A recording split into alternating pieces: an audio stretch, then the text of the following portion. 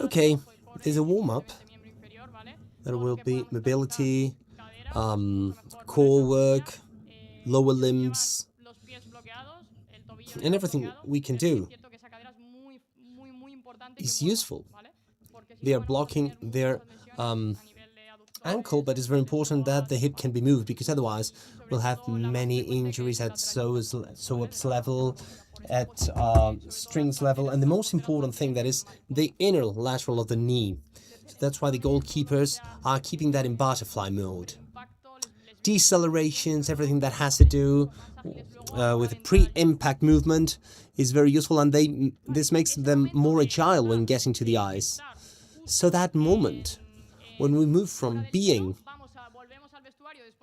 out of the ice, we go back to the changing room, up to the warm-up.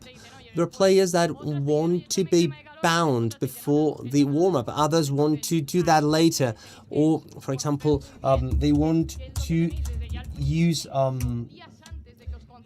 heat moisture, for example, hot effect cream before the training session. Others want to do that after the warm-up. And you need to know everything about the players. When I'm saying everything, I mean everything. Everything plays a role.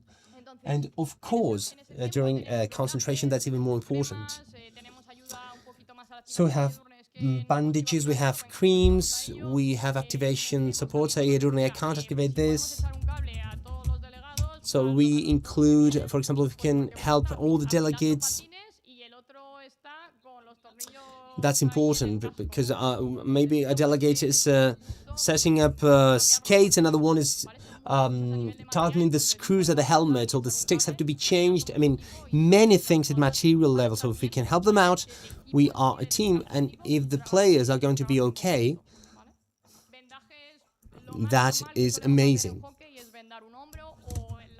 So bindings, the most usual thing that we usually do is to bind shoulder or the inner side of the knee, especially at the goalkeepers. I'm sorry, but if the speaker gets away from the mic, we can't hear her. So at inner side level, that is really that's really damaging, and we have to consider that in every single situation. So before getting to the eyes, we've used creams, we've used bandages, we've used everything.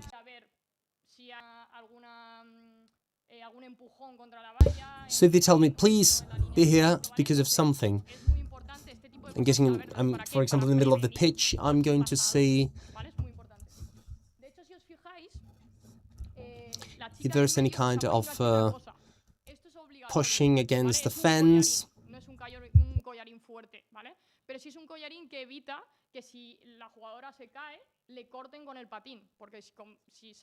So this is very important in order to prevent injuries. So the kill in the middle is using a collar. It's very important. It is used to prevent her from being caught with a skate. If you know a little bit about hockey, now this is very much used because of the players, etc., as well as with the goalkeepers. But what happens about the collar? Maybe she can fall down and a skate can cut her. And we can have a big issue. It is mandatory, and if you're working in the hockey sector and you see a player without the collar, your duty is to tell them to use it, because we can be in serious trouble.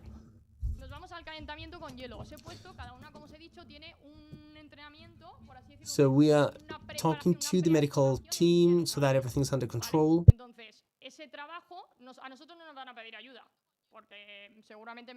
So we get to the warm-up with ice. So everybody has a pre-activation process. So that work, we won't be asked to get in on the ice. And there are people that do it. But the truth is that if they are performing the routines, if they don't need me, I will be there for them. Now she is warming up.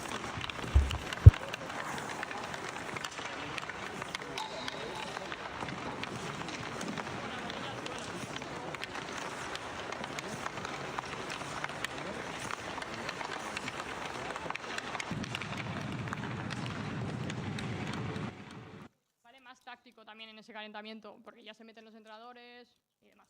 Vale, esa asistencia en el partido, lo que os decía, una vez que pasa algo, nosotros tenemos que tomar una decisión, si tenemos que entrar o si no tenemos que entrar porque las So that would be more tactical. o si tenemos que entrar, So you're having coaches, etc. ¿vale? No puedo entrar corriendo. This was what I was telling you about. When something happens, we need to make a decision. If we have to go on the ice, or if we don't have to, because players help us take that player out. And if we have to do that, how do I do it? The interpreter apologizes, but we're having some issues with the sound. We're trying to do our best. Sorry for that. We're trying to get to the player. It's not that easy. So there are options of having, for example, small blocks, small cleats on the shoes, but that would be a little bit risky.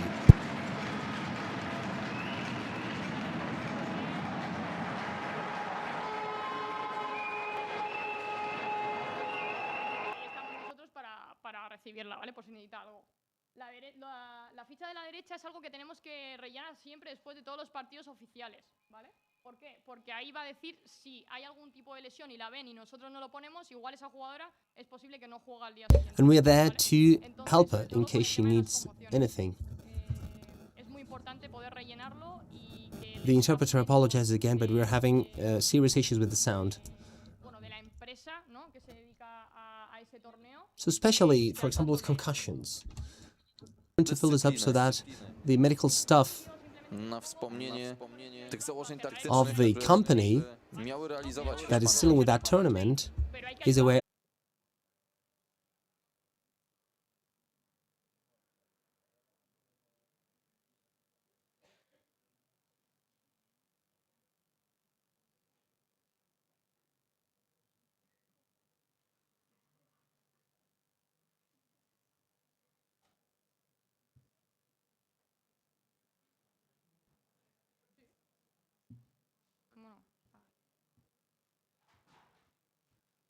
Dziewska złamała barierę 100 goli w narodowych barwach.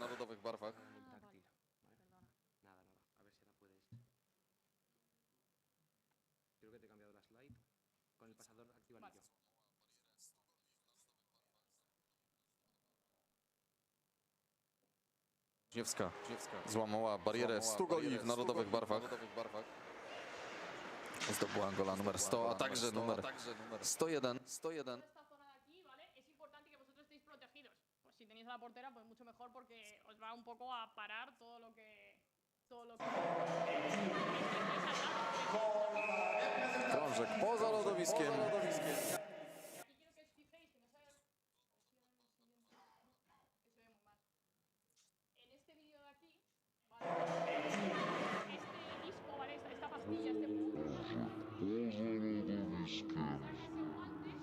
lo atrapa y me le dice, toma, de recuerdo para ti de este mundial, ¿vale?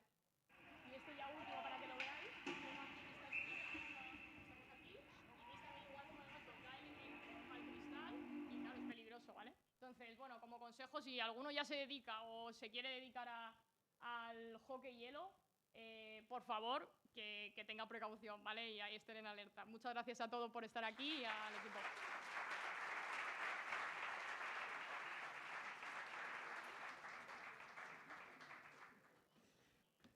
Bueno, muchísimas gracias, Edurne. Una estupenda charla. Vamos a continuar con Blanca Bernal, fisioterapeuta fundadora y trabajadora en Centros Mobility y, como decía, fisioterapeuta de Premier Padel y jugadores profesionales de pádel. Un placer, Blanca. Adelante. Gracias.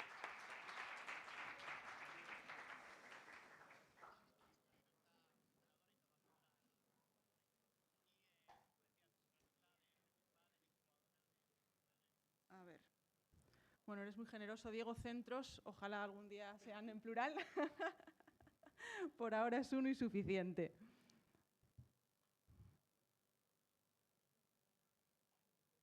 Bueno, muchísimas gracias, Diego y todo el comité organizador por invitarme a estar aquí hoy. Os ha tocado la versión original en Netflix. Se me ha encomendado dar la charla en inglés, así que espero que haya alguien al otro lado que lo vaya a aprovechar y a vosotros pues intentad no desconectar. So thank you very much. I've been asked to give the talk in English, so I hope that there's someone on the other side that can take advantage of it and try not to switch off, okay? Understand the sport from scratch. It's very particular. No podemos interpretar por ahora, les pedimos perdón. Intrinsic factors would be sports, like what type of movement does my player do, meaning lower body, meaning upper body. We have a specific lower body, meaning upper body. We have a specific injuries happening in the especially upper limb, elbow injuries and shoulder injuries that have to do with the repetition of the same biomechanic on and on and on and over again. So that making it like a repetition sport, it takes a lot. El intérprete se disculpa, pero estamos recibiendo un sonido bastante malo de la sala. Estamos trabajando en ello, pero de momento con esta calidad de sonido no podemos interpretar. The interpreter apologizes, but the sound quality that we are receiving in the booth is quite poor, so right now we can't interpret with this sound. We are working on it. Apologies for that. They're all going to be runners, for example. If marathon runners are all going to be skinny, are all going to be fast, with huge Achilles tendons. If we think of paddle and tennis, they're very, very different one from another. If we think of tennis, they can adapt their qualities or their physical condition to the surface they're playing on, so that makes it fun to watch. En el caso del pádel y del tenis, la situación es muy distinta. Para tenis se puede adaptar completamente y se puede hacer que sea más divertido de ver. Podemos ver a un jugador argentino que es altísimo, más de 2 metros, y que juega en el mismo campo que otra persona. Lo mismo ocurre con pádel. Puedes tener un jugador que sea súper atlético y otro muy delgadito, y están los dos jugando a lo mismo. Cada uno adapta su condición física a la técnica o a la táctica que le permita ganar los partidos. Desde el punto de vista fisiológico, creo que esto es muy importante porque se compite en días consecutivos. El sorteo de la competición empieza con los 32 equipos o jugadores si se trata de deportes individuales como el tenis, y van avanzando hasta que pierden, y cuando pierden se van a casa. Si tienes un programa entre lunes y jueves, vas a jugar todos los días hasta que te eliminen. Entonces, la calidad de la recuperación es muy importante para que los jugadores puedan estar al 100% en días consecutivos. El primer día están muy bien, pero cuando llega el domingo puede ser que estén en condiciones subóptimas. Muchas veces las condiciones atmosféricas también son muy duras y cansan mucho. Por tanto, la calidad de la recuperación tiene mucho que ver con la capacidad fisiológica. They're human beings like all of us, and they are away from their houses or their homes, their families, their friends over 30 weeks a year, since they're very, very young. So that it takes something special to be able to cope with that. Because in the end, they feel super lonely, they travel with their teams, and in the end, you end up being like a family, but we're not their family. 24 weeks competing, it's too much. But it's a very, very new sport, and I think all of you at some point are going to have the opportunity, if you're Spanish or working in Spanish club, clinic, whatever, you're going to have many, many patients practicing paddle, both amateur and professional. But if you're from abroad, paddle right now in Spain is the second sport by number of licenses, only under soccer. And in the rest of the world, it's going to grow huge. So you're going to have a really good chance of being able to work in this sport in the future, I'm sure. But right now, it's super hard for professional athletes to be able to cope with this. Then I always talk about material. So this is the rackets they play with. it's important that they keep the same trips. It's not easy to take a plane today, travel to the States, 10 hours flying, arrive there, jet lag, have to wake up the following day and go and practice. You're changing the bed you sleep on, you're changing the pillow, you're changing the type of food, you have different time zone, and you have to compete. It's not that you're going on holidays and you can wake up at whatever time the following days. You have to compete at your 100% for sure in the next 24 hours. So that makes it really tough as well to adapt to that. And the last of the extrinsic factors, last but not least, are the weather conditions. And this is very different, tennis versus paddle.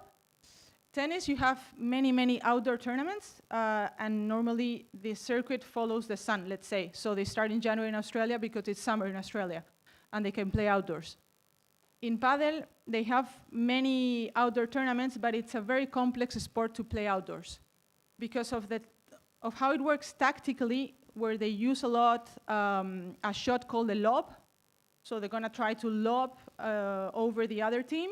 So if it's very windy or if it's very sunny, it gets very uncomfortable for the players to play in those conditions. So the spectacle, let's say, it's not very nice to watch. So they're trying to put more tournaments indoor, so it would not matter if it's winter or summer outside.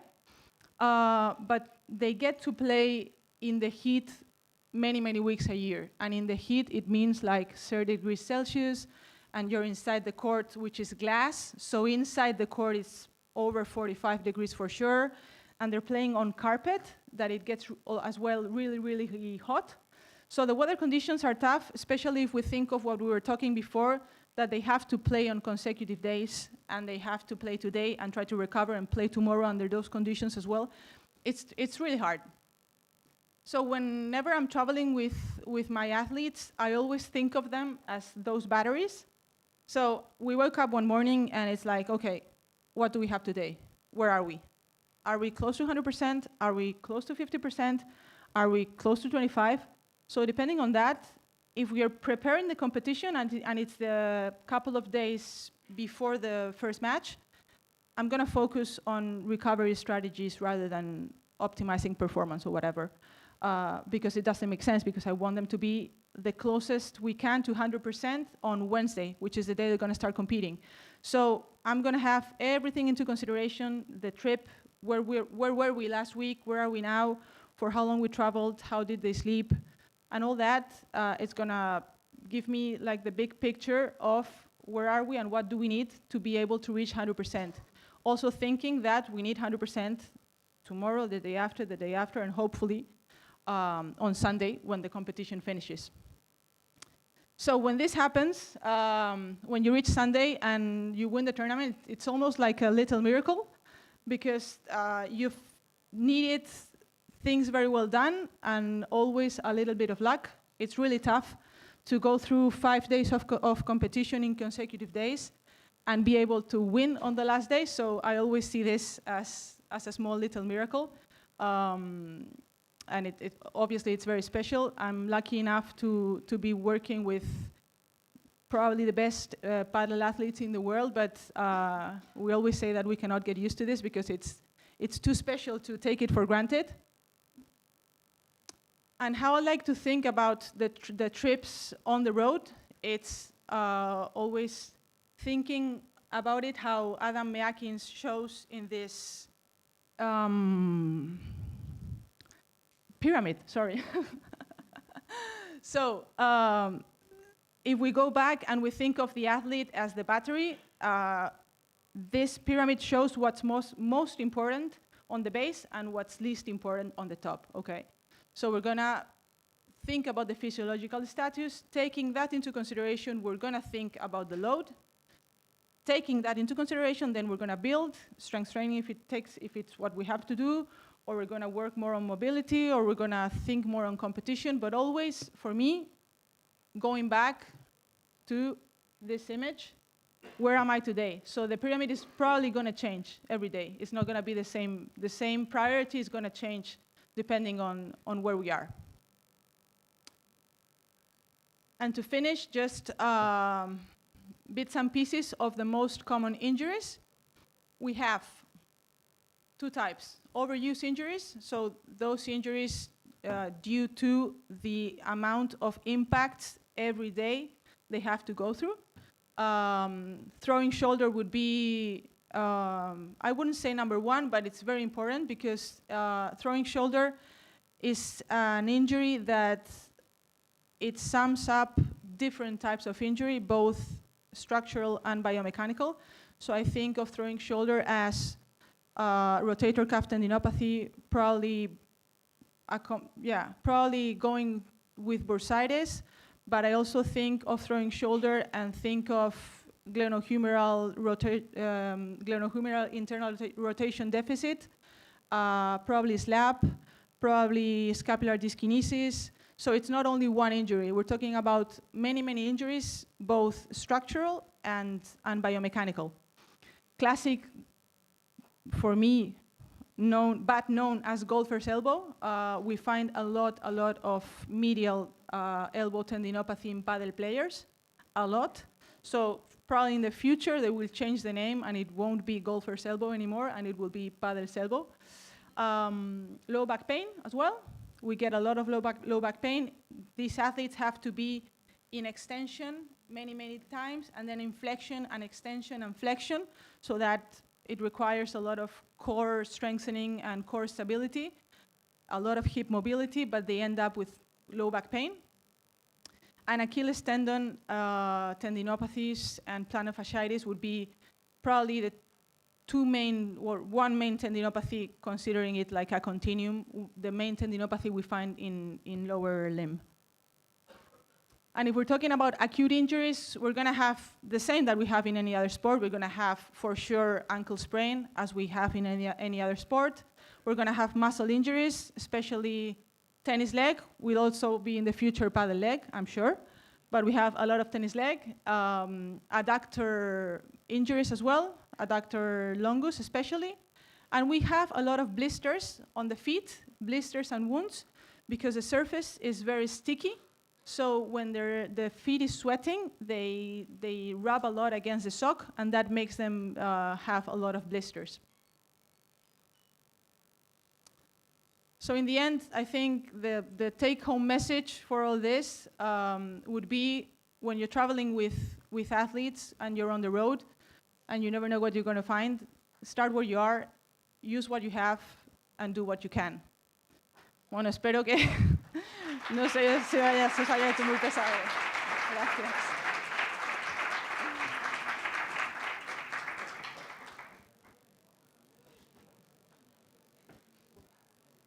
Bueno, pues muchísimas gracias, Blanca, por ofrecer este punto de vista acerca de la fisioterapia en el pádel profesional. Vamos a concluir la mesa con Óscar, fisioterapeuta de la Selección Española de Básquet y de la Selección Austríaca de Vela. Muchísimas gracias.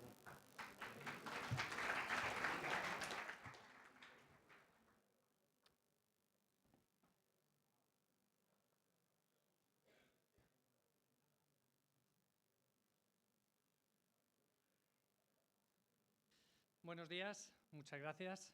Gracias a Guillermo y a Edurne por haberme invitado a estar aquí en estas ponencias. Evidentemente siempre es una alegría hablar delante de gente, pero en este caso para mí añadimos un poquito más de alegría porque yo soy antiguo alumno de la universidad.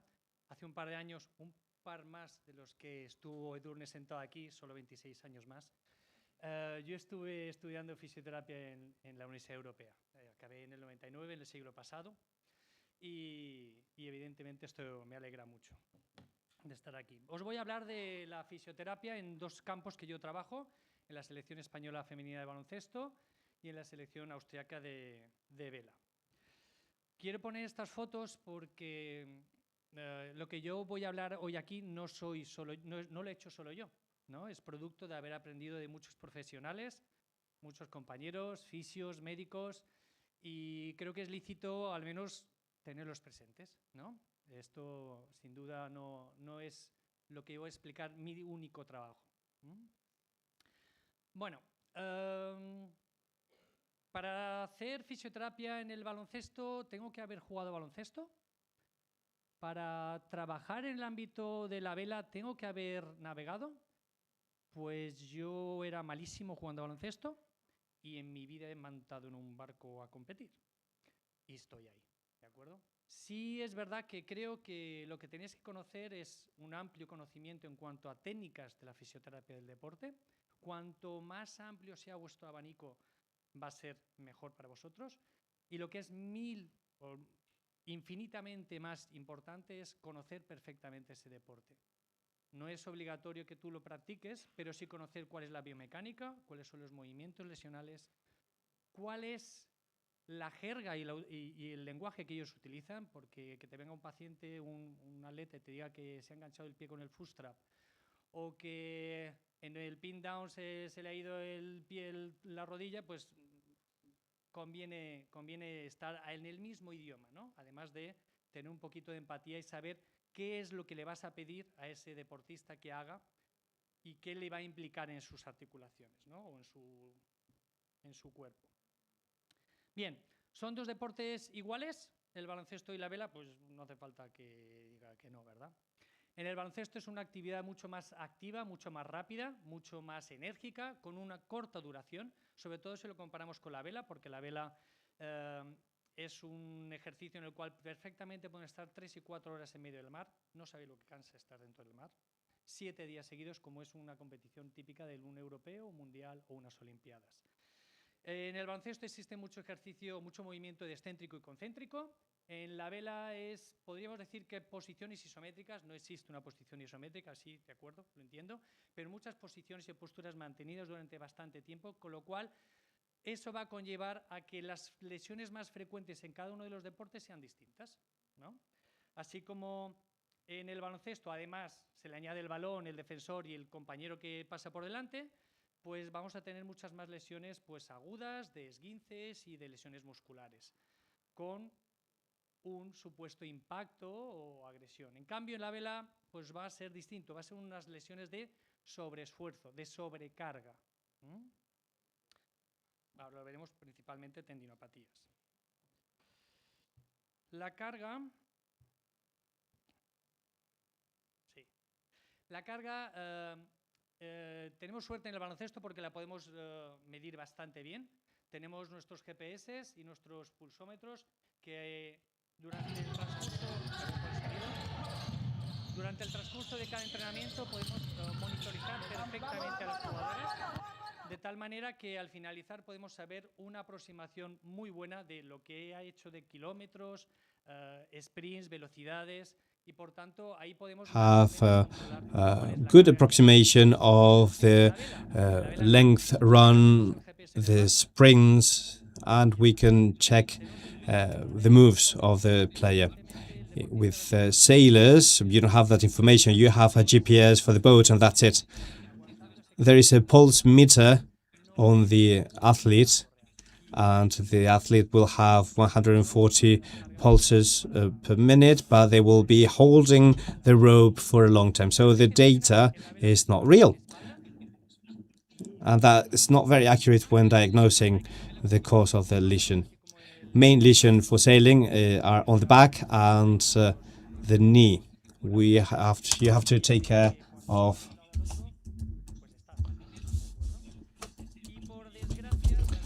the masts, or the parts of the boat that are there, and you have to take care of the boom. So you have to take care of others in basketball. Unfortunately, there are deaths every year, so it's very important to watch out for what's around on the boat. For basketball, the most important thing is the sprained ankle. That's the most important lesion for basketball players. In basketball, it's usually 20 lesions per 1,000 training hours. In windsurf, the rate is 0.2. Those are the data, but there is also, on top of that, a lot of physical therapy work. For sailing, the main things are tendinopathies. As you can see them here, look at their position, look at the captain. and they can spend 30 minutes in that position until they reach the buoy and turn back for another 30 minutes. Slap lesions are also very usual. And another lesion that only appears with motor drivers is the compartmental syndrome. This is a patient who was already operated of that lesion.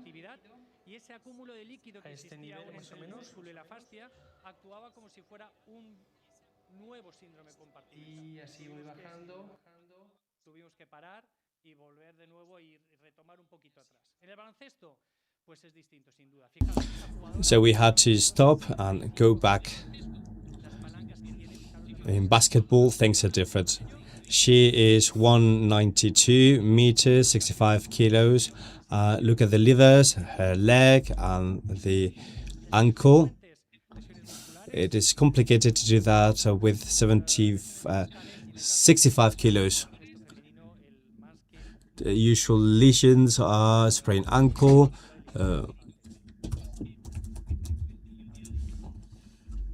meniscus lesions, and the LCA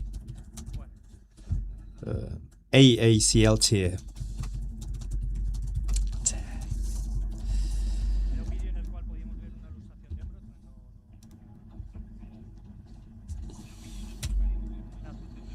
I had a video to show you a shoulder lesion, but anyway.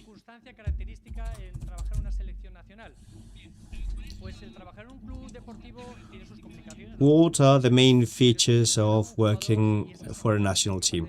When you work for a sports club, there are some complications, but if an athlete is injured and needs to miss the match, then that's bad luck. With the national team, you only have 9 matches over a few days. So the athletes have to be there. If they are not there, it is more likely that we lose and have to go back home. Either you go on or you will have to go home. So it is very demanding, and all of the players have to be top level. The difference between the Austrian and the Spanish national teams is that in Austria, if you are not on time, you're out. If you are meant to meet the athletes at 11:30, at 11:29, they'll be knocking at the door, and 1 minute later, the athlete will have to be out if they want to continue. Muscle therapy, that is key.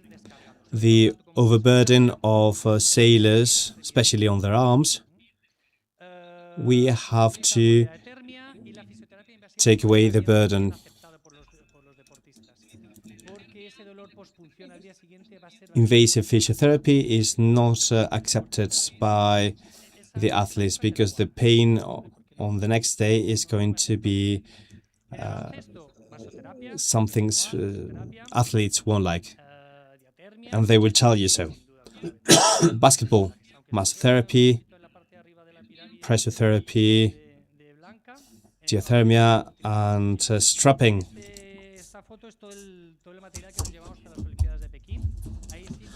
We use this a lot in basketball. On this picture, you see all the materials we took with us to Beijing. There were 800 bandage rolls for Beijing. No, sorry, it was not in Beijing, it was in Tokyo. Also, when you deal with tall and big athletes, you have to adapt and work wonders. And I'm glad that was women's basketball, because with men it would have been even more difficult. This is just any day with basketball players and sailors. You wake up at 6:30, they have to wake up and they feel stiff, and you need to practice mobility exercises. You need to get the boat ready for sailing. That's a lot of work. It is essential to do that. Just like with Formula 1, if the car is not ready, the pilot won't do much. Same thing here. Then there are 3 races. That's 3 hours at sea. And then when back, weather conditions have to be looked into, and the boat to look into the training sessions as well. And we have to sneak in the middle of the sessions to look at everything. On the other hand, with basketball players, if we have a match in the morning, in the afternoon, we have to do shots.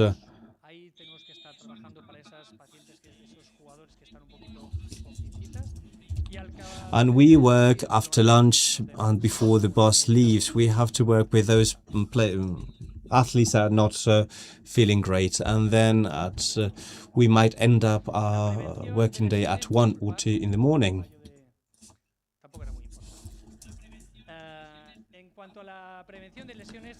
So to prevent injuries, in basketball, we work on this in every training session and during the warm-ups.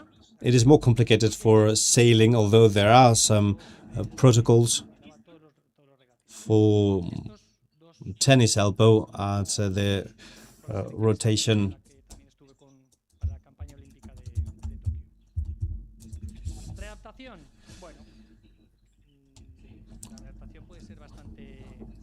The rotator cuff.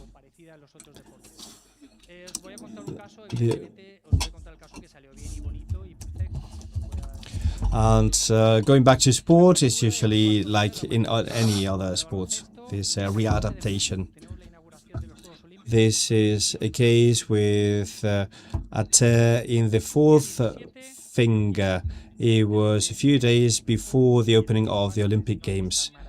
That was on the 17th of July, 9 days before. This is a wonder worked by the surgeon, without which I couldn't have done anything at all. This is how the hand was after surgery. There's just one surgery stitch. And after 3 days, she was training in the courts without the ball. This is a training session with the ball. We had to work wonders, and for that we used this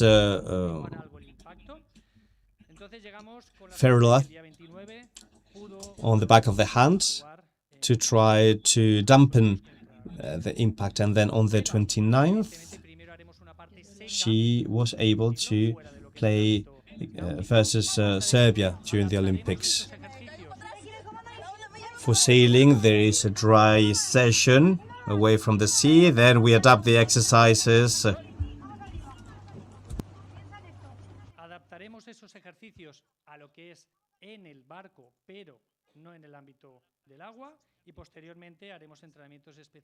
So we adapt the exercises to the boat out of the water, and then finally there are specific in-water training sessions to adapt to the usual training sessions. And finally, to conclude, I believe that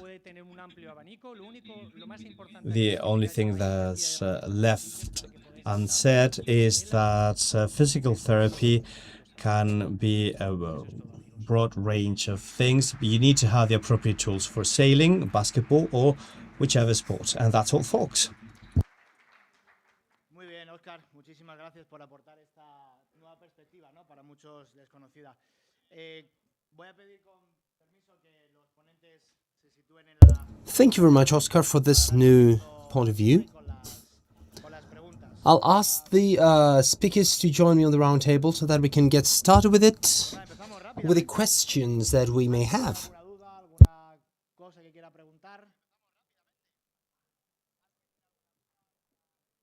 So, does anybody have any kind of question, remark, concern?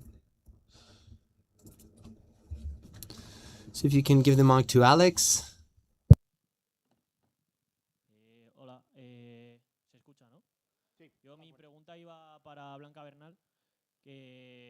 Hello, can you hear me? No, my question was for Blanca Bernal. I'm a paddle teacher and I've seen many injuries in that field. And I really wonder if there are more injuries like, for example, golfers player, because many people say, well, my elbow hurts and I'm using this and it goes better, but many times that's not the real thing, and maybe they are a little bit misinformed.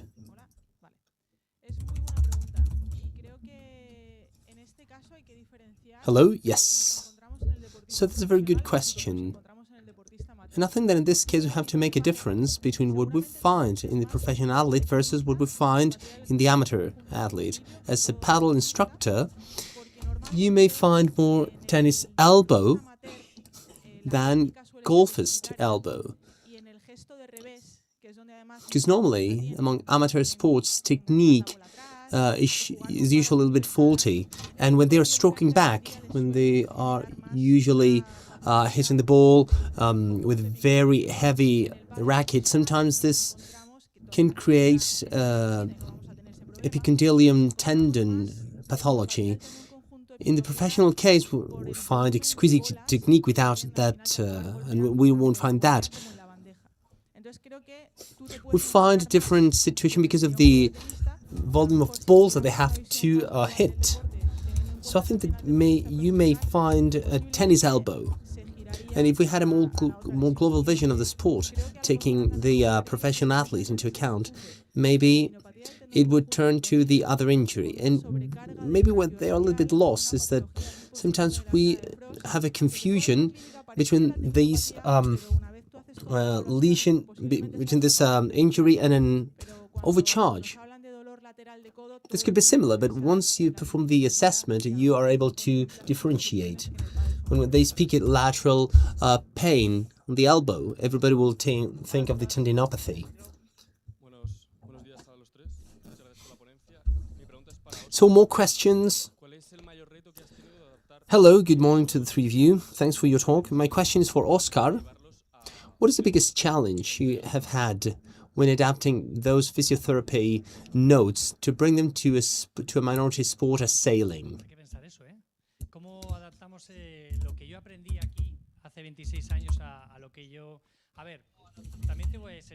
So how do I adapt what I learned here 26 years ago to, well, let me tell you,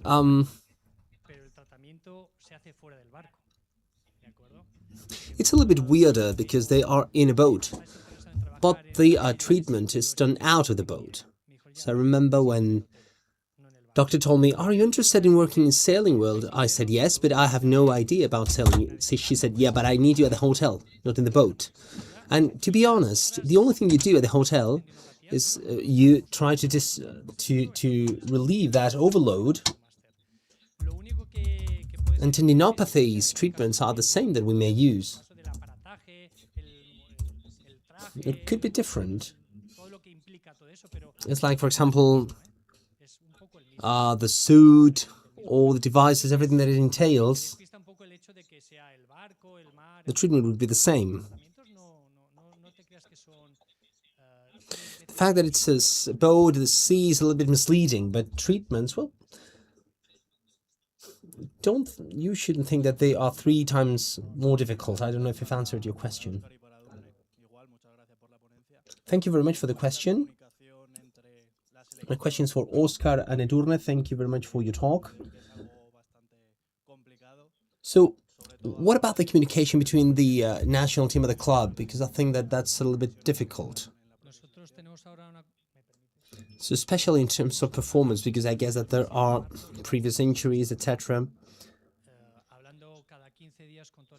We have a concentration of the 7th of March. We've been working on that for 2 months. We've been talking to all the players that could join our list as physiotherapists. I mean, physical coach has been talking to the other physical coaches, and when there are 15 days left, we talk to coaches, physical coaches, physiotherapists, and doctors. We talk to the clubs, we talk to the players, and we talk to the professionals that work for that club so that we can have as much information as possible. If a player is not ready, we can't bring her with us because we need the 12 players for every single game. Thank you. More or less, as Oscar has said, I think that work that we do in the shadow, so to speak. Well, in our case, we usually talk to each other every week. We say, well, this player is going through this or that.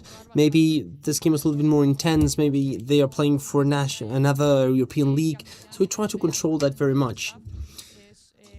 And as I always say, the multidisciplinary team, the team that you create when you're in stuff, is very important. That communication is paramount. So that we can keep on working. And the players are good. That's the most important thing. Thank you. There's a question there, another one there. With these two questions, we would be done with the round table. So one there, another one here. Yep. Hello. I wanted to ask you, understand the three of you work with athletes that are women. If you make any kind of follow-up of the menstrual cycles, and how would it affect to the preparation or in any field where this could affect?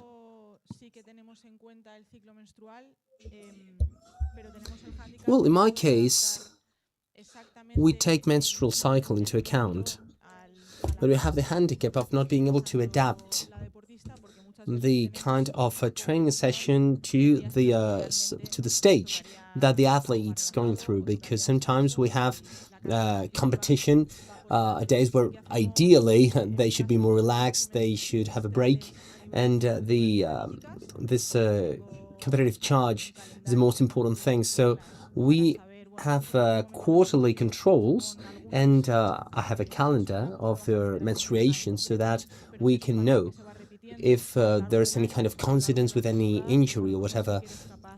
So if there's a pattern that is repeated throughout the year or throughout the seasons, maybe you're able to connect it with something more specific. But in individual sports or in couple sports that in the end work as individual sports, it is difficult to respect what physiology tells us about optimal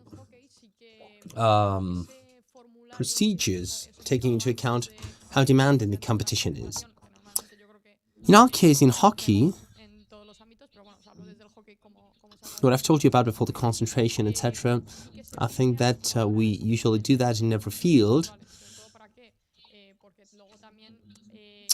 We usually ask the players about their menstrual cycle, because at staff level, maybe a coach comes along and says, hey, what's going on with this player? Maybe she doesn't feel very well. And in this sense, you're going to talk to the player to see if something hurts or something, but we can know whether, well, maybe she's on a period, because at mental level, maybe she's not at 100%, and at physical level, she's not at 100% either, so we will consider all that, because that's very important.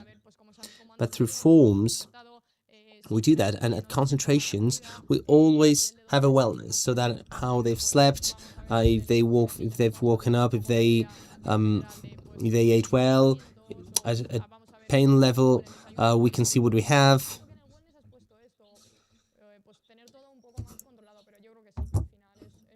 Or at breakfast we say, well, we've seen that in wellness, you've written down this, so everything is a little bit more under control, but in the end that's a very good option.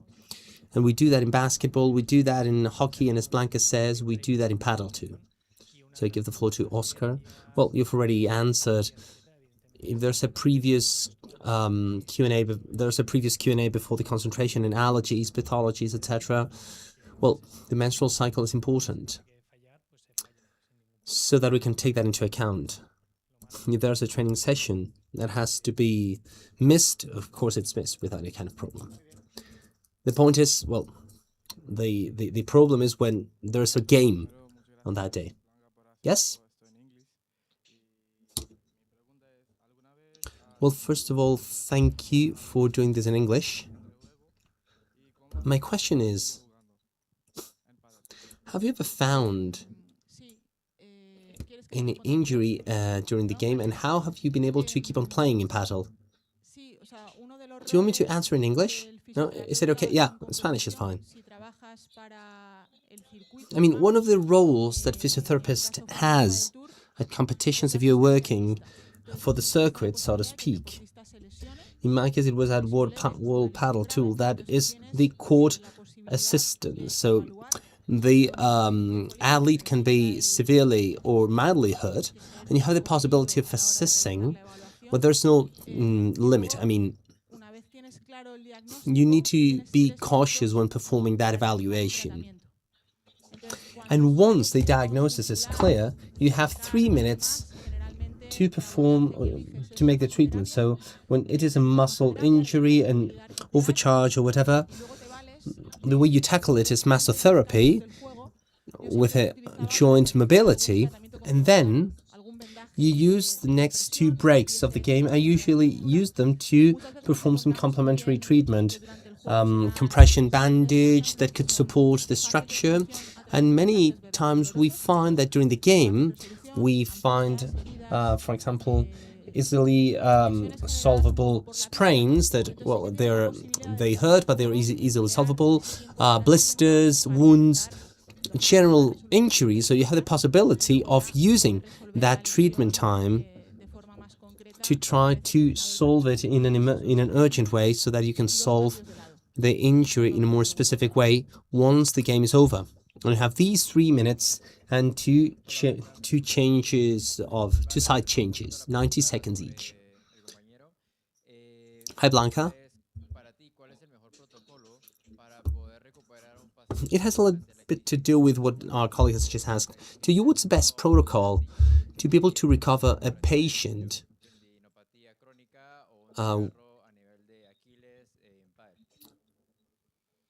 for chronic tendinopathy, or for example at Achilles tear?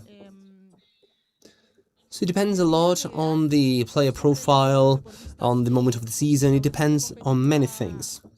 In my opinion, what I always tell the athletes is that competitive emergency is at the command.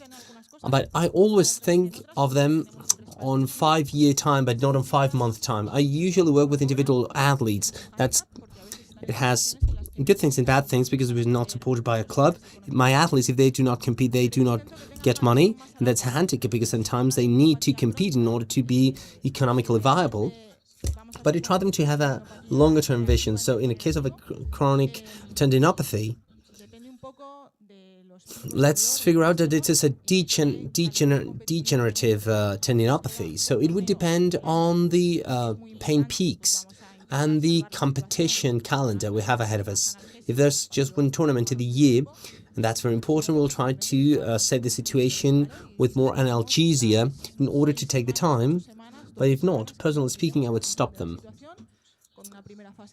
And we can take the 6 or 8 or 12 weeks that we need based on the situation, with the first more analgesia stage, more readaptive stage, with more isometric charge, with more plyometry work. That's very important. Blockages. I think of the athlete on a long-term basis. Breakings, for example, stops. And although they are not grateful on the short run, if they're able to understand that on the long run, they understand that their careers are longer, our life is very long, and they'll have many chances. Okay, so thank you very much to the 3 of you. It has been a great pleasure. Con esto damos por concluida la mesa número 1 y nada, vamos con la mesa número 2. And with this, we end up with roundtable number 1. Let's start with roundtable number 2.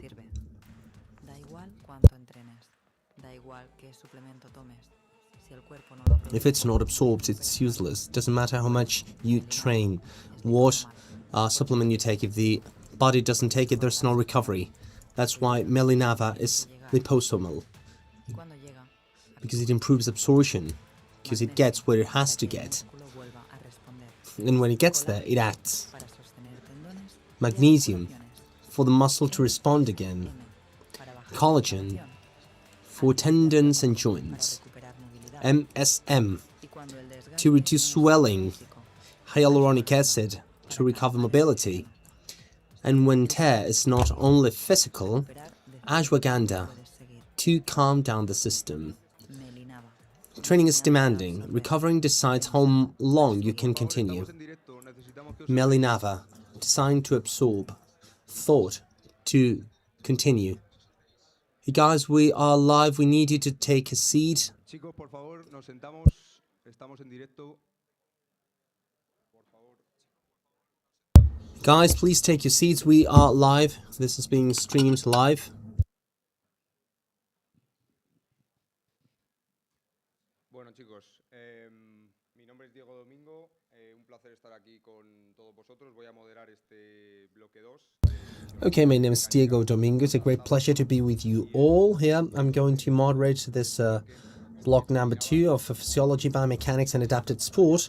And the sponsor of this block is Melinava, as you've seen on the screen. It's a brand that is a cutting-edge brand that combines science and high-tech in order to optimize cell health. They're specialists in liposomal technology, and they're using advanced delivery systems that protect nutrients and guarantee absorption and bioavailability that are considerably higher. With German production standards, they offer solutions that are essential for the recovery and systemic well-being processes. And now I'm going to introduce the speakers that we'll have on this block number 2. We'll have Dr. Andrea Gutierrez Suarez. She's the manager of sport with brain paralysis. That she'll speak about recovery and physiotherapy in adapted sport. Dr. David Rodriguez Sanz, she's acknowledged as one of the most important researchers on a global scale. He would be on the top 2 of researchers according to ranking of the World Scientists of Stanford, and former pathologist of Real Madrid. And last but not least, we'll have Dr. Francisco José Gómez Martins. He's medical manager of Global Health and Performance Center of the European University of Madrid, co-director of a permanent training master's degree in sports medicine, and he'll speak about sports medicine and health. Please, Dr. Andrea Gutierrez Suarez. She'll be with us online, and she will open this first block. So, Andrea, the floor is all yours. Okay, thank you very much. Can you hear me properly? I think that you can see me well. Okay. I don't know if you can see my screen, if you can see the screen. Pues venga, ahora sí. Bueno, buenas tardes a todos. En primer lugar, es un placer para mí estar hoy aquí, aunque sea online, en este encuentro promovido. Okay, so good afternoon, everybody. First of all, it's a great pleasure to me to be with you all here, although it's online, at this meeting promoted by the European University. I would have loved to be there with you, but it was impossible to me. So for the ones of you that don't know me, I'm Andrea Gutierrez. I'm a physiotherapist. I have a PhD in health sciences, and the talk that I have today is mainly focused on an aspect that has exponentially grown in the last decade, specifically in our sphere, that is sport among people with disabilities, also known as adapted sport. My idea here is not to speak about the clinical point of view or sports performance, and I want to speak about the real impact that our intervention has in vital career of an athlete with disability, because to make the long story short, this should be what should move to a professional that wants to be specialized in this field. So before getting into an interventionist content, I would like to stop very briefly in what I consider that many times we forget about in this sector, and is how we speak, how we manage language or the identity of these patients. So why is it important to use terminology correctly when we deal with this population, or why is it right to speak about athletes or people with disability? This doesn't have to do with a trend or political reasons. We are speaking about an ethical aspect. We are speaking about the model that our profession is taking into account. So if we speak from a technical point of view, we'll try to intervene with a technical and accurate level. In order to manage this technology,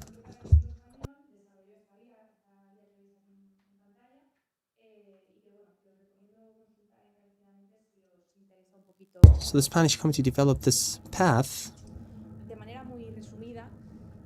If you're interested on this, you can have a look at it too. So in a very summarized way, here we see that terms like faulty or in other cases, these terms could be a little bit insultive right now. A bit insulting, I would say. Sometimes speak about special capabilities, and they are sometimes rejected by institutions because in some way they make the reality invisible. So what's the right thing? So the right thing is simple and straight. Person with disability, athlete with disability, or in the athlete world, Paralympic athlete, Paralympic swimmers. Just to take this into account. And these are two terms that are included in the legislation and European and global athlete bodies. So once we've clarified this, we would like to clarify three concepts that sometimes are constantly confused, and they determine the way we intervene as physiotherapists. On the one hand, we have inclusive sport. As many of you know, they prioritize joint participation of people with and without disability in the same sport space. Especially relevant in education contexts or recreational or community contexts, as well as, it is basic in the fields that are closer to social awareness or to foster this respect on disability. So the adapted sport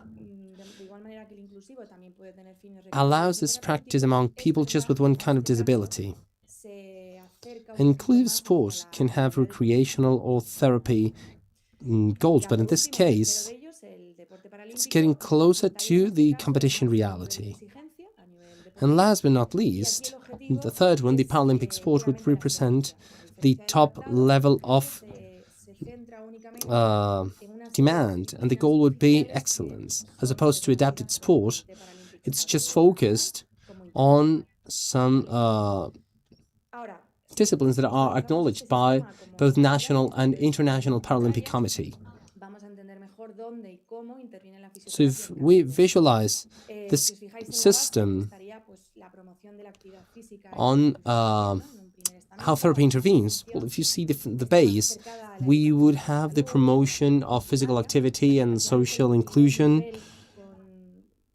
and it's closer to education for health and primary attention. It's the first level of the highest impact persons, and it is the least acknowledged in our professional projection. Then we have the intermediate level, and we have adapted sport, both at competition and at high performance, and we will be developing, for example, preventive and structured programs, specific interventions, charge controls connected with the doctors and medical team, among many other things. And at the top, we would have Paralympic performance with a higher level of demand compared to other concepts. In this case, we see, for example, advanced biomechanic monitoring or decision-making processes that are based on the moment of the season that the athlete is in, or the discipline in this case. As you can see, our intervention changes dramatically based on the step that the person is at.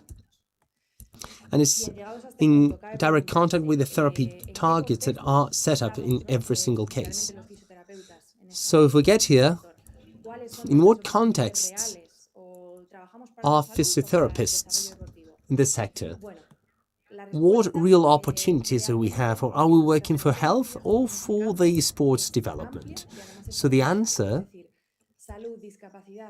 is that our presence in this field is wide and cross-cutting.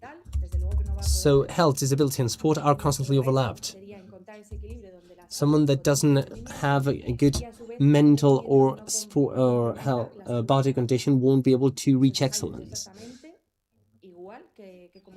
So we want performance not to compromise health on a long-term basis. So this is what we usually do in the conventional fields. As I was telling you, the professional opportunities in this field are growing exponentially, since in the end, the sports world for this population with disabilities is performing really fast. In fact, we need more physiotherapists that are specialized in biomechanics for sports procedures, federations, and national bodies. So as you can see on this graph, at the end of this intervention, in the case of people with disabilities, you articulate this in 4 axes that go through the whole sports career of our patient, of this person. If you look at on the 2 first ones that you can see in green, are the most known ones, are the ones that we usually connect to our profession. Injury prevention, rehabilitation, all the sports performance optimization, the most obvious thing. But it's true that if we keep going down, there are many others, like, for example, the ones that you can see in red that are less visible, but they are very much determinant. We would have health education and then 2 differentiated sectors like functional ranking and sports forecast. These 2 last ones are the least known ones, but we'll see them in further detail. They are the ones that make the difference from other clinical contexts and the ones that are offering a better career for our sector in physiotherapy. So in the first one, in rehabilitation and prevention, our work includes many aspects like functional assessments, specific preventive programs, treatments in the room or in the case or on stretcher, everything that we apply on conventional sport. With the point that we should adapt this to basic disability that our athlete has, together with the injury that has been acquired, and we should take into account the sports demand that this discipline shows. In a very practical way, we won't intervene in the same way to a tennis player with a medullary injury than an athlete with an amputation, for example. So if we move on to the next axis or the next stage, although they don't have to follow a specific order, we would move to sports performance and we would move to innovation that is very much present in this field. We are speaking about pre-competitive adaptation, biomechanic analysis, or even supporting technologies management. As we can see here, this is quite up-to-date. For example, the use of sports prostheses or exoskeletons that are specific for the sports world. So this point is something that is quite emerging, and it is boosted by every single step that we are going through in the technological world, and it has a great repercussion on physiotherapists, both from our knowledge from the disability point of view and in the field of movement of the athlete. And, well, as we've already said, we would have a 3rd stage that would correspond to health education, or, well, maybe this one would be the most silent but not the least important axis. Our task has to do with promoting active life, posture hygiene, self-care, etc. And it is especially relevant when we find people that have a higher risk of suffering some sedentary situations, for example, when they can have a short to a long run impact that is very big, no matter the competitive level that this person is at. And so we come to the fourth pillar. This is a double one, it's twofold.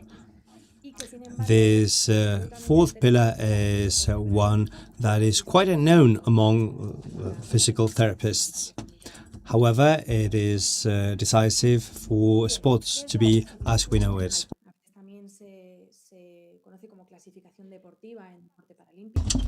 What is functional classification? This is what we call sports classification as well. The functional classification is a system that determines who may compete in which sport and in which category or functional class of Paralympic sports in particular. Without the system, it would be impossible to have an equal and fair competition. This is especially important for the Paralympics, which is precisely the scope of this classification. As I was saying, the main goal of this classification is to guarantee equity. It is a way to distribute in homogeneous sports class according to the functionality profile of the athlete and the actual impact on the performance in a given sport. Of course, every sport has differentiated items, and they don't always compare from one discipline, one sport to another. This is based on the CIF conceptual framework, which I guess you all know. So it's theory-based, and the idea is to integrate the structures and body functions with participation. And this is a way to establish a direct relationship between deficiency, functional limitations for athletes, and how it is transferred to the competition, or how it's translated in the competition. So finally, these are the efficiency points of this. An athlete must have at least one of these 8 eligible deficiencies, and they are grouped, or 10 deficiencies, they're grouped in 3 groups. We work with the physical disability, which are the 8 first ones. We have to know the different classes and the different features in depth to assign athletes to one class or another. There are 2 others, the 2 groups below that are not so much part of our work. The first one is the one's disability associated to intellectual features, and the third one is visual impairments. They have physical specificities that do not regard as much the physical therapies. They are rather related to neuropsychology and ophthalmology. And finally, deeply related with classification, with a larger approach, we have a very interesting role of physical therapy in adapted sports. This is scouting or functional scouting. What is scouting? In this case, this projection allow us physiotherapists to direct the athletes towards the sports they are more appropriate for, their profile is more appropriate for.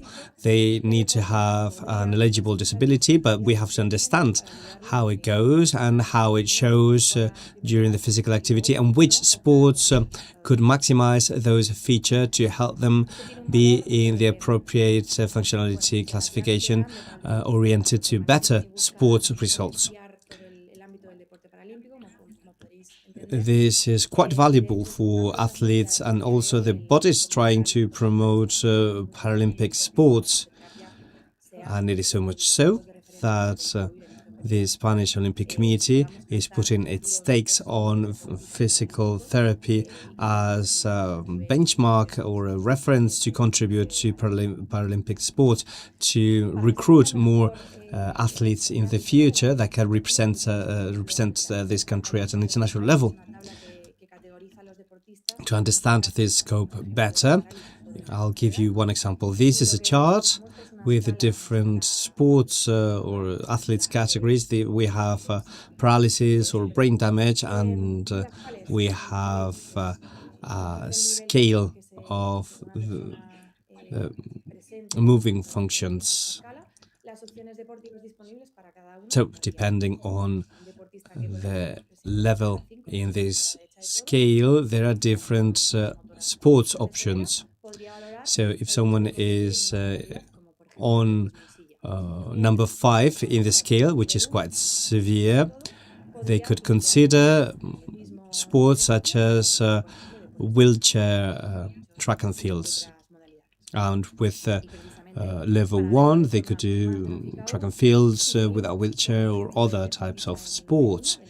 And just to show it better and to go on with the athletes on level 1, the range of opportunities broadens, and here we have over 20 sports.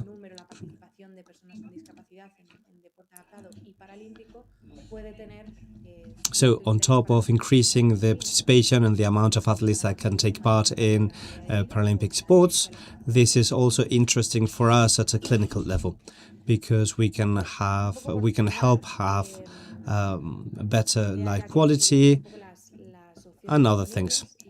And to finish off, I would like to show you the options available, and with that I would like to give you some food for thought.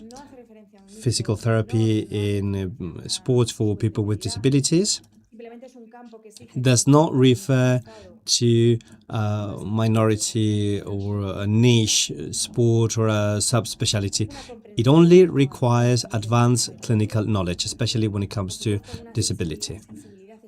It requires advanced understanding of the sports system, and it also requires a specific awareness and sensitivity towards the collectives or groups with disabilities, and it takes a big ability to work in big cross-disciplinary teams.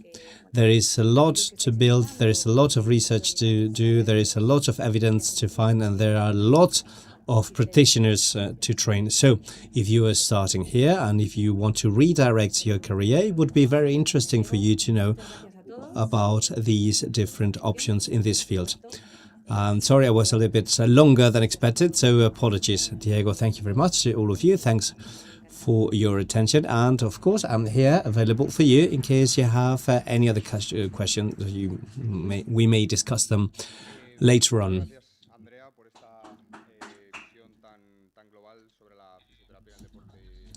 So thank you very much, Andrea, for this global approach on physical therapy for adapted sports.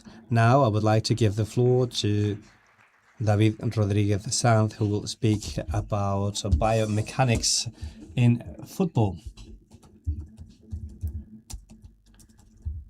and also podiatry.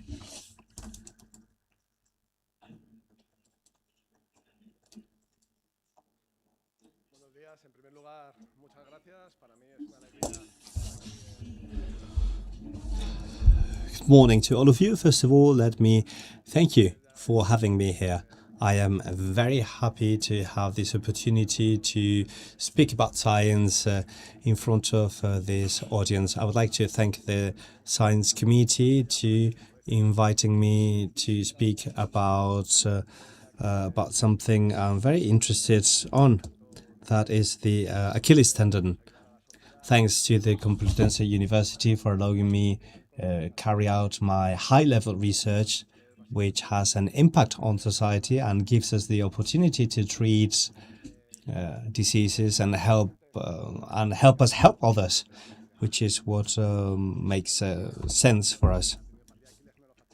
Among the biomechanical aspects, I will focus on prevalence because Achilles tendon rupture is one of the most common lesions we can find. It is very easy to, if you treat this, you will be very successful in your career. When it comes to biomechanical things, there are many features regarding the Achilles tendon. The position is the synergic muscles, antagonic muscles, changes in the strength momentum, different points of where these forces applied. However, over the past 8 years, almost a decade, we have been researching specific limiting aspects. If I ask you to raise your hand if you think that the tension strengths are very important when it comes to tendon pathologies, all of you would raise your hand because we consider it to be the main feature.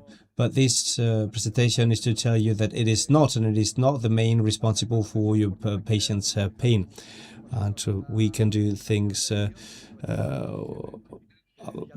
that we'll be explaining. This is a publication from 1967. And back then, they already claimed that a healthy tendon can take twice as much effort as a muscle. Tension does not damage tendons, that man. The tension, the tensile strengths do not harm them anymore. Or not so much. They are not the main murderers, as we call them. They might be complicit, but they're not the main ones. If you had to compare different kinds of tendinopathies,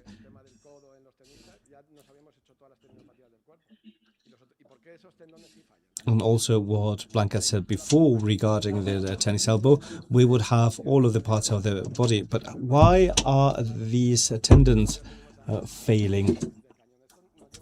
I've been doing research for 10 years. I'm older and more tired, but I'm still there at the forefront.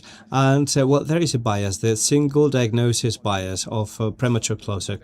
Very often we think it comes from one single reason, but it is hardly ever so. You all know Prometheus 2005. We know that what hurts and what damages a tendon, it is compression. It is not tension, it is shear tension, shear forces or compacting. If you specialize in this kind of tendinopathy, you are going to have very interesting opportunities. The classical model based on tension overburden does not explain this. So we looked into compression and intra-tendon pressure. This was related to compression areas or also both for fascia and the bones. These contribute actively to the pathology because it affects perfusion, cell metabolism, and this is a way for us to justify that we have to measure the pressure and focus on the multidisciplinary and clinical approach. I've been working on this for 25 years with high-level athletes, and I work especially with Achilles tendon pathologists.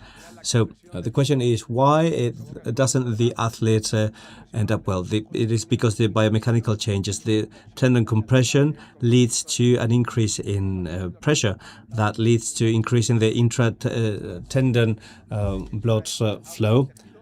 And this increases the substances here on the slide, and that extracts water from the tissue, increasing the pressure. And that leads to that cycle that is kept for a long time. That leads to fibrocartilaginous metaplasia, and the tendon becomes thicker. This is what you see in infrasound. You see weaker tendons due to this, and stiffness grows worse. A bigger rope should be a more resistant one, but it is not so because of the cartilaginous problem.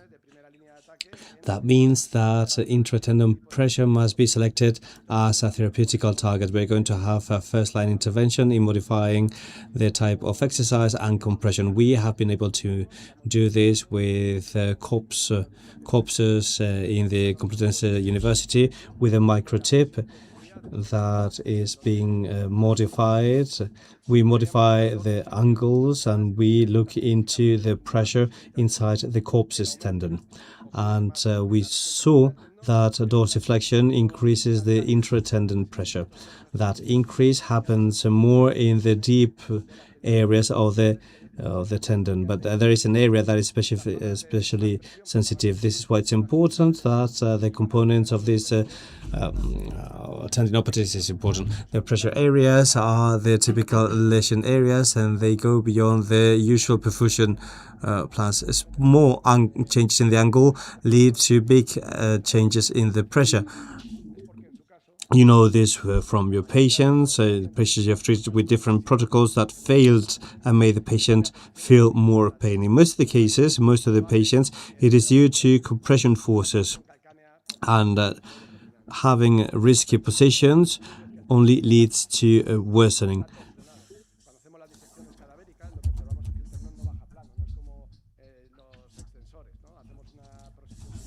When we dissect a corpse, we see that the tendon does not drop straight. We saw that they are not flat. They are like with this form. You can see this image and see that there are three 3D fascia. There is a torsion that varies from one subject to another, and the more torsion there is, the more intra-tendon pressure there is. This modifies the internal loads, and this is why there is modification. We include ways to better control the medium part. This is just a publication. You'll see many of them, and you'll find different models. Sometimes it's lower or upper, sometimes it pivots. All this pressure, in the research we have found in the bibliography, we have seen that it alters the perfusion. We've found that at least have yet another step of perfusion that grows bigger due to the exercise pressure. The baseline pressure can be a pathology, so the increase would not need external loaders. They develop pathological components while they sleep as well. There are publications speaking about carbon-14 measurements where they've seen that the fibroblast production started years before the first visit to the doctor. And the collagen, deep collagen in these athletes increases at night when there are no mechanical impacts. This is due to the cycle I spoke about before. And being able to measure it live, as other researchers did, help us understand the mechanical hypoxia model. It explains the pain without an obvious rupture. This is not theory anymore. This is not a model that I do in the lab with the corpse changing the angles. This is an actual experience. This is a live exercise. We need different discharges. The pathological models, we have seen that there is more water, more glucose, more pressure inside the tendon. There is not an additional external burden. Please let me know if I speak too fast. I'm trying to go fast to catch up. So with this, we can prove a biophysical clear mechanism. The edema is not a consequence, but the cause, and we have a molecular target. It would be about using a solid evidence mechanism.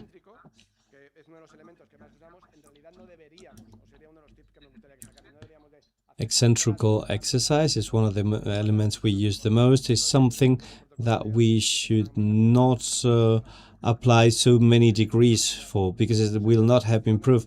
And actually, we don't need to do these forced dorsiflexion. They say something about repetition and weeks, but they do not give a number of maximum amount. The slow and heavy protocol is one that's better. It helps optimizing stiffness more because it promotes the escape of liquids and reduces the internal tendon pressure. It improves the organization of collagens. This is why not all of the eccentric ones are the same. For many of your patients, these protocols fail, and when that happens, it is not the patient's fault, it is our fault because we haven't done it. Speed is a decisive factor as well as load. If we do not manage the model well, which happens, the therapy would fail. I can treat the temperature with the right amount. This justifies the heavy load resistance protocols. This increase in tension reduces perfusion. It alters the homeostasis of the tendon sites.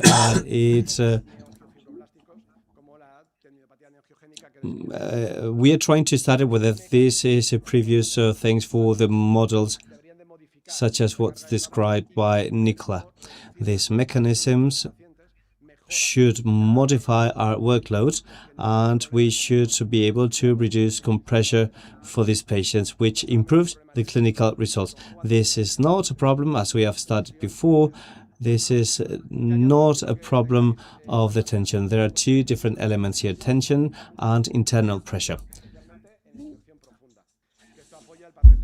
Dorsiflexion increases the intra-tendon pressure, especially at a deep level. This supports the role of compression in tendinopathies, specific tendinopathies. Tendon torsion is also important. The more torsion I have, the more intra-tendinous pressure I can have, and more risk to have tendinopathies. Athletes already have higher pressure even at rest, so this can have an impact. The content in water is key. In pathological tendons, there is an increase in liquid and other factors. How should the eccentrical be to optimize the pressure? Eccentrical exercises show that slow and heavy eccentrical ones have a higher level, optimizing the reduction of the tendon thickness. It improves the stiffness and improves the flow, reducing the intra-tendon pressure. This helps us understand that we have to correct biomechanically that tendon, which with the elements that we are going to develop in a multidisciplinary framework. We are going to work on the exercises in many protocols. They already include the isometrics on the first step, and only when there is some improvement there can be an eccentrical one. But no one speaks about maximal dorsiflexion. That's what we do with our patients, and the only thing we are doing is to torture the tendon. And here the fat and this plays a very important part. I'm in love with this part and this tendon, and what we see here are some mechanical models. And this fat is reducing the dorsiflexion. When you have this, the pressure inside the tendon is lower, and this is how I published 10 years ago a test with my name to diagnose the Achilles tendon problems. When I increase the pressure, the metabolic and mechanical balance increases, and that leads to an increase in pressure. What I'm doing here is an increase in intra-tendon pressure to reduce compression. There are programs that were higher than high compression, leading to less pain, better functionality. This problem combines with the tension load for the tendon, although the tendon should be invulnerable to the tension produced by the muscle, although in this case the Achilles one is a little bit special. This compression is special, as well as the pressure inside. We're going back to slow and heavy exercises, preventing things that we all have done at a given point. But don't worry about that. This is how science works. We learn things and then we keep on helping the world be a better place. So we improve this way our results. For clinical essays clinical tests that we are running now, we are working with different groups, high and low compression. It improves pain, function, and it keeps the results over the time. We haven't finished yet because we didn't have enough time for all the research. Clinical tests help us change the paradigm because we tend to be focused on tension. Preventing deep dorsiflexion should be key. That rehabilitation should protect the insertion framework, and we have a direct applicability as a highlight to finish off. Pressure is the key player.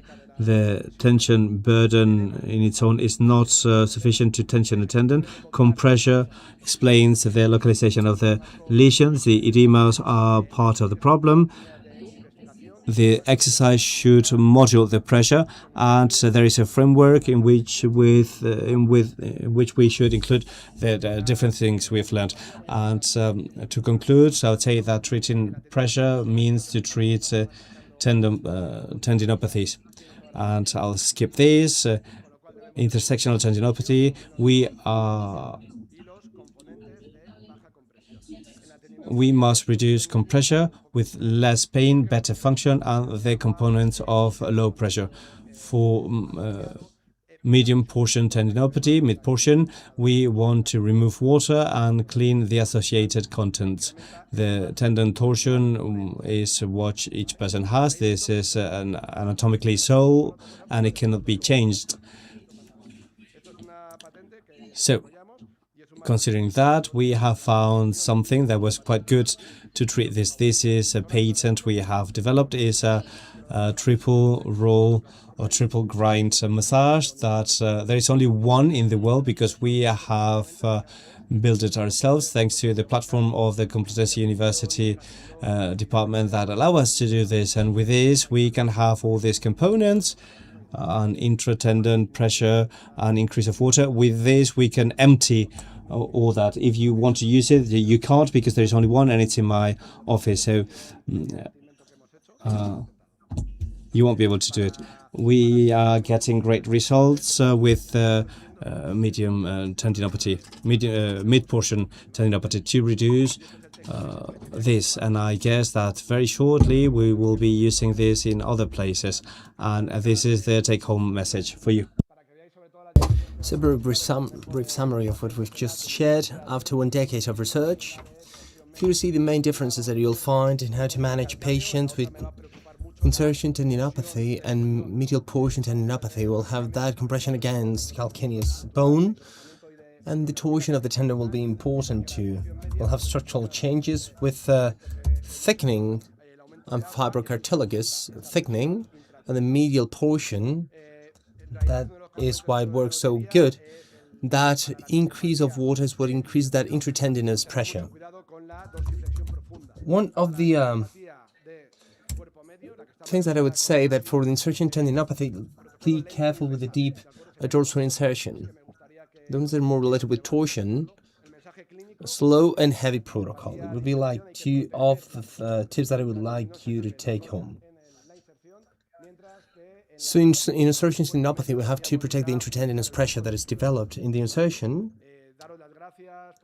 And in the medial body, will try to optimize the liquid of the tendon. Thank you very much for your patience. Thanks for your affection for being here. If you want to get in touch with me in some way or you have any kind of doubt, Well, I always love to answer questions, so I will be delighted to answer you. I'm not a great fan of Instagram, but if you want to talk to me, I'm fully available for everything. Thank you.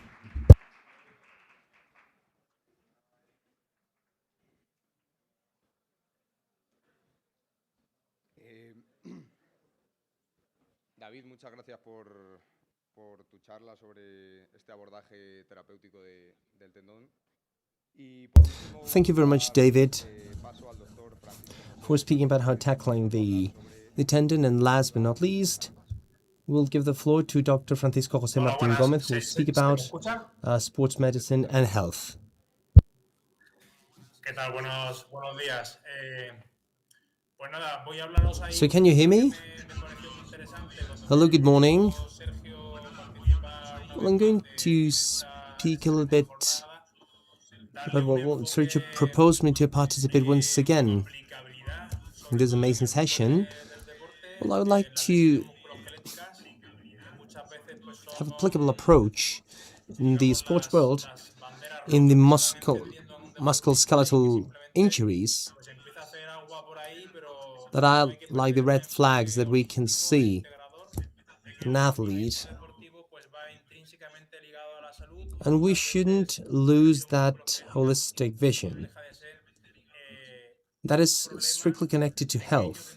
And sometimes this kind of injury is a small problem in a bigger problem. So we're going to tackle different scenarios.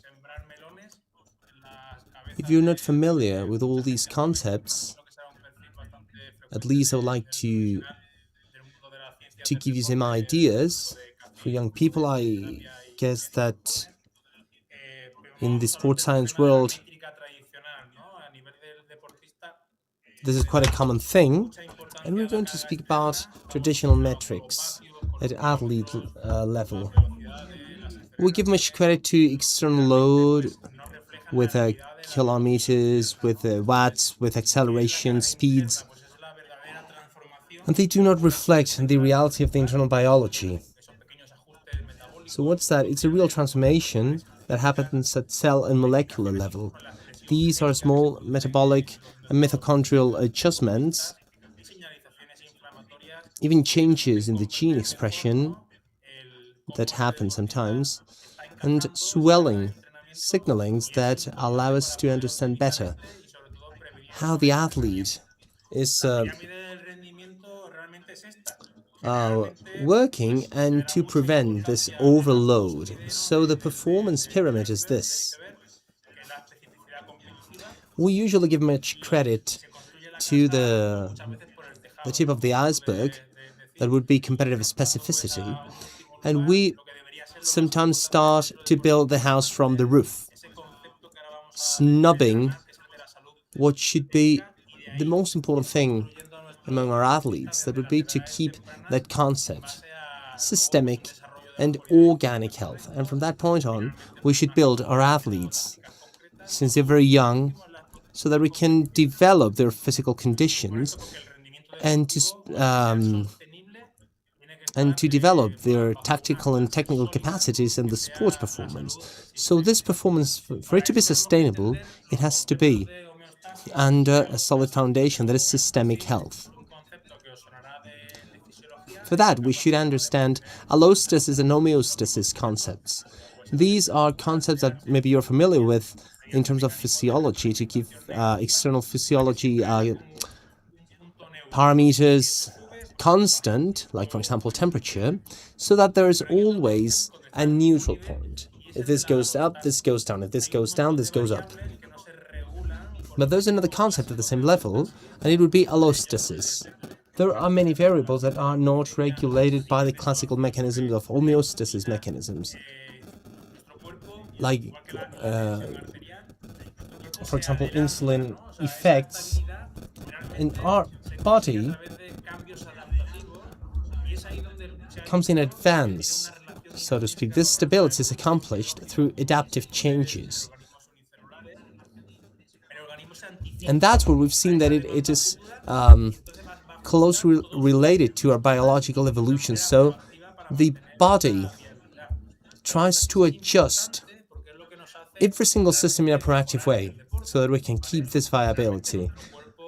Allostasis is important because it is what makes us improve in sport. So our body improves from a cardiovascular point of view, from a metabolic point of view, and at cell point of view, so that it can anticipate to that stressor that would be physical activity, and it would be our target in order to be better athletes and in order to have a better health. The problem of allostasis in the cardiovascular diseases would be the regulation of variables where physical exercise is not present, like, for example, physiological mechanism of type 2 diabetes, where we have a very high level of blood sugar, and the only way that our body has to survive would be to increase insulin and to create a resistance for that expression of blood sugar and insulin. Otherwise,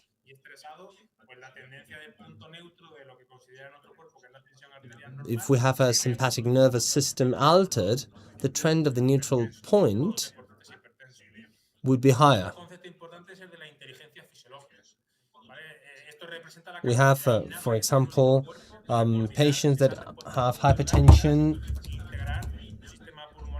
and this, for example, would be physiological intelligence. This is the capacity that our system has to keep the right tissue oxygenation with a kidney system that regulates the hydroelectrolytic balance by regulating metabolites and preserving plasmatic volume, and a hepatic system that manages gluconeogenesis and the muscle metabolism.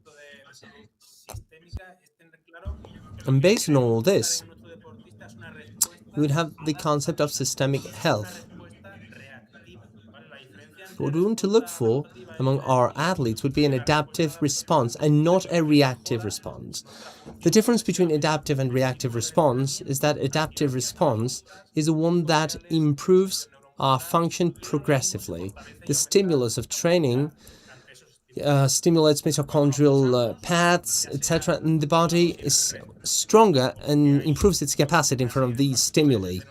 If we go too far because of the dose that we've received, or because there are some factors among our athletes that makes their immune system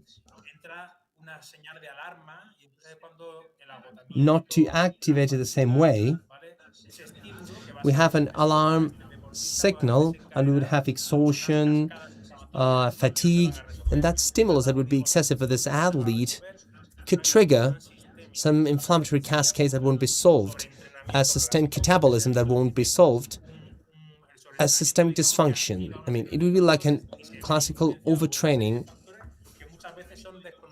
that activates different factors, and it is affected by different factors that sometimes are unknown by ourselves. We have some adaptive limits, and we have to individualize every athlete so that we can be at an adaptive area and to know what reactive area we are talking about, and to have an adaptation area. Another important concept of this would be the physiological inertia. This physiological inertia is conceived much before the birth. Even in the fetal stage, it comes determined by our ancestors. So it's like, what is this? This means that every stimuli that we receive in our life at different stages, from nutrition to the exposure to our mother's stress, epigenetic factors, the way we are nurtured, how our microbiota is composed during our childhood and our adolescence. I mean, these systems will determine the biological potential.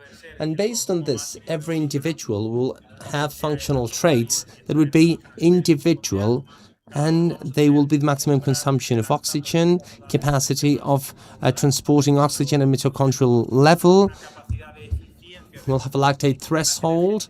In this case, we are speaking about the second threshold, or VT2, an efficiency capacity of our systems. we will have a muscle buffer capacity that will depend on our capacity of creating bicarbonate and the capacity to regulate this systemic acid base. So based on this, the phenotypical resilience will define that capacity of everybody to keep the biological ranges of all these variables within limits and will be functional, even under stress. It's not about resisting, but preserving health in front of those stresses. And that's why we need to know metabolic homeostasis of every athlete at glycemic level, at a fat oxidation level, at lactate generation level, at thermal control level. If we never face thermal stresses, the competition day, our athlete wouldn't have the capacity, this thermoregulation capacity in an efficient way. So the cardiovascular drift would happen later. And cell integrity, we need to know this concept very well. Another very important one would be microbiota. This will be a talk this afternoon about microbiota in football and why is it important. The intestinal microbiota is something that exists before we're human beings as such. Every individual will have a biological signature, and it is set since our first years. It's quite stable throughout our adult years. So it has to do with the way we eat, what habits we have. Stress is very important, sleep, and it will regulate many genes. That has a capacity of regulating, as if it was an epigenetics. It will be able to activate some genes that we have in our DNA that are there, and it will be able to activate based on what different genetic expressions will have. So, microbiota functions are many. For metabolic functions, according to which the kind of bacteria will be important. If we have fermenting bacteria that create short-chained fat acids that are very important, we can see them there, acetate for example. They will depend on how we feed them, and for that it's important to have a fiber-rich diet. And we need to have a high availability of energy and low swelling. That's why we speak about the axis between the intestine and the muscle. We give much credit to the axis between brain and the intestine. So there's an axis between the muscle and the intestine too. We will be able to create more myokines and more lactate. We know that lactate is a modulator of metabolism. And we need to give this credit to microbiota in this intestine-muscle axis. When this doesn't work very well, either because we have a predominance of some bacterian strains that are created this dysregulation or a swelling, we would have a permeable intestine syndrome or leaky gut. So this would entail a less absorption of nutrients because of a diet with an excessive amount of carbohydrates that do not differ very much from ultra-processed products, and there are many athletes that are eating energy bars, etc. There will be some pathogens too that could activate this immune response that is a non-adaptive response, but reactive. It will be metabolic response like resistance to insulin, impairment of recovery, because that relationship of this intestine-muscle axis and less absorption of nutrients. We eat 60 or 90 grams of carbohydrates and we do not absorb 100%.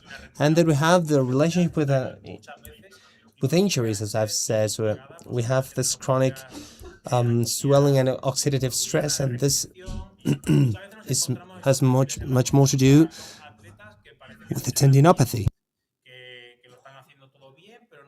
And sometimes we find these profiles. These are athletes that don't seem to train well, and they have small injuries. And sometimes we don't have a look at microbiota. So this is why we have to ask about digestive syndromes, like, for example, flatulence or abdominal heaviness.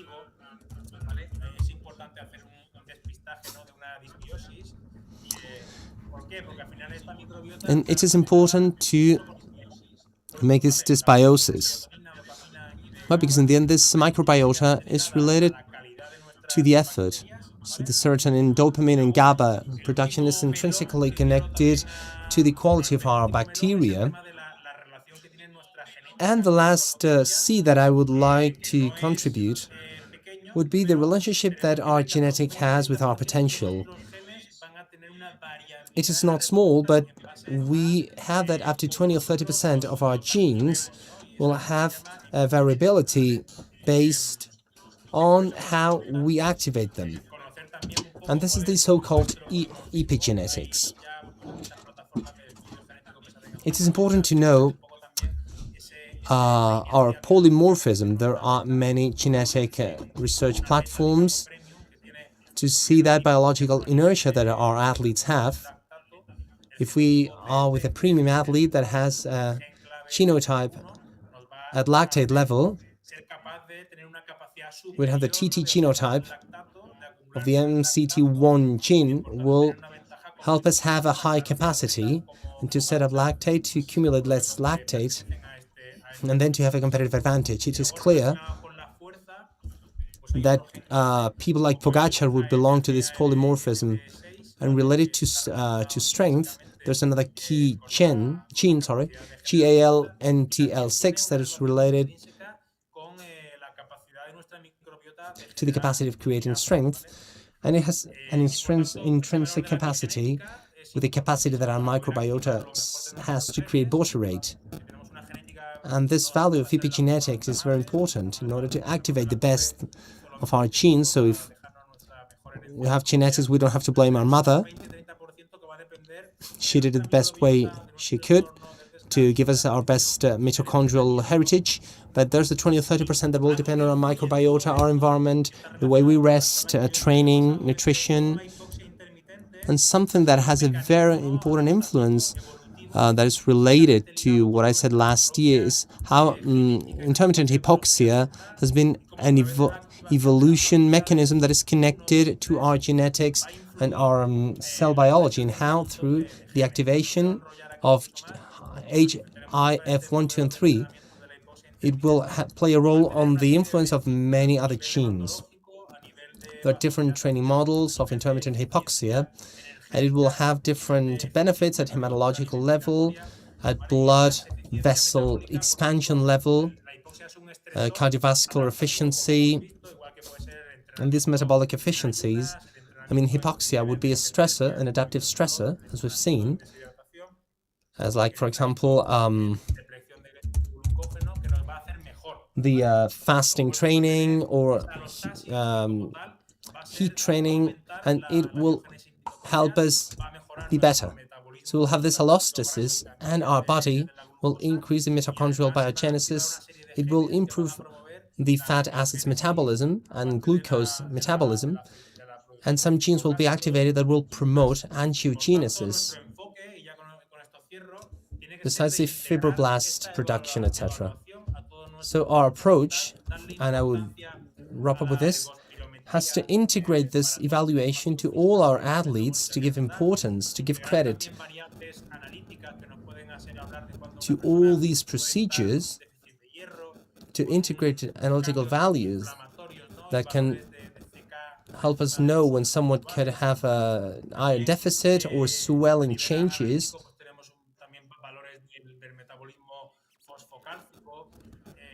At analytical level, we have some values like, for example, phosphocalcium metabolism, and we'll at hormone level have to give credit to testosterone, cortisol, we can make an advanced analysis of intestinal microbiota of our athletes. So we'll see if there's a high diversity or not, and if there's any kind of dysbiosis. That's SIBO.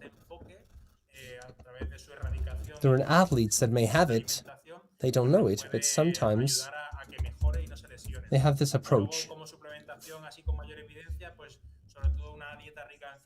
And it can help us have better performance. So we may have a fiber-rich diet to nurture our microbiota, and that's antioxidative, vitamin C and D, and probiotics. And I think that this would be the future of sports performance, individualization, and we should add a genetic analysis to see what polymorphisms we have, and then it is more difficult to assess and to determine, hey, I had this polymorphism, so what should I do? I will speak about Gattaca movie from the 90s, with two siblings. Well, one can have his genetic manipulated, has the best things of his parents. The other one was born in a natural way and has many diseases since he was a kid.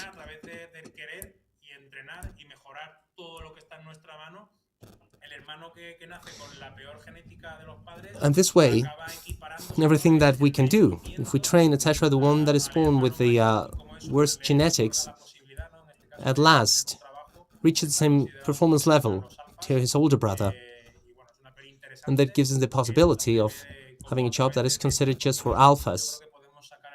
And it's an interesting movie that makes us see how, through that holistic view, we can have our best performance, and how can this can have a repercussion on having less injuries.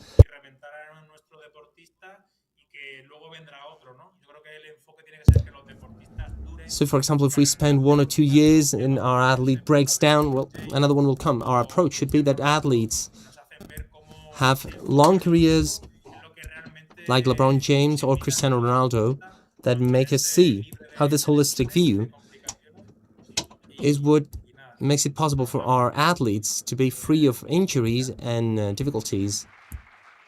And that's it. Thank you. Bueno, Fran, muchas gracias por tu intervención. Y nada, David, te voy a pedir, por favor. Fran, thank you very much for your intervention. David, I will ask you to come here. You'll be a little bit lonely. If there's any questions, please ask it right now, because I'm on duty and I have to leave right now.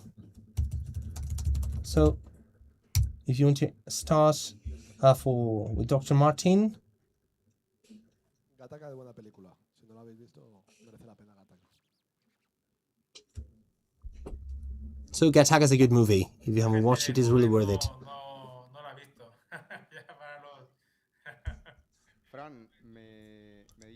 These young people haven't watched it, I know.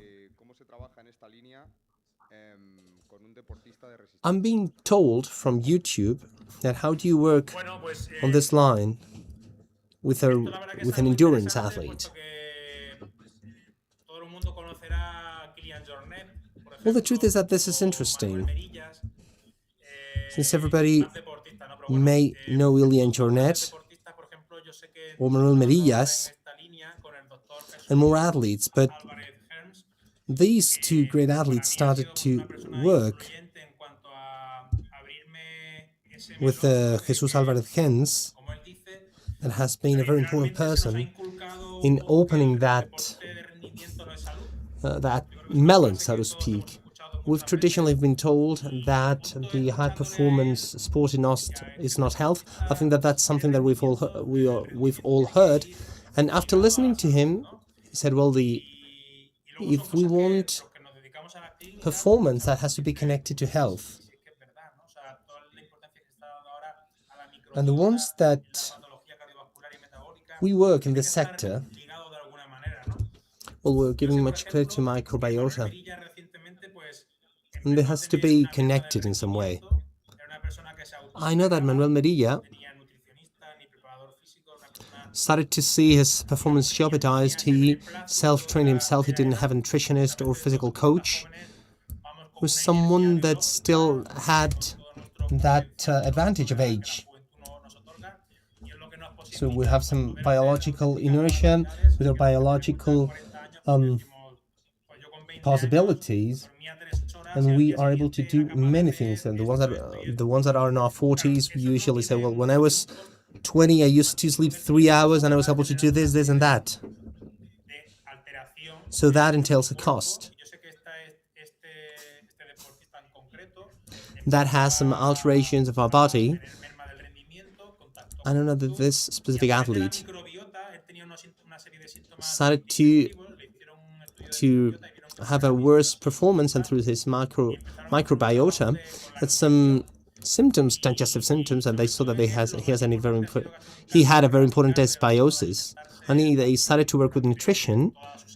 And the most important thing has been that he has made a dramatic change in the way he eats, both during the trainings week and during competition times, suppressing ultra-processed food, reducing fat.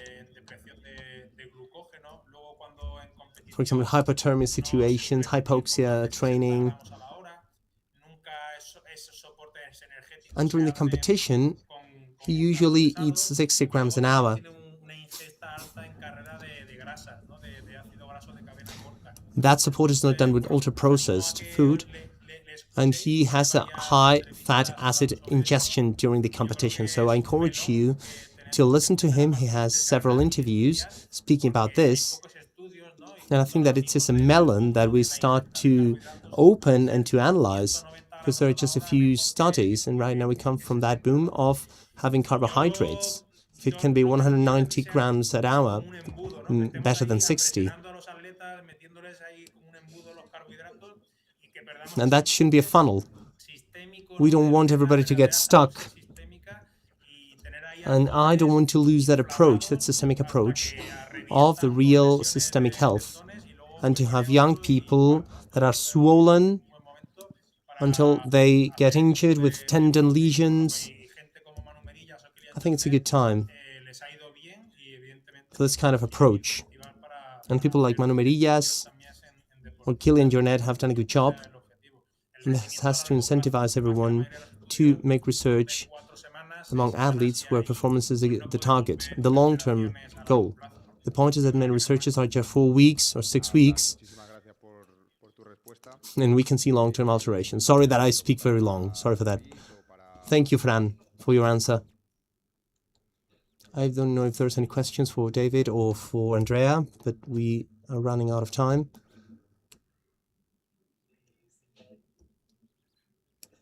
Vale, para Andrea, desde la parte de YouTube, nos preguntan que en caso de querer... Okay, for Andrea, from YouTube, we are asked that if we want to work in the adapted sport, what skills should be developed that are not acquired in standard training of athlete performance? Well, thank you very much for your question. So it would make sense to think whether if we need to know more techniques or resources. The main thing is to start from the knowledge pool that we have as physiotherapists, and we need to be able to transfer this knowledge towards specific cases of pathology that it entails, and to take sports performance into account. So the better we know the discipline, the better we'll be able to channel our prevention or therapy system. So just to respond, I would say that we don't need a specific training. Maybe we should be a little bit more specialized in pathologies or disabilities that we have in front of us, and to know how important every aspect of this discipline is. It's a very analogous approach of a sport injury at a conventional sport. Okay, thank you very much. I'm afraid that, well, I don't know if there's any further questions. If not, we'll give another minute Otherwise, I think that we should wrap up the session because we are very much behind the schedule.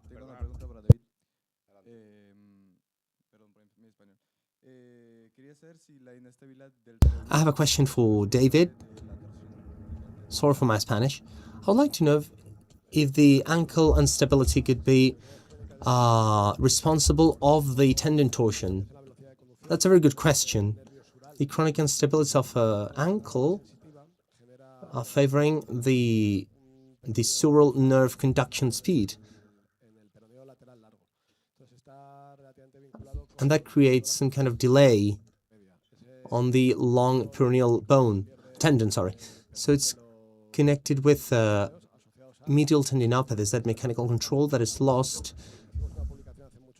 in the peroneal muscles profile connected to the chronic instability component. We made a publication a few years ago where we saw that this chronic instabilities cause mechanosensitive changes in every interesting nerve and muscle because they're kept over time. They are long-lasting, so it would be one of the action lines. So that's why we have that multidisciplinary approach. That's a very interesting question. Okay, guys, so no more questions because we are very much behind the schedule. Sorry for that. What time should we be back? 3:30? Okay, so with this we finish the second round table. It is 3:20 more or less. We should be back. Okay, thank you.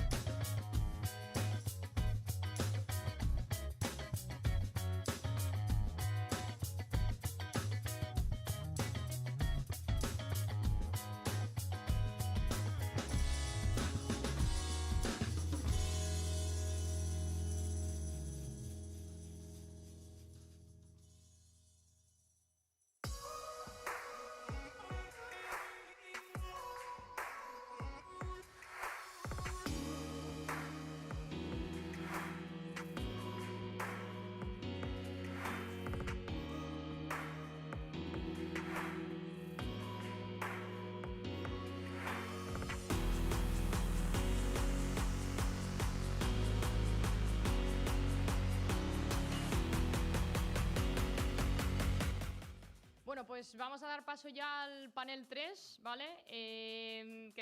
Se titula Alumni Master Fisioterapia Deportiva. So we're going to start the next panel, and it's called Alumni Master Sports Physical Therapy. I'm one of the alumni, so it's a great opportunity for me to moderate this panel.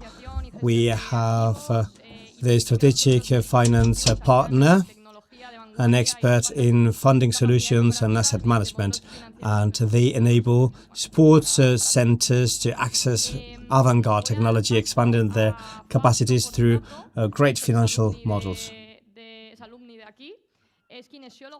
I'm going to give the floor to Fausto Fortunato. He's an alumni of this university. He's a kinesiologist and a professional rugby player. The title is From the Field to the Physical Therapy Box.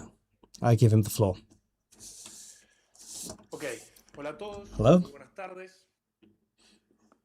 Mi nombre es Fausto Fortunato. Muchas gracias. So, hello to all of you. Good afternoon. My name is Fausto Fortunato. First of all, let me thank the university for inviting me. And when they reached out to me, I was very happy because I appreciate this university very much. As they said, I'm a kinesiologist, a physical therapist. I'm a former professional rugby player. I'm a former student at the EU. At the UAE, and I currently work as a physical therapist in two teams. One of them is a fully professional rugby team. In Argentina, we say rugby instead of rugby, so I might switch from one to the other.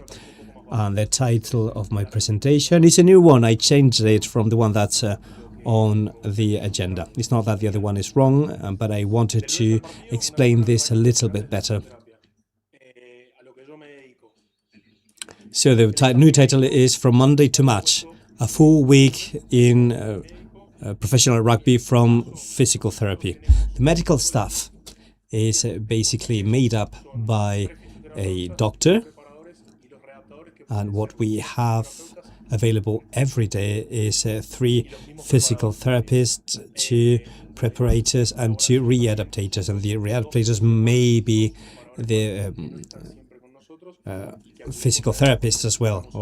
And on top of that, there are 2 more physical therapists.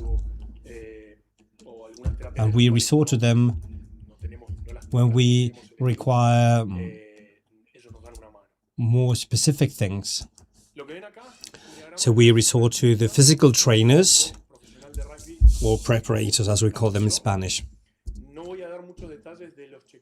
This is a typical week for a professional rugby team. I will not go into the details of the medical checkups now, but basically what I would like to say now is how we manage a usual week. The week starts on Monday. If the match was on Saturday, Sunday is for rest, and Monday is for medical checkups first. I'll give you the details later on. And afterwards, there is a number of meetings for the players among themselves and with the medical staff and the training staff. But the interesting thing for us is that after the medical checkups, between 8:30 and 10:30, the players work at the gym. Some of them work at the gym, and the other half go to technical meetings. And the next hour, they switch. The ones in the meeting go back to the gym, and the other way around. During that time, we work with the players that need gym practice. We work with those players that require specific attention.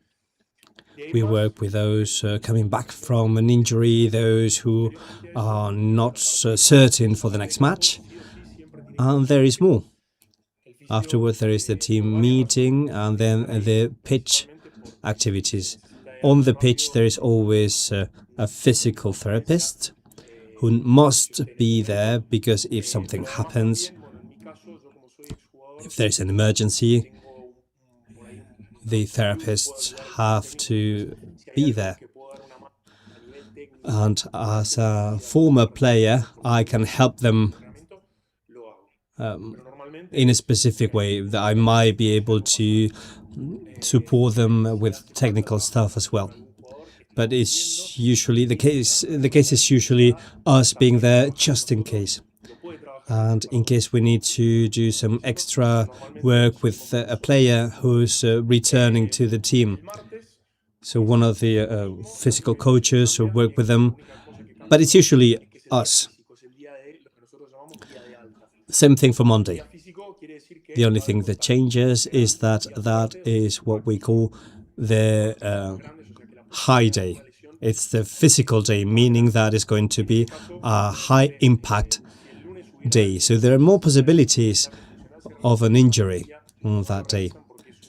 And if on Monday someone needed a functional bandage, it would be done, but it doesn't usually happen because it's more technical. On Tuesday, however, if a player requires bandaging, it is done before the training session, and then the player is ready to jump onto the pitch. Wednesday is a recovery day, or low day as we call them. And if a physiotherapist is working with an overburdened player,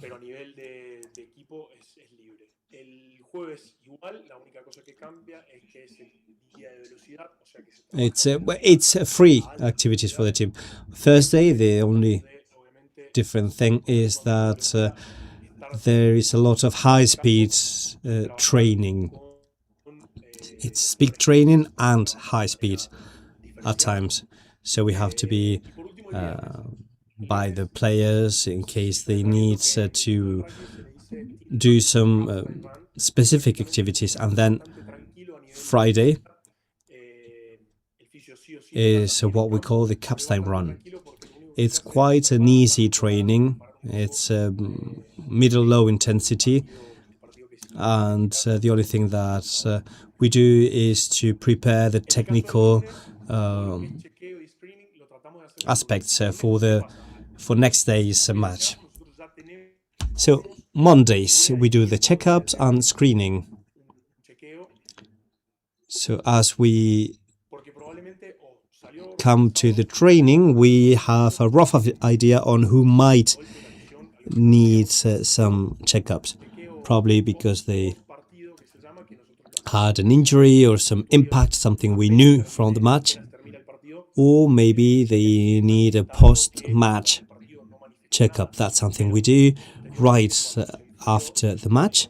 If one of the players is showing some symptoms right after playing, they didn't show anything during the game because they were warm, but it shows later. And Sunday is a day off for rest. On that day, the players might feel something weird, and they let us know, and we act on it on Monday. We try to schedule what we will need to do with that player. We figure out whether they need to be diverted to a specialist, forwarded to another doctor for x-rays or whatever they need. So we do that analysis usually on Sunday, so we are ready on Monday. The interpreter apologizes, but we have lost connection.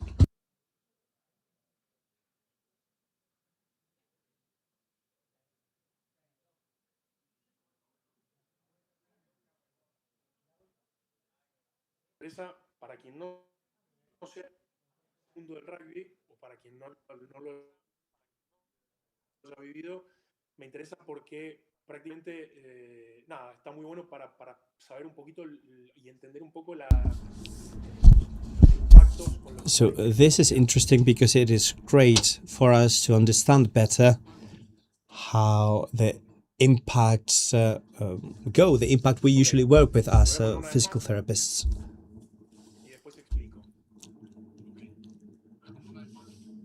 So once again, Si alguien sabe rugby sabrá que ese placaje no es legal, pero bueno, no importa, a nosotros no nos interesa eso.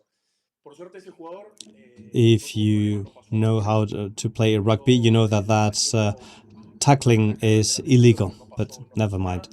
That player did not have any major problem, some pain in the thigh, but that was it. If he had had the feet on the ground, he would have had an injury, but this was just to give you an idea on the kind of impacts we see when we have to deal with the player or when we have to assist them. Another thing we see here is a chart on how we manage the injured players.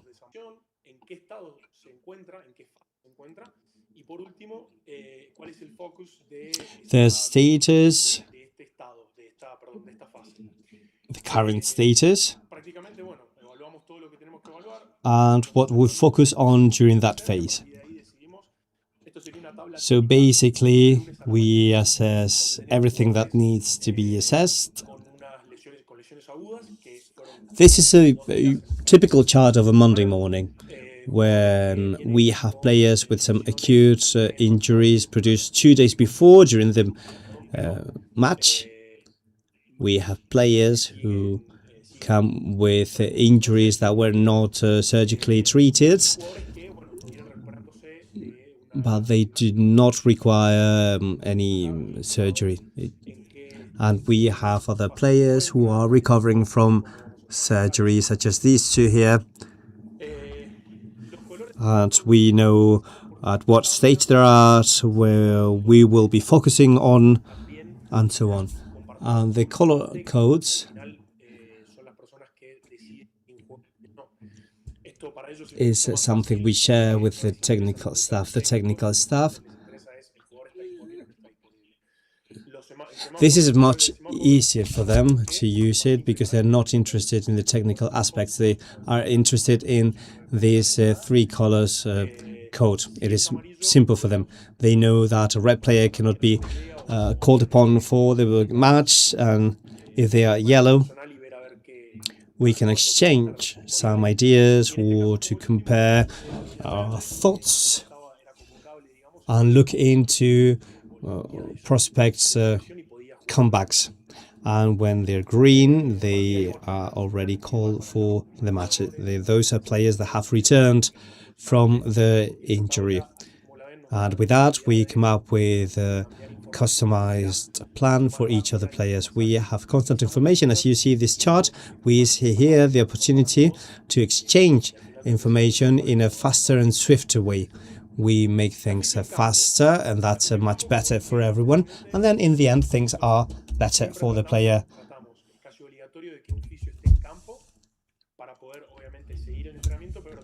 The physical therapy on the pitch. Physical therapists work with the players that need different treatments, and they have to come back progressively and gradually. So in this case, this player was returning from an injury. It's a sprained ankle. We work with loads and impacts at the gym. It was a stability work, strength work.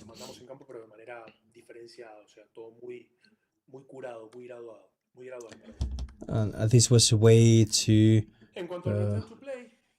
take care of the processes, to do things smoothly. Regarding the return to play, that's also something we also una decisión que deal with. pusimos por un acuerdo, un común acuerdo, digamos, lo manejamos nosotros. Prácticamente lo que hacemos con el return to play tratamos de tener un poco de números. We deal with this after an agreement. Lo que hacemos es tratar At the return to play, we try to have some figures. un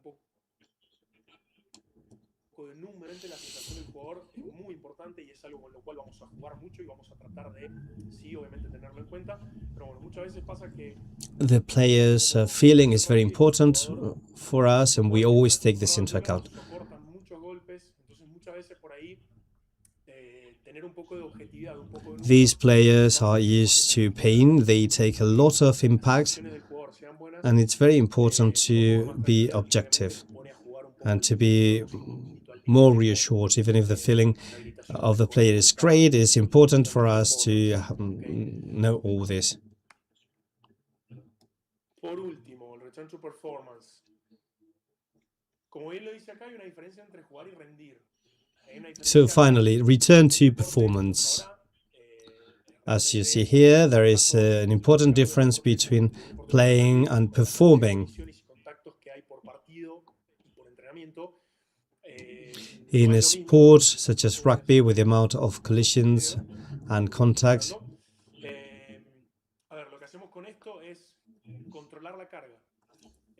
Tratamos de tener un poquito impactos controlados. what we do with this is to control Empieza a generar un poco de confianza. the loads.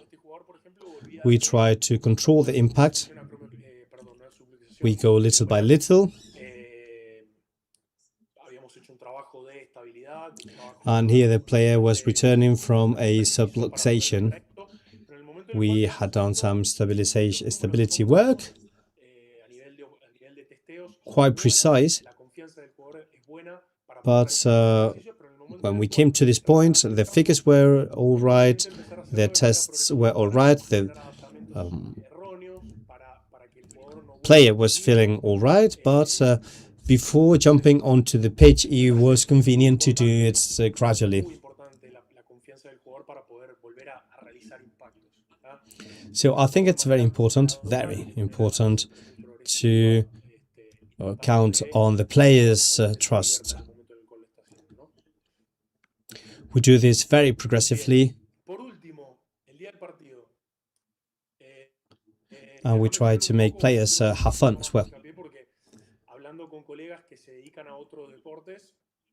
During the game day,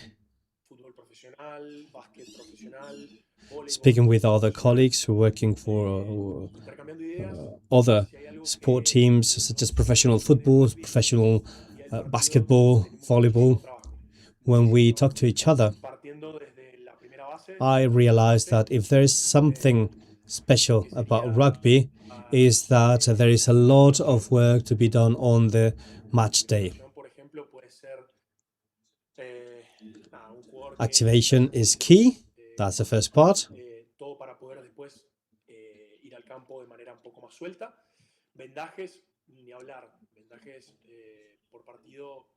And this is very important to be more comfortable on the field.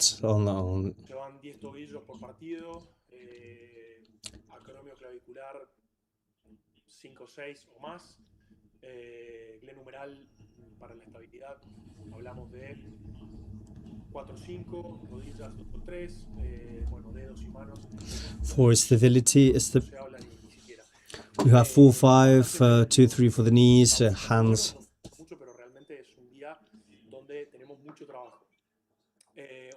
So it takes a lot of time and effort. It is great, but it is a day where we have a lot of work.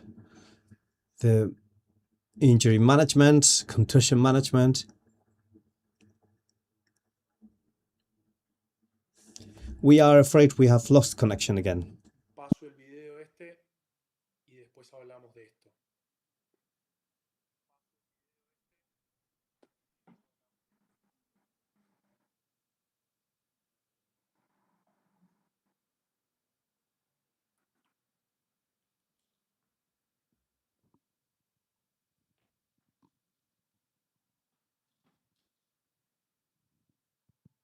Fausto, tienes que ir terminando, ¿vale? Sí, termino ahora. Bien. Fausto, you should be finishing. A ver, lo que viene acá es prácticamente lo que puede hacer un fisio de rugby. Un fisio de rugby, a diferencia de otros deportes, no necesita el permiso del árbitro para poder ingresar en campo.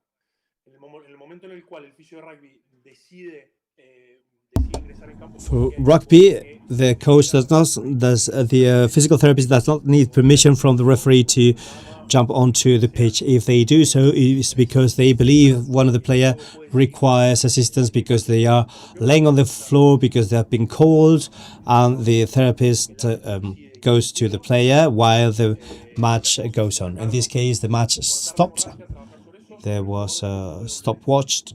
It was stopwatched, and the player was treated. And in case the player is bleeding, then they are replaced immediately. As a professional, I can say that communication is always more important than technique. That does not mean that technical is not important.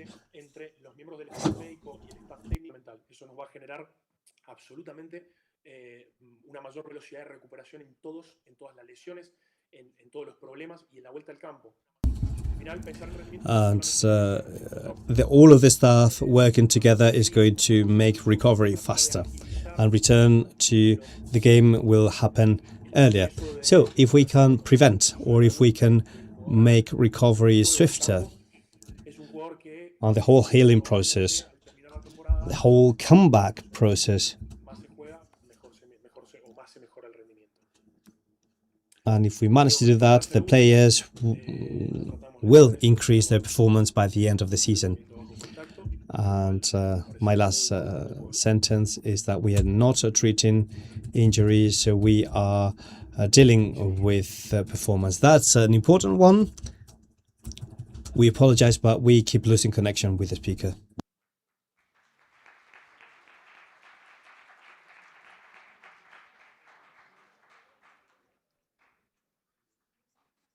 Bueno, muchas gracias, Fausto. Vamos a dar paso a un vídeo de nuestro patrocinador. Thank you very much, Fausto. And now we are going to watch a video from our sponsor. Que les respalden en la gestión de sus negocios sanitarios. Por eso nace Denarius, el neobanco que va más allá de la financiación, acompañando a los negocios sanitarios en procesos de apertura, de compra y en la gestión de su día a día. Denarius, cuidamos la salud de los negocios de salud. Muy bien, pues a continuación vamos a tener a Sara Verdale, que es fisioterapeuta del Rayo Majadahonda y de la promotora de WOW de la MMA. So now we are going to have Sara Verdale, physical therapist of Rayo de Majadahonda. Her presentation is called Physical Therapy in Contact Sports.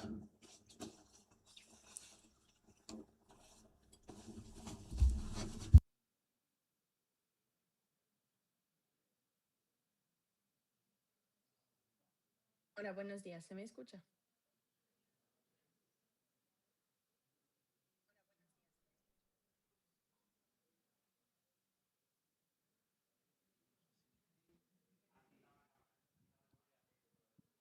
Sara, tienes que encender la cámara. Está encendida.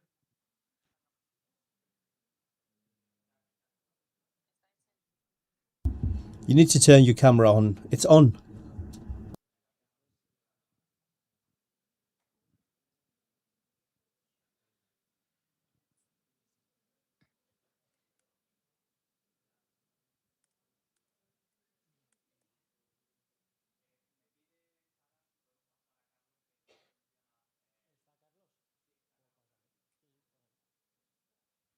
Pasamos a Carlos, Sara. Bueno, disculpad los problemas técnicos. Vamos a pasar a Carlos Cristóbal Mata, que es fisioterapeuta de Algeciras. Sorry about this. Su título va a ser... We have another speaker, Carlos Cristóbal Mata. He is the Algeciras Football Club physical therapist. His presentation is called the daily life of physiotherapists in a professional football club.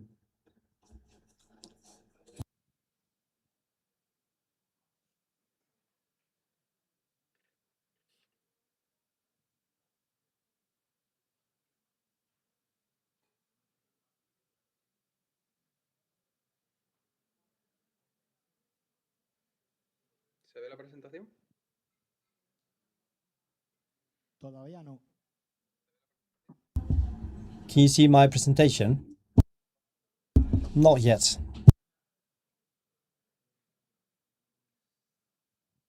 Estás compartiendo el chat, no la presentación.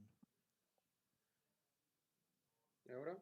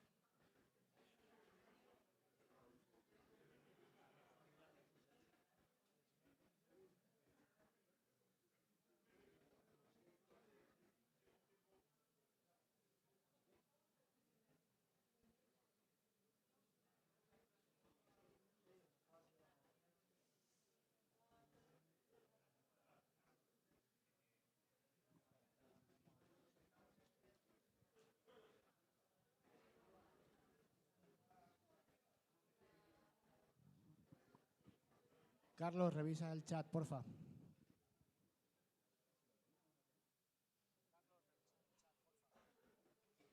Carlos, can you read the chat, please?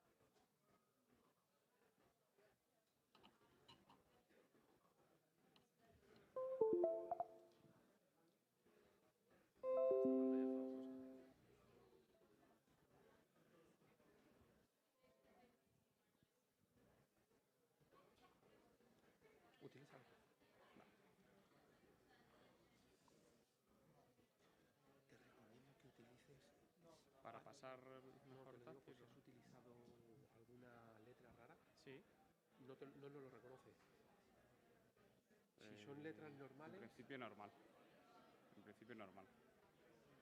Lo único, lo paso con el pasador. Mejor.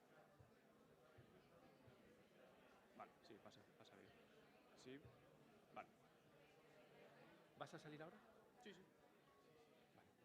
En principio... Déjalo... Sí. Bueno, si no lo paso. Está funcionando. Vale. Bueno, pues buenas tardes. A ver si tenemos un poco más de suerte con esta ponencia. Lo primero de todo, gracias a PHS por la invitación. So, good afternoon. Let's see whether we are a little bit more lucky with this presentation. So, first of all, thanks to Diego at Real Madrid School, the UE, for having me here. My name is Javier Quirello. I'm a physical therapist and I work for Otolari as usual. The advertisement before, and I can give you some brushstrokes on what we do later on. Not so long ago, I was in your place. I had just finished my training, my degree in physical therapy, and I asked myself some questions. You probably have seen many things related to clinical physiotherapy and sports medicine, and maybe some of you would like to create your own business. And what would you like to do once you have finished this training? How many of you have thought of having their own business? So it's quite a lot of you. And do you know clearly what you need to do? Do you know the steps? More or less? It doesn't seem so. I'll give you some hints. What makes a good clinical practitioner, be it a physical therapist, a nutritionist, you name it? Well, a good practitioner is someone who has medical training, clinical experience, like the one you have or will soon have, and also the soft skills. Soft skills are more and more important in the corporate world. I mentioned empathy, team play, and so on. So what makes an entrepreneur a good one? Is it the same skills? An entrepreneur has these skills and some more, maybe. And some skills that you might have learned along the way, or you will need someone to take you down the path as you learn. I have highlighted some points such as clinical experience, management experience. If you're going to lead a business, you will know you will need to know how to manage it. And being a good medical staff is not the same thing as being a good manager. You can be one and not the other. It happens a lot. Some interesting skills would be like commercial skills, management skills, strategic skills, you name it. You need to know how to manage teams. Maybe you should go the extra mile.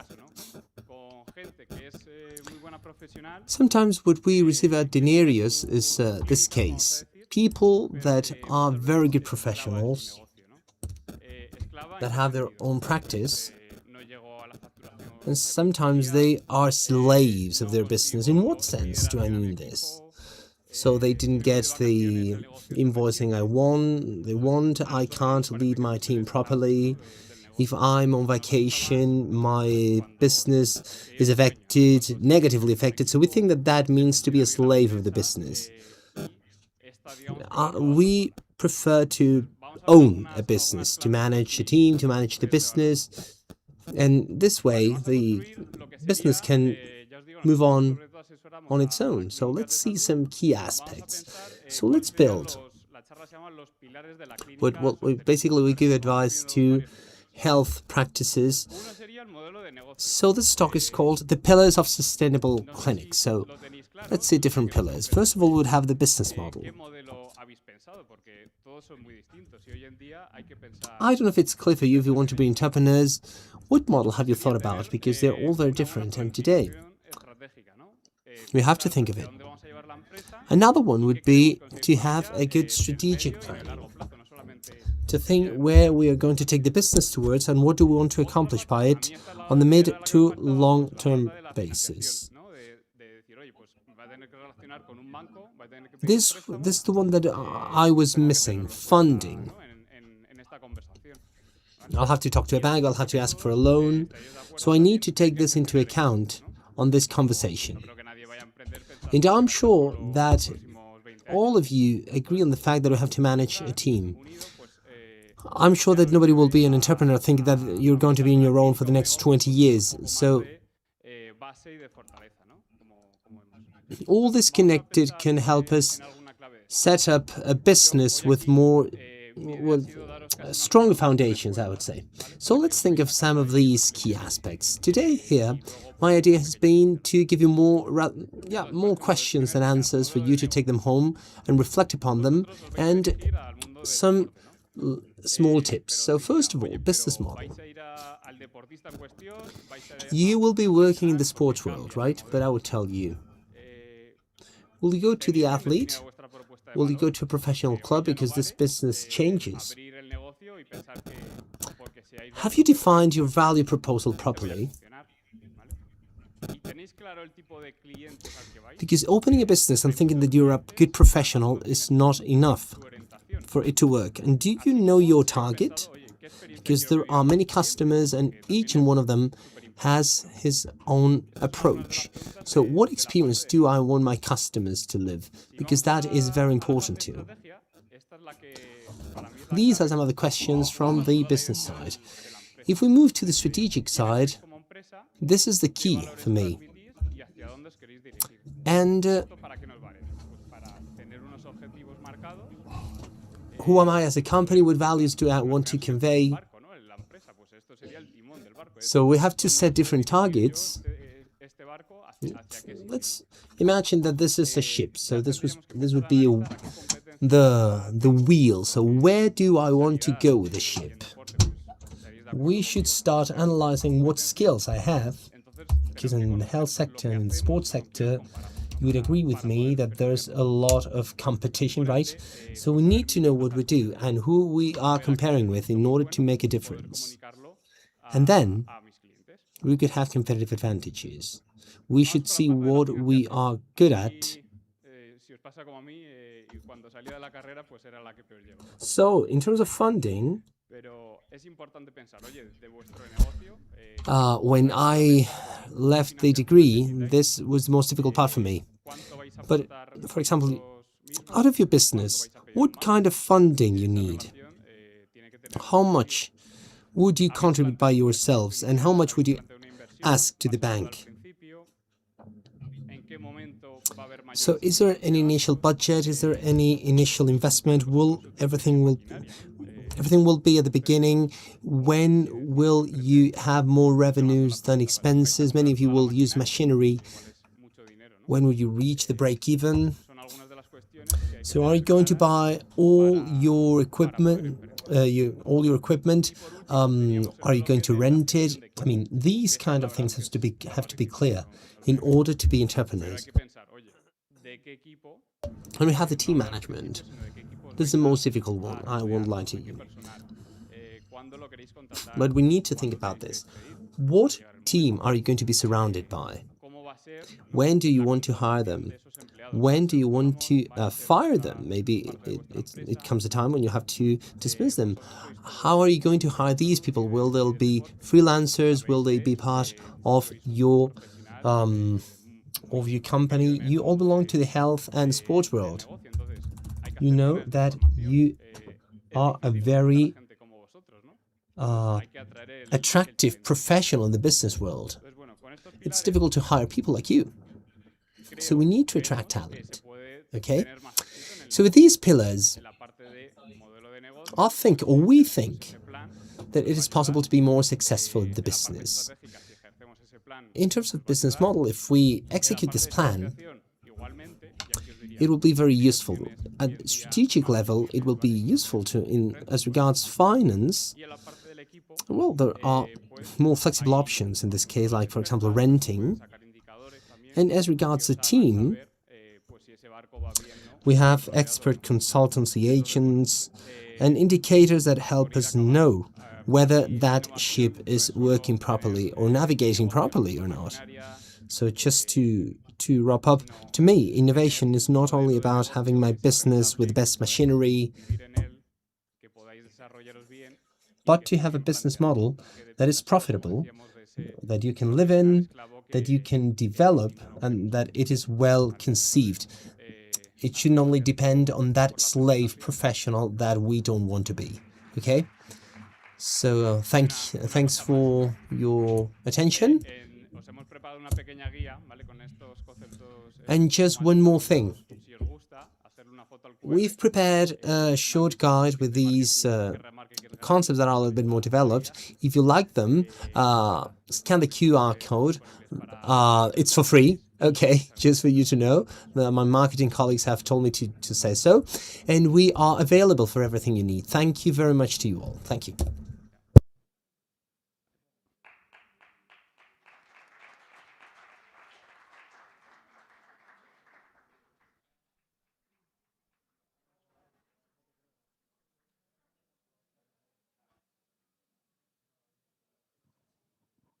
Sara, no te oímos. Ahí se me oye. Sarah, we can't hear you. I'm afraid you're on mute. Nada, perdón por el lío antes. Now you can. Yep. Now we can hear you. Thank you very much. So sorry for the technical issues. My name is Sarah Berley. I work for Radio Majadahonda, the football club, and I work in the MMA world. And this is what I'm going to speak about today. I'm going to speak about what it means to be a physiotherapist in the MMA world, and you'll see that it's very different compared to what we understand out of a regular physiotherapy work. Because what I do, I work at events, basically at MMA events. In the end, it's a lot of coordination and coordination at different events, and we always want to protect the athlete. First of all, I'm going to get started by what is MMA. I'm sure that many of you know what MMA is, but basically MMA means mixed martial arts, okay, in English. And it's a combination of several martial arts. The ones that are the most developed ones are boxing, Muay Thai, Jiu-Jitsu, fighting and Judo.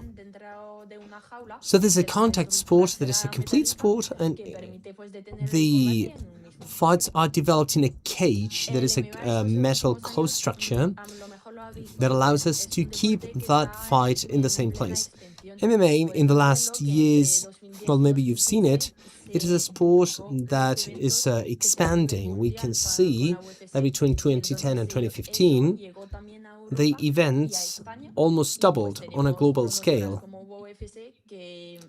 So that reached Europe too, in Spain. And we have promoters like GoFC that help expanding the sport. Sarah, sorry, we can't see your presentation. We need you to share the PPT. Yep, just give me a sec.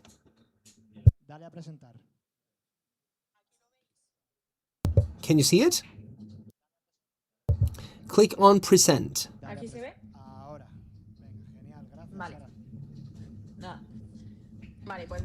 Can you see it? Yes, now we do. Okay, thank you, Sarah. So yeah, what I was telling you, this is a sport that is expanding, and in Spain there are promoters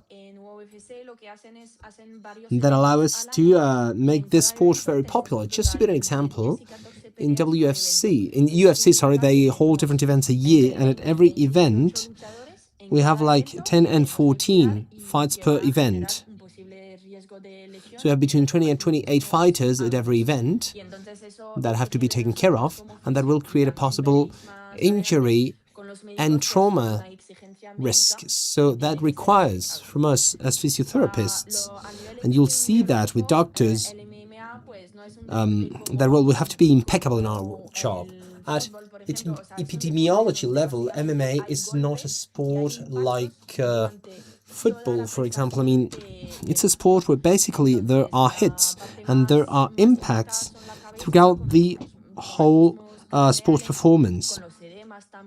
So the most affected part is the head with cranial traumatisms, with edemas, brain concussions, and we see many injuries at wrist and hand level that are fractures at the different joints, like for example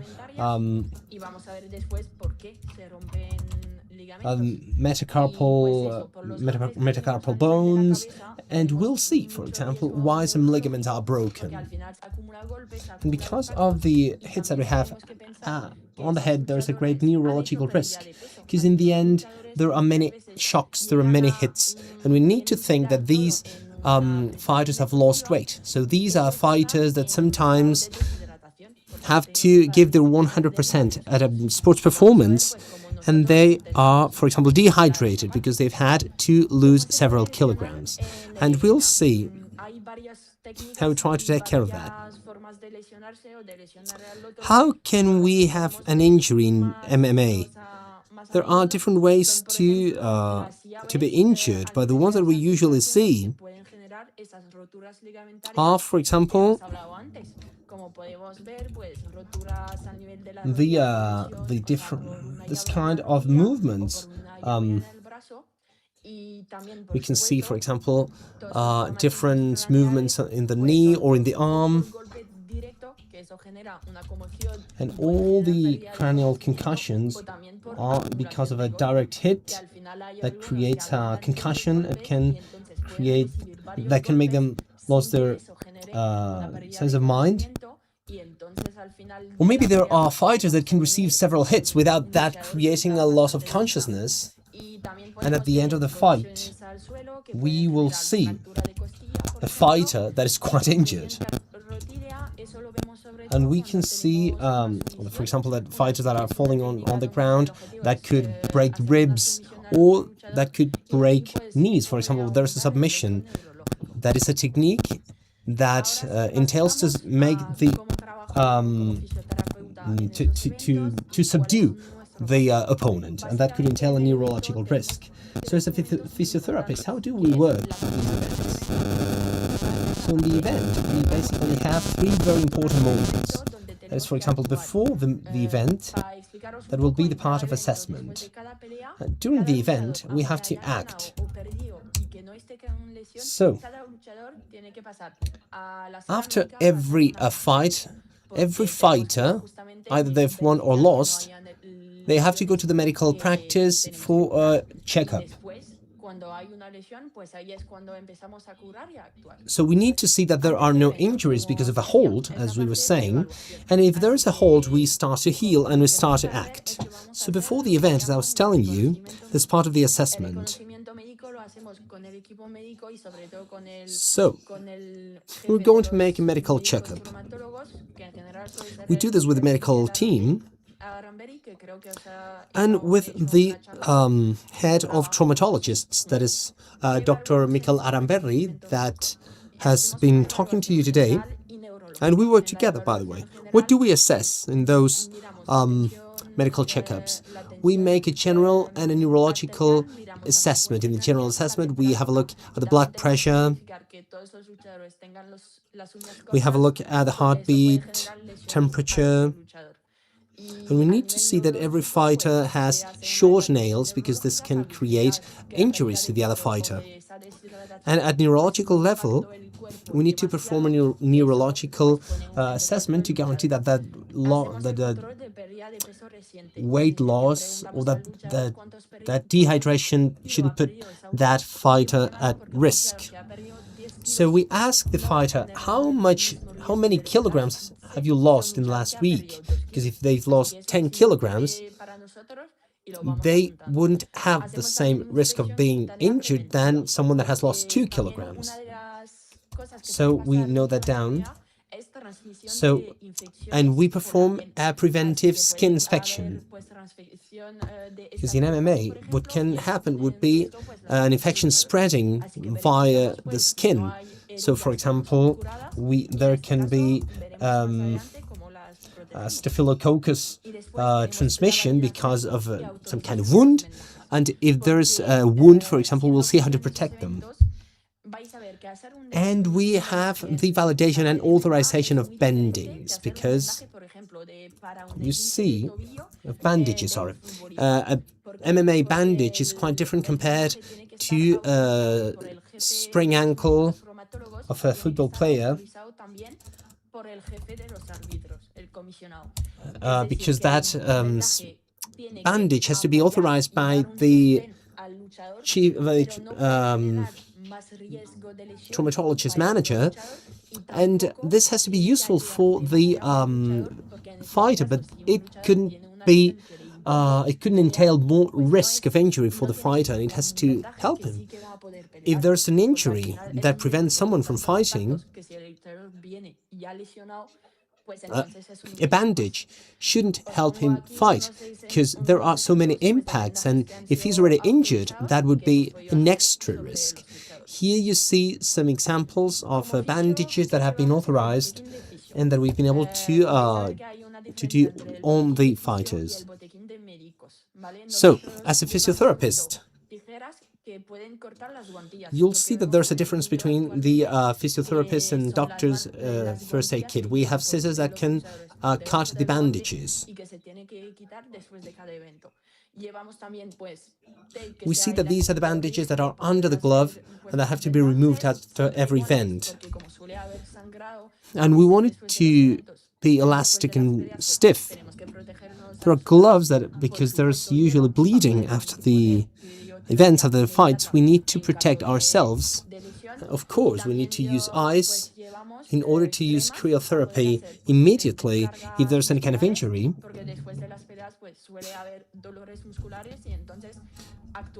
And we need to have creams for different muscle discharges, so there can be muscle pain, and we act directly to relieve that pain. So what we see too is Novecutan, for example. You can see this orange pot. In order to prevent these injuries from happening is Novecutan. Novecutan is a spray that we apply on the wound, and this would be some kind of protective layer that prevents the staphylococci from spreading. Okay? So as I've told you, these people don't work on their own. It's very important to have this teamwork. At these events, we always have, in the medical team, we always have the traumatologist, we always have the emergency doctor, ambulance technician, and physiotherapist. We work all together, and we work with referees too. So, before the fight starts, we meet with the medical team and we create an evacuation plan.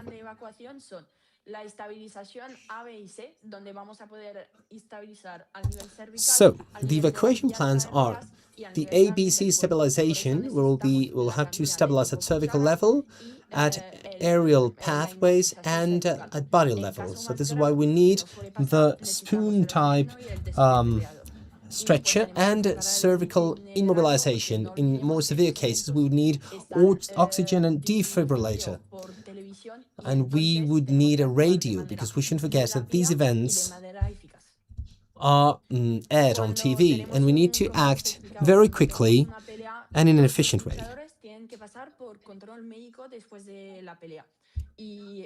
So when we have a fight, every fighter needs to go through medical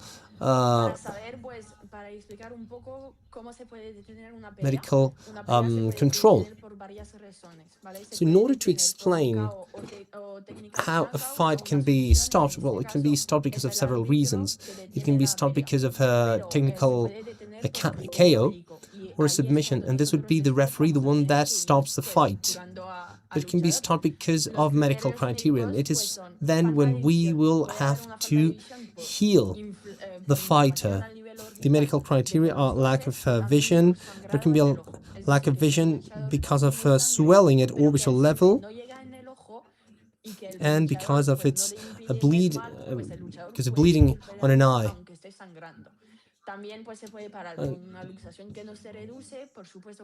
If there's a bleeding on the eye, but he can see well, maybe he can keep on fighting. If there's a luxation, for example, or a concussion or fracture, of course, we should stop the fight. There was a fighter that, well, you see, this fight, they had to stop it because he couldn't see properly. So once the fight is over, we keep on working, and it is there where we can bring, we go to the medical practice, and I take care of the complementary tests. We have to fill up every form for possible sending to emergency. If there's any suspicion of fracture, of ligament breaking or muscle breaking,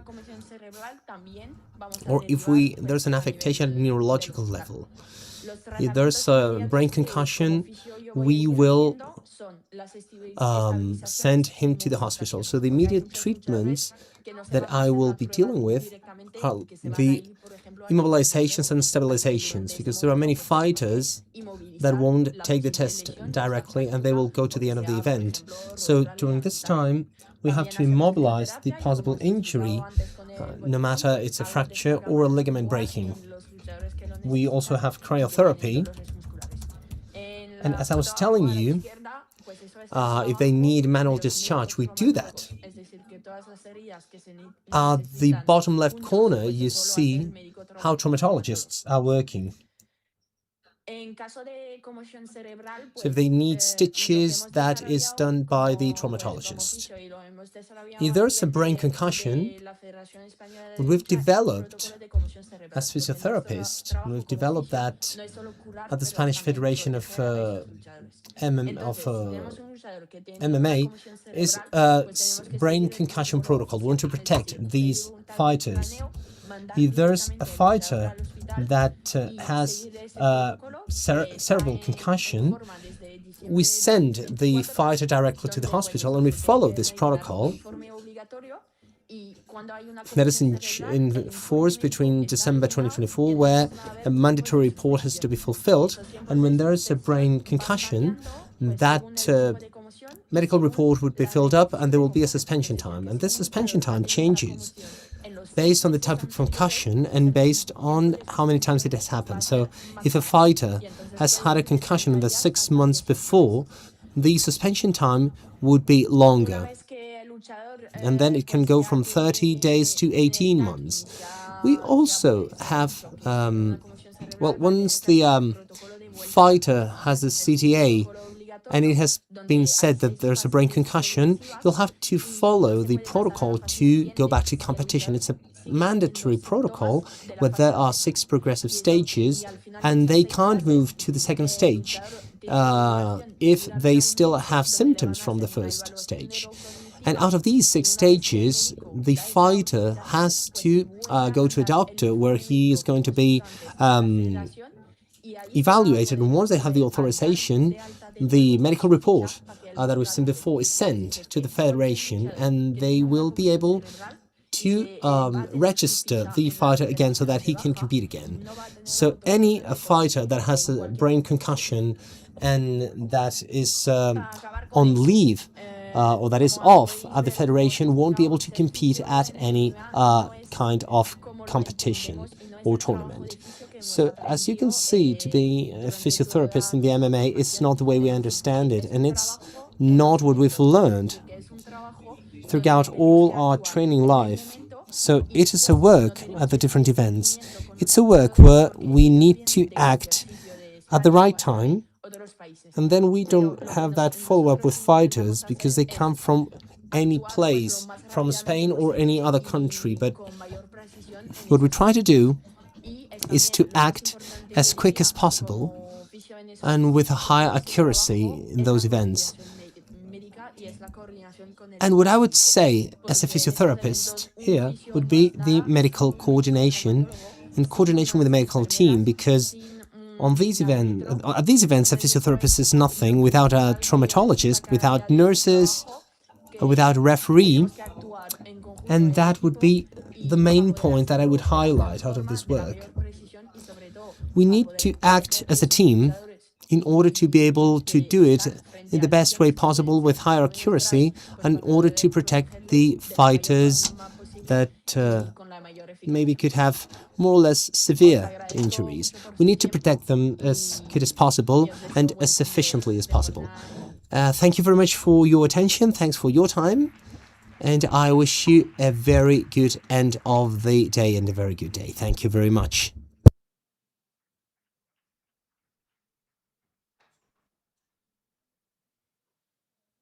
Vale. Bueno, ahora sí que sí, tenemos a Carlos conectado, ¿verdad? Carlos Cristóbal Mata, fisioterapeuta de Algeciras. I think that Carlos is online. Carlos Cristóbal Mata, physiotherapist from Algeciras Football Club. He's going to speak about his daily work in the physiotherapy department of a professional football club. Go for it, Carlos.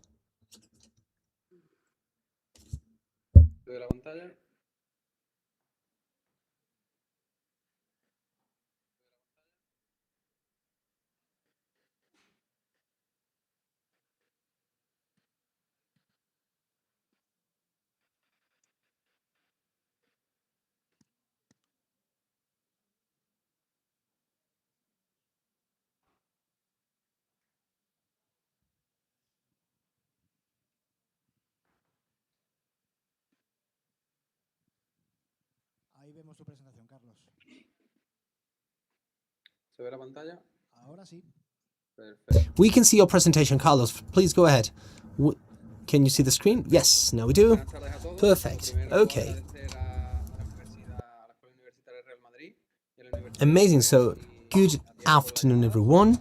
First of all, thanks to the Real Madrid University and the European University and Diego for calling me. My name is Carlos Cristobal Mata. I work as a physiotherapist of the professional team of Algeciras Club de Football, and today I want to tell you about my transition from the sports master's degree to the daily work of a professional team. To me, this experience has been a constant learning where I haven't only applied what I learned at the master's degree, but I've also had to adapt and learn on the go to real situations with pressure and important decisions. On the next slides, I will show you my role in the team, the challenges of professional football, and what the master's degree taught me. That has been quite useful on a daily basis and on the pitch.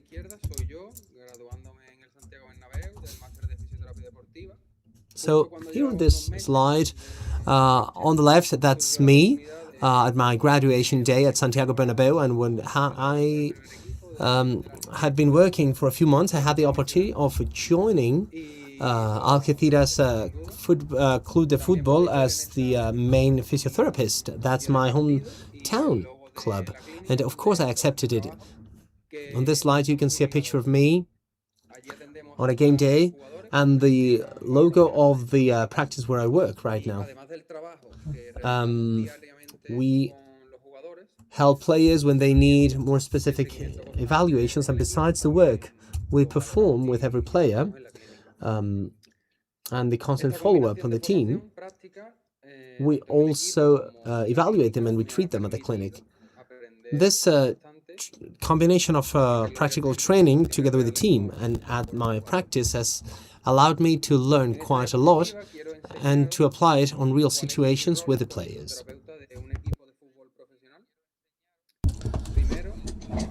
And here I will tell you about my role in a professional football team. We work much preventing injuries. We design prevention programs, and during the pre-season you do assessments with dynamometrics and things that Paco Gámez already explained. Jumps, loads, we review the loads, and we make sure that the players arrive in the best possible conditions. Trainings, matches, and with all this information, and along with the physical coach, we come up with a chart of prevention exercises that is customized for each player, and they have to go over it whenever it's relevant. We do coordinate different practices such as invasive physical therapy, electromagnetic film therapy, shock waves, a little bit of everything, depending on the player, depending on the injury and their situation. Another important thing is the management of injured players. We assess the risks and we plan the progressive tiered step back. We coordinate this with all of their stakeholders. daily communication with all the staff is key. We are in constant contact with the trainer, the coach, physical coach, and nutritionists.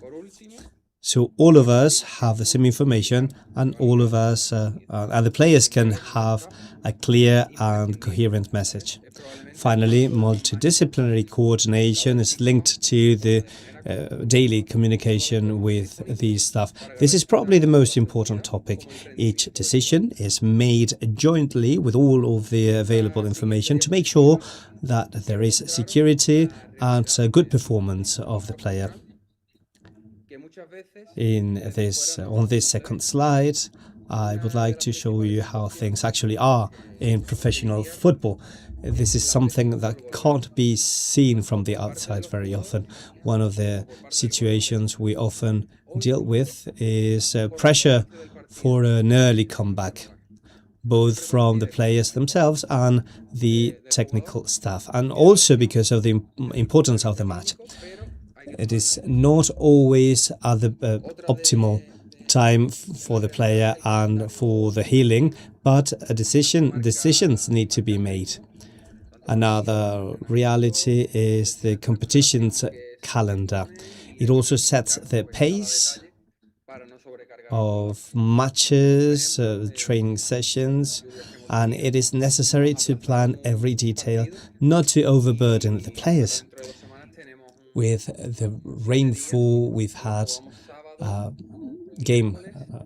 match was pushed back, and we are going to have 7 days in a row, playing Saturday, Wednesday, and then Saturday again. So in 7 days we are going to travel 4,000 kilometers. We are not first division and A team, and we do not travel by plane. So 4,000 kilometers by bus in 7 days are quite heavy. Another important thing is that players are not always 100% fit. This is why our professional criteria jumps in to assess the risks and decide whether the player can play. For that, it is paramount to have constant communication with all of the staff, including the coach, the physical coach, doctors, and it's very important to manage the burden in the matches and the training sessions. And as I said before, also during the travels, because we do not fly to places, and we need to adapt to every situation. On this slide, I'm going to tell you what the sports physical therapy gave me and how useful it was with the first team. The master's degree gave me clinical reasoning to analyze every kind of situation, to assess risks, and not to use protocols like that by heart. It also helped me have an overall approach to the player. This is not just about focusing on the injury, but also about getting to know the player, and not just the player as a whole, not just the injury in itself. You have to see how they're performing, how their whole well-being in a holistic way. Another essential thing is the multidisciplinary work. From the very beginning, I learned that you can't work alone. You cannot be isolated. Everything we do must be coordinated with the rest of the group. The medical staff, coach, physical trainers, psychologists, nutritionists, all of them need to be involved. It has to be a cross-disciplinary work carried out by all of the stakeholders. And with all that, I managed to gain more self-awareness and ways to manage complex situations.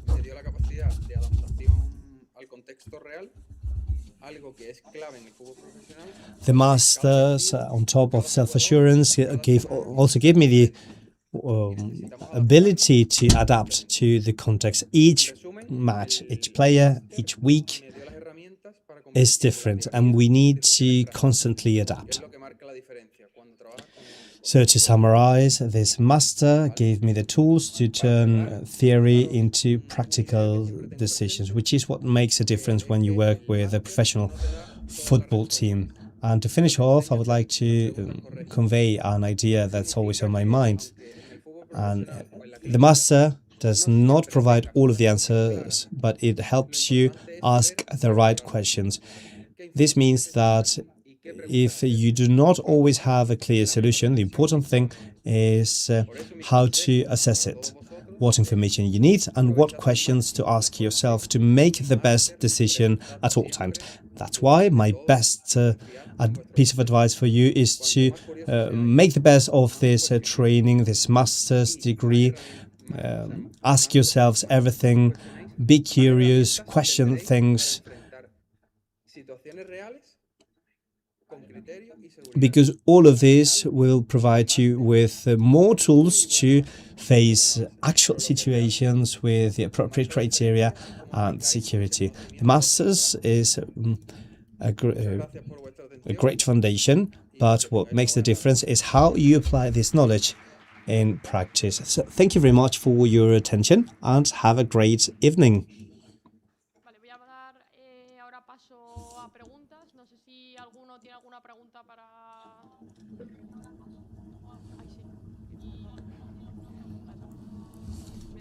Do you have any question? Con Sara no podemos contar, pero con Fausto, con Carlos y con Javier, no sé si alguno tiene alguna pregunta. We don't have Sarah, but we do have the rest of the speakers. Do you have any questions?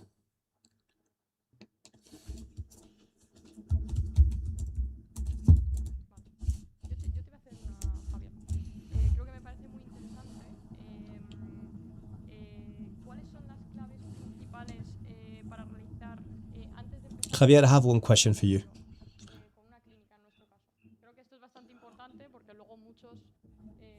What's key to start out with your own business? This is important because many of us take on that take down that road, and it's not always easy. To summarize what I said before,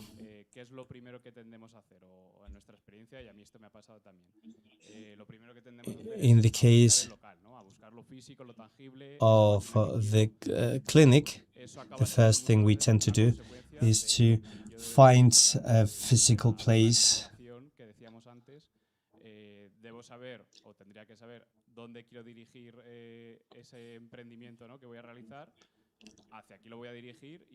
I should know where I should put my effort, what my target is, and how I'm going to do things. So you have to have the right business plan, you have to have the right strategy, and you have to see whether you're going to do this on your own or with other people. And if you're going to have other people, you need to find a partner that adds value, that has another knowledge that complements yours. It doesn't necessarily have to be a friend, it has to be someone that completes you. What's your piece of advice as a physiotherapist? At a personal level, not from the corporate point of view. What keys do you have for them? Well, what I said before.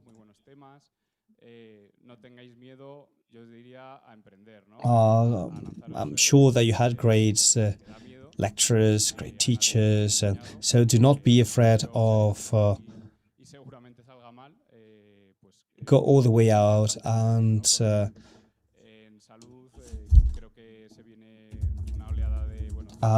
begin your own business and to start your own company.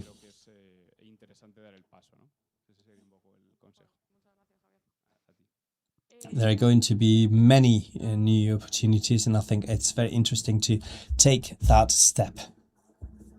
Do you have any questions?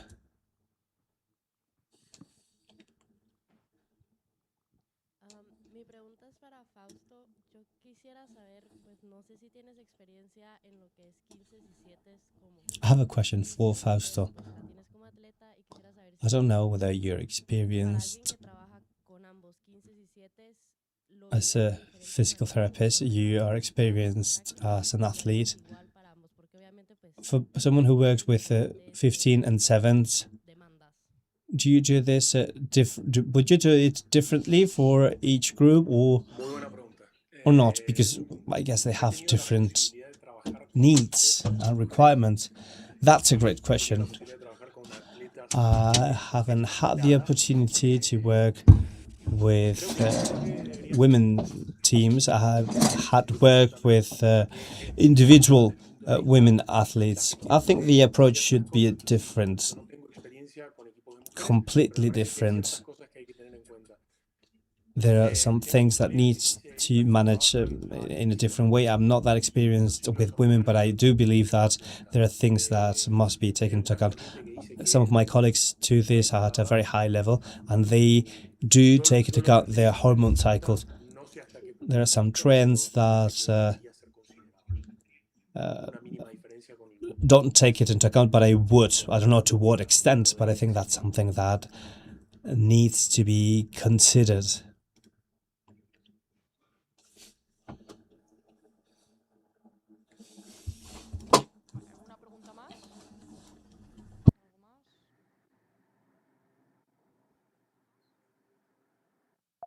Any more questions? Carlos, vamos a hacerte también a ti una pregunta que yo creo que también es bastante importante. ¿Qué importancia tiene el trabajo en equipo dentro del cuerpo técnico y cómo influye en tu día a día como... We have another question for Carlos. What's the importance of the team in the technical staff, and how does it impact you? Can you hear me? Well, that is key for me. In the first team, in the A team, you can't work alone, ever. The physical therapist provides one part, but the decisions are made in different areas. In my daily life, I am constantly in touch with the physical preparator, the technical physical coach, the technical staff, and the whole process makes sense. We meet every Monday and speak about every player, all of them. And when we all speak the same language, the players also get a clear and coherent message. And that creates trust. It is not about who's right, it is about speaking all together and make the decision, the best decision for the player and the team in every context. I think the masters provided me with a very solid foundation to know how to communicate, and that's often very important, as important as the clinical intervention itself. Carlos, let me ask another thing, because in the end, we always end up speaking about teamwork and so on. I guess that at some point there might be situations that are probably not agreed by absolutely everyone. Have you seen that situation, and what do you think about them? In the first year, that happened to me and for the doctors. We had a disagreement, and he was my superior, and he was supposed to be right, but I did not agree. That is difficult, but at some points you need to adapt, and you need to understand what your role is. This year, fortunately, we are not doing things that way, and we have all agreed, and things are going quite well, actually. And let's hope it stays that way. Any more questions? Anything else you would like to add? No? Okay, so we can now move on to the next panel. Thank you.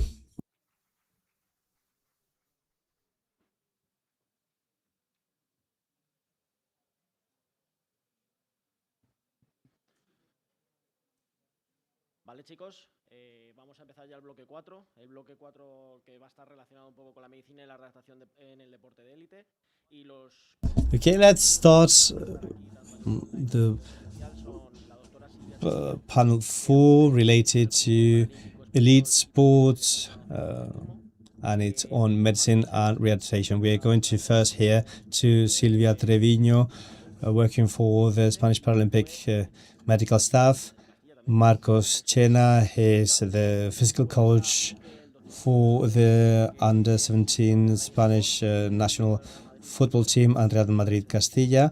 We also have Dr. Miquel Arramberri, the director of Allied Sport and the doctor of the rugby national team, and we have physiotherapists of Guinea, Equatorial Guinea and Ghana. We have the sponsorship of Wintercare and Innovis. Wintercare is a leader in energy transfers. Innovis is positioned as a world power in medical devices and rehabilitation. We are now going to watch a video on the sponsors.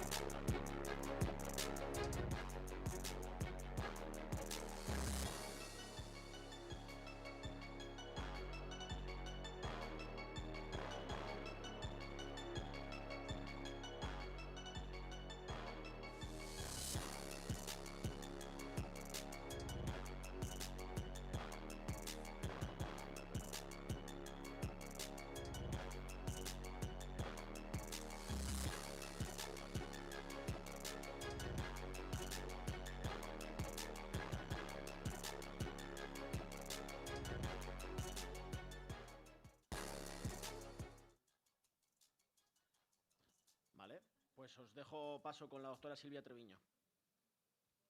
Hola, ¿qué tal a todos? Buenas tardes. Bueno, espero y deseo que se vea bien la Good afternoon to all of you. So, I hope you can see my presentation properly and that you can hear me all right as well.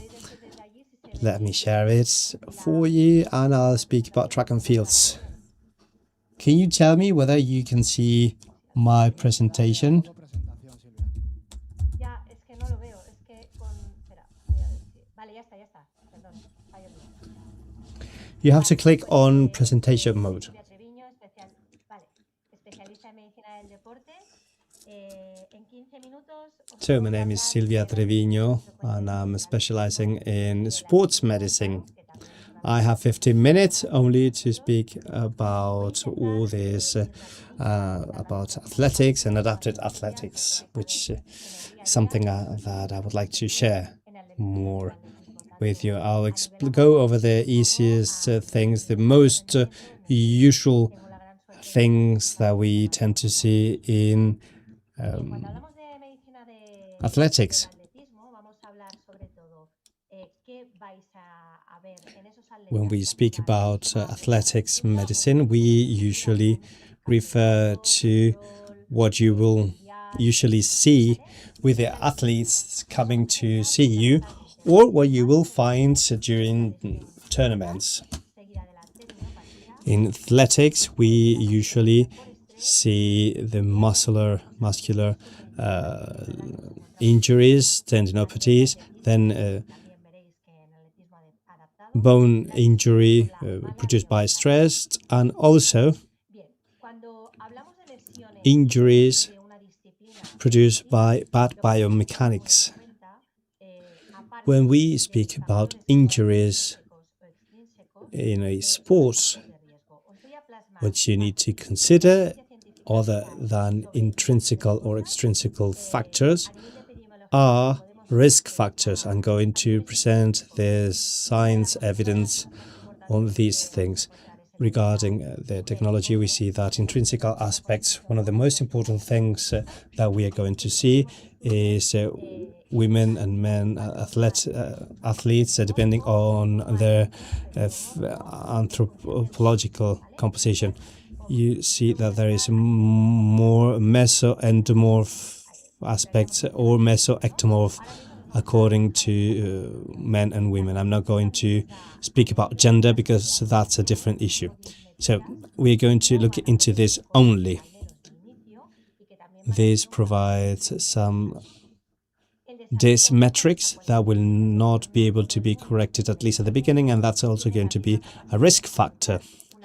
The final development of this physical capacity. Not everyone has the ability or the opportunity to have better oxygen intake and other things. Psychological aspects, they depend on the person and the environment. And sports background and history. It is very important to know whether the person has had prior injuries. External factors, let me go over them because these are things that we can modify and they have a major impact preventing injuries. According to the latest studies since 1989, this is proven.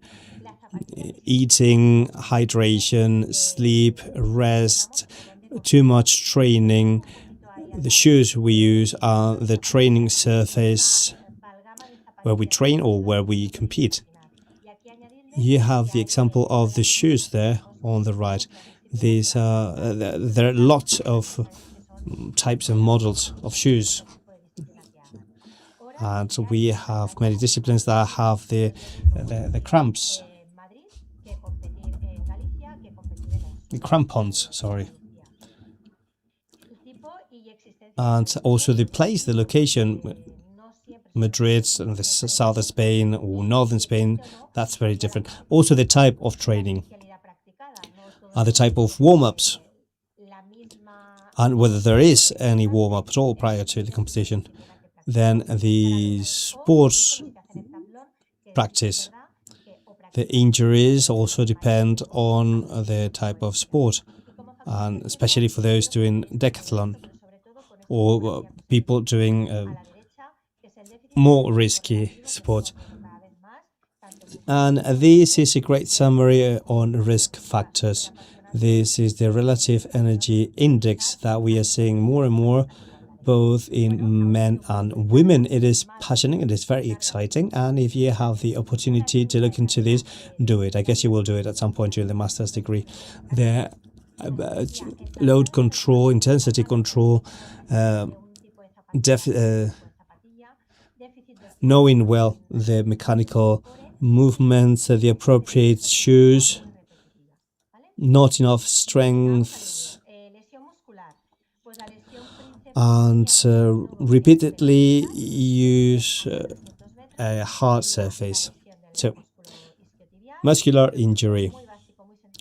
For speed runners, 100 to 400 meters, the most usual injuries are the ischiotibial lesions due to rhythm changes and other things. It is going to appear more usual in the femur biceps, and you can tell by a sudden pain, the inability to carry on running, and then some pinpricks on the hamstrings. Here you see a good example of a classic example of ischiotibial injury. This one is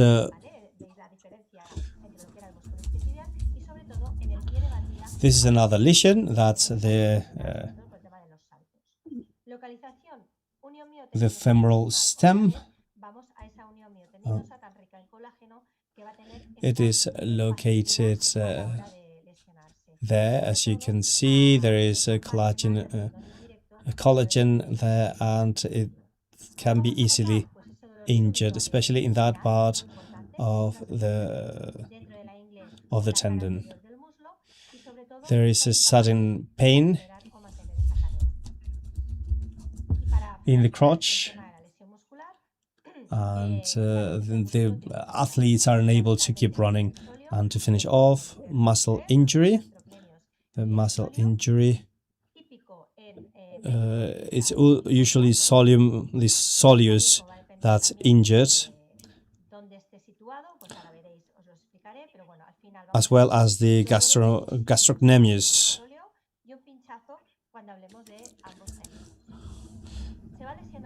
There is a strain that produces very serious pain and some pinpricks. The gastrocnemium medial is going to suffer, and the soleum will be strained. And this is focused, producing a deep pain that is difficult to locate in the soleum. Since this muscle is deeper, it's more difficult to locate.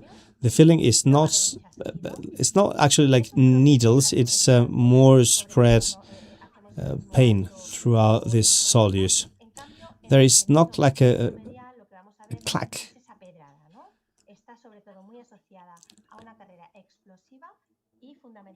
However, in the calves, the pain is different, and that's usually the case of speed runners and jumpers. Let's move on to tendinopathy. The usual tendinopathy is the Achillean one. That is the most usual one, and this type of tendinopathy is produced by overburdening too many kilometers, a steep surface, or inappropriate shoes. An inappropriate amount of kilometers or too many slopes is what's going to lead to this kind of tendinopathy.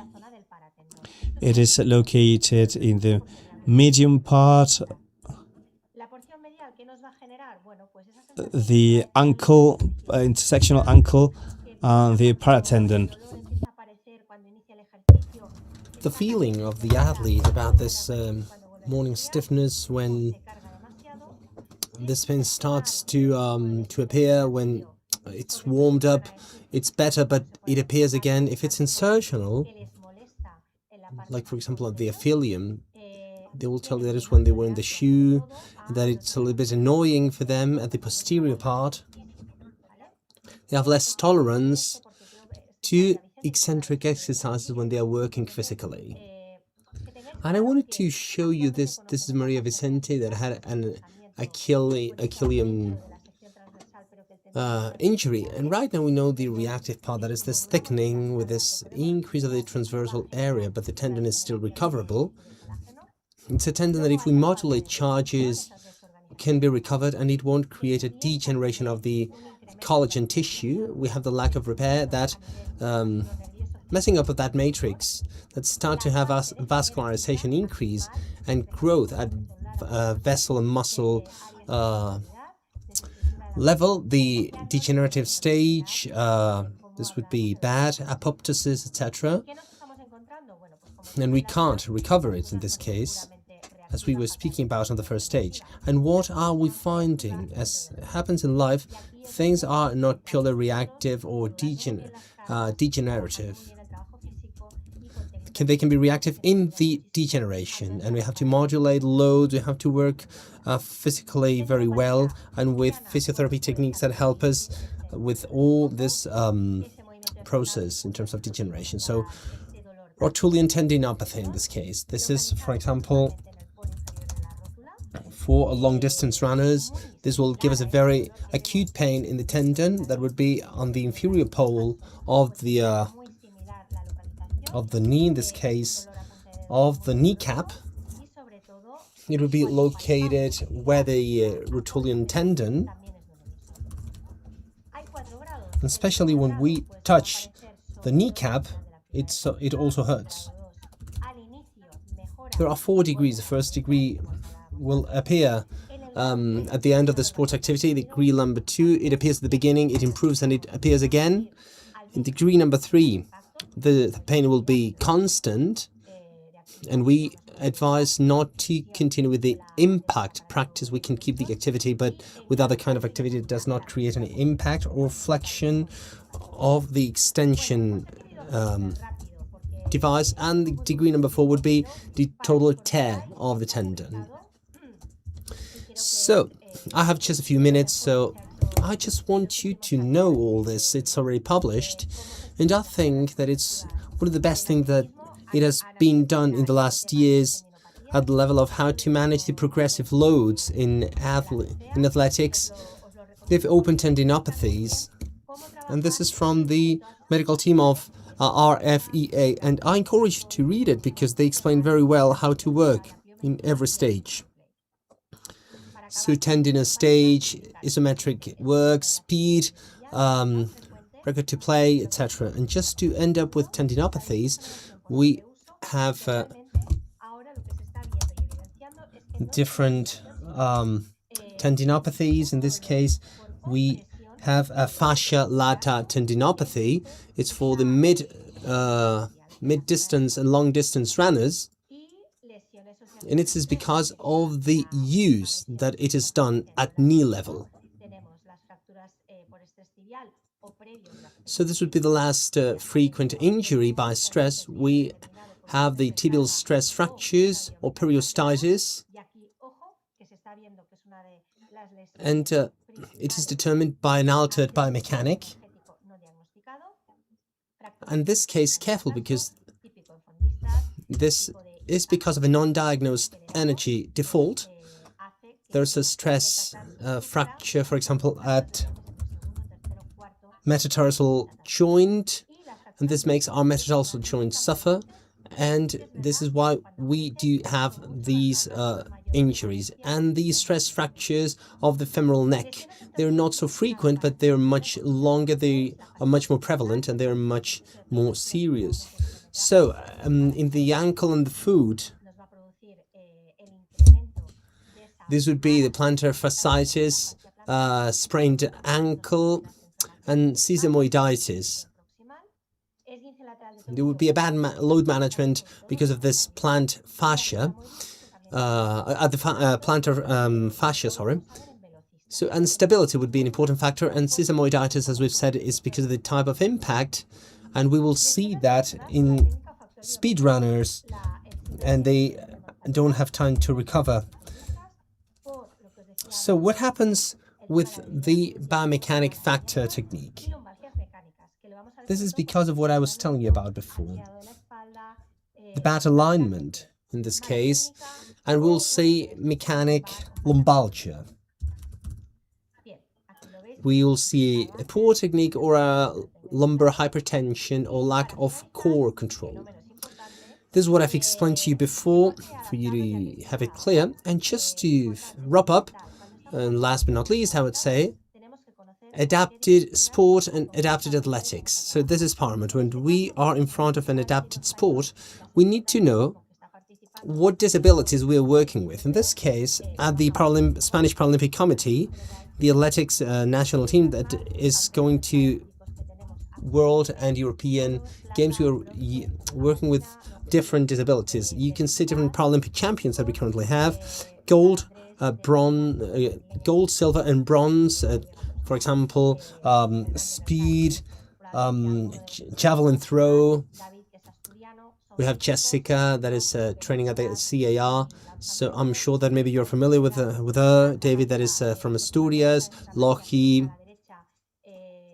And in the case of brain paralysis, we have Santa Maria, Jose Manuel González Santa Maria, that you can see on the right.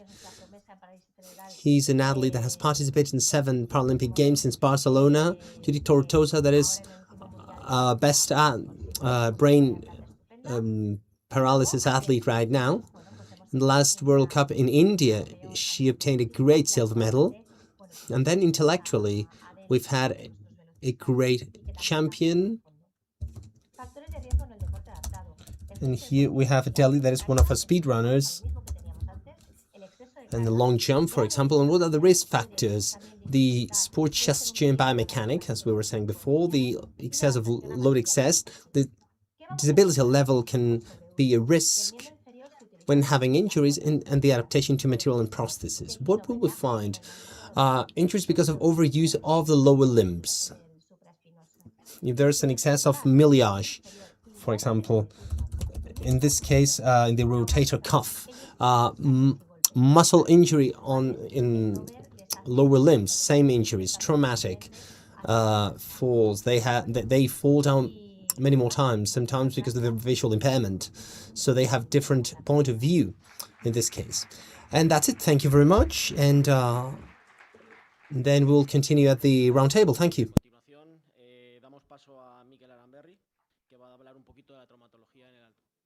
Thank you very much, Sylvia.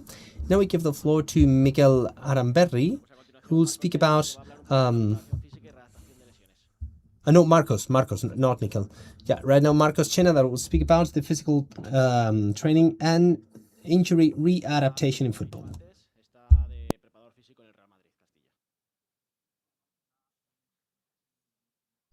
So as I've said, he's a physical coach for Real Madrid Castilla.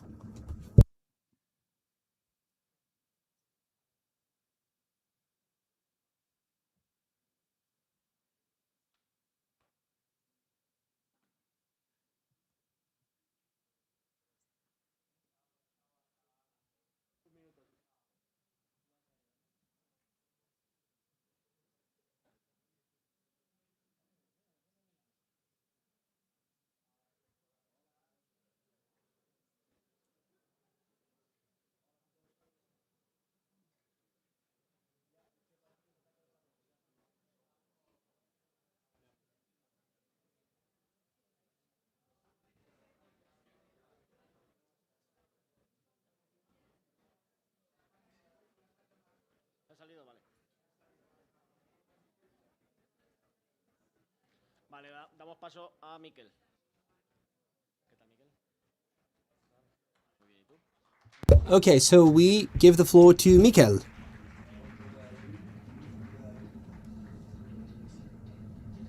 Bueno, buenas tardes a todos. Es un placer estar aquí con vosotros. Me conoceréis algunos de las clases. Okay, so good afternoon, everybody. It's a great pleasure to be with you all. Maybe some of you already know me. So to be back at the university is always a pleasure to share a while with you, but this year, well, I wanted to make an effort and to be here. Last year it was online. And also to share the last research that we've made in our clinic, and I think it's quite interesting, the results that we're about to share with you. So today's topic would be the contralateral ligament tear. We've analyzed different risk factors among different athletes, and I have to be very grateful to all my colleagues because of the time that they've spent with me.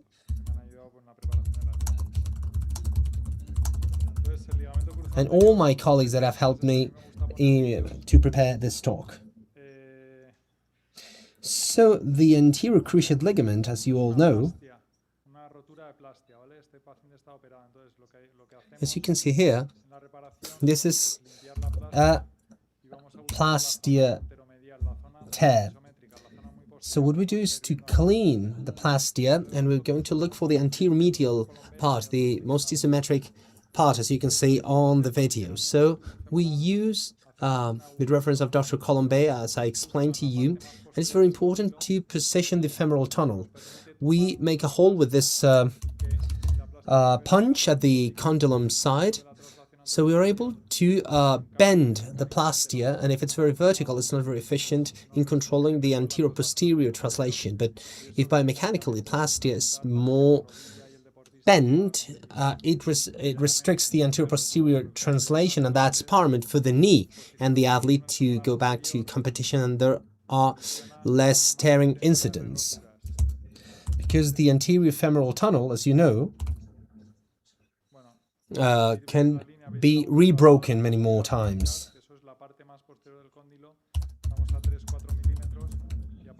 You can see the hole next to white fibers, that's the posterior part of the condylum. We are 3 or 4 millimeters, and from that hole we create the femoral posterior tunnel. And as you can see here, I don't know if I can point with my finger.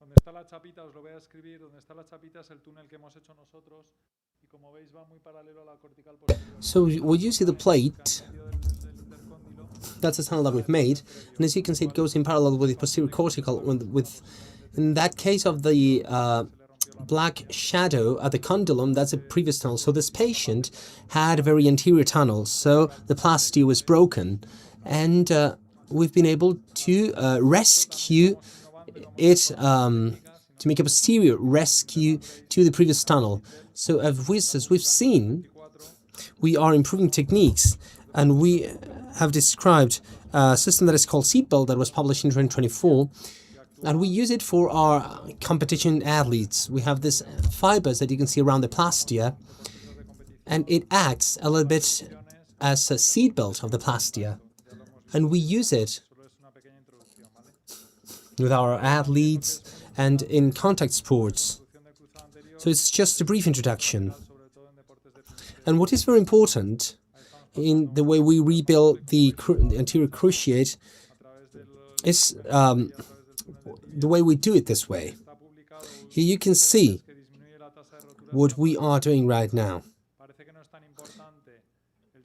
What has been published is that it reduces the breaking or the tear statistics.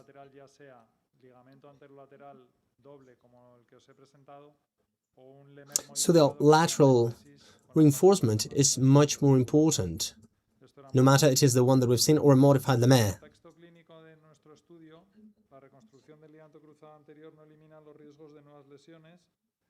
So in the clinical context, the reconstruction of the cruciate ligament doesn't remove the risk of new injuries, and the contralateral ligament tear appears as one of the most relevant problems.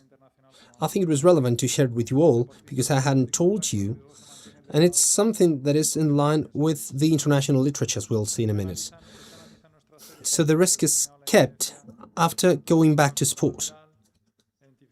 So what do we analyze in our series? We've determined the incidence of the contralateral cruciate ligament tear. We've determined a clinical, functional, and sports risks. We have analyzed the relationship with return to sport, the age and the kind, the type of sport in this case. As you know, I've been the chief of the medical service of the Spanish Federation of Rugby. Now I'm not the chief anymore, but I've been there for 9 years, heading the medical department of the Federation. Regarding methodologies and observational research, we've reviewed 56 patients, comparing two techniques, because initially we wanted to see whether the monofascicular had different results to the double fascicle, plus the lateral reinforcement that we've made out of 30 cases of this study. And we've analyzed the post-surgical performance after going back to competition. Out of all the complications that we've had, number one, the most frequent one, has been the tear of the contralateral cruciate ligament. So sometimes we had meniscus and it broke because of this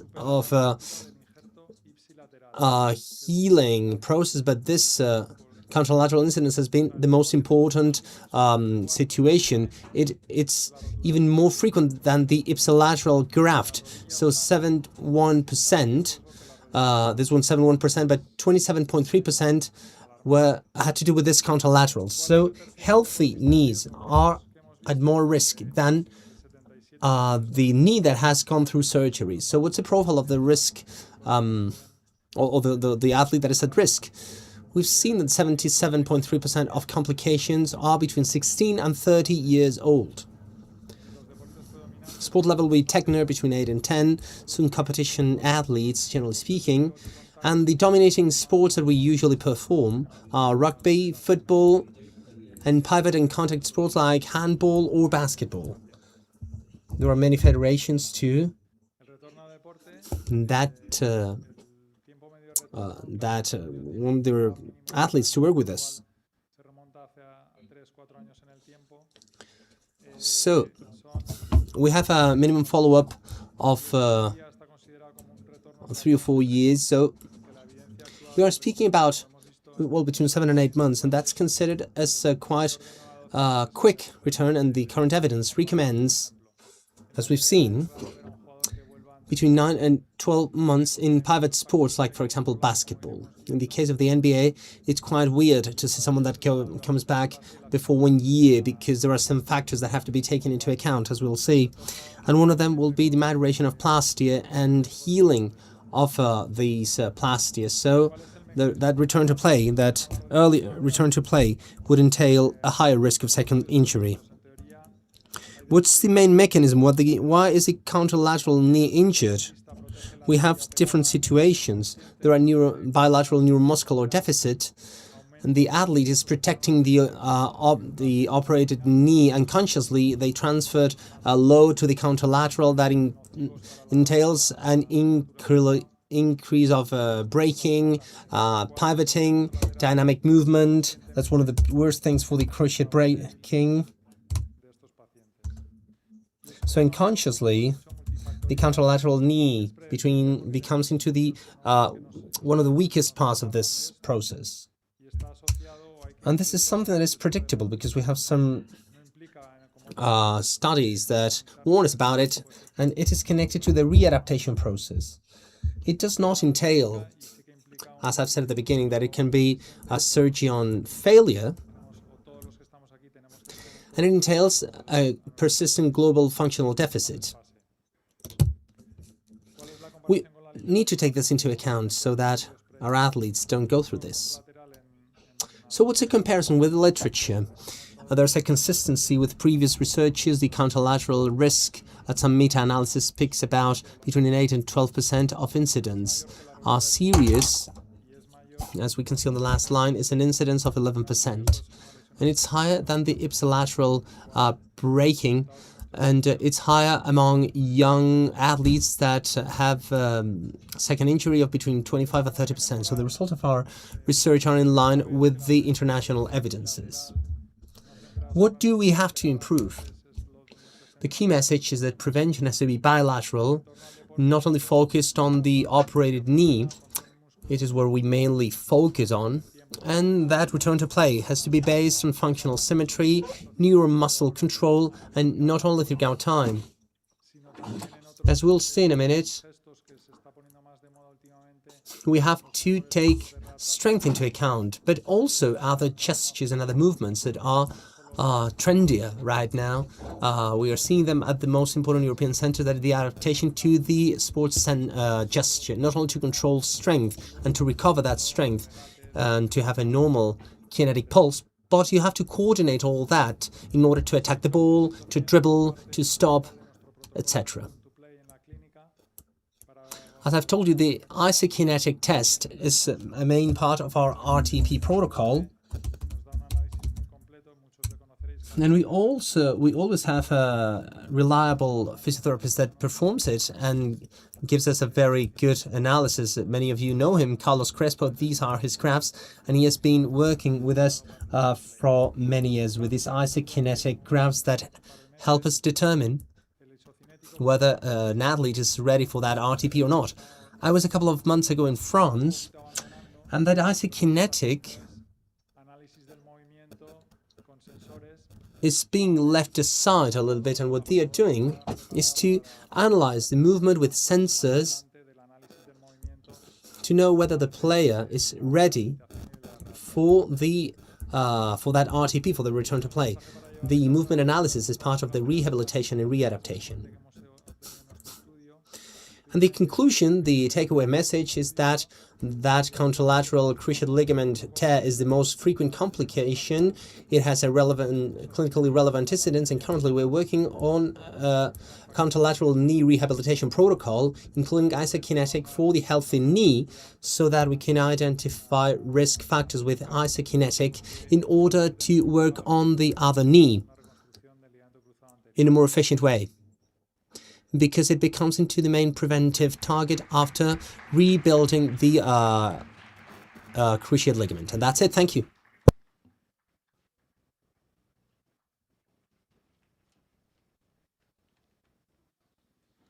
Muchas gracias, Miquel.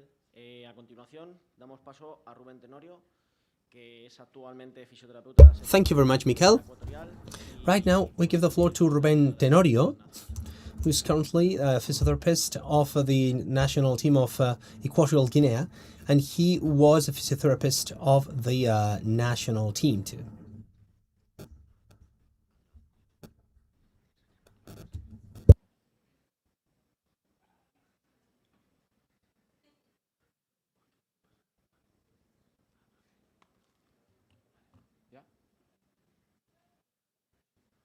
Buenas tardes a todos. Lo primero, gracias por la oportunidad de estar aquí ante todos vosotros. Y os venimos a contar. Good afternoon, everybody. First of all, thank you for the opportunity of being with you all.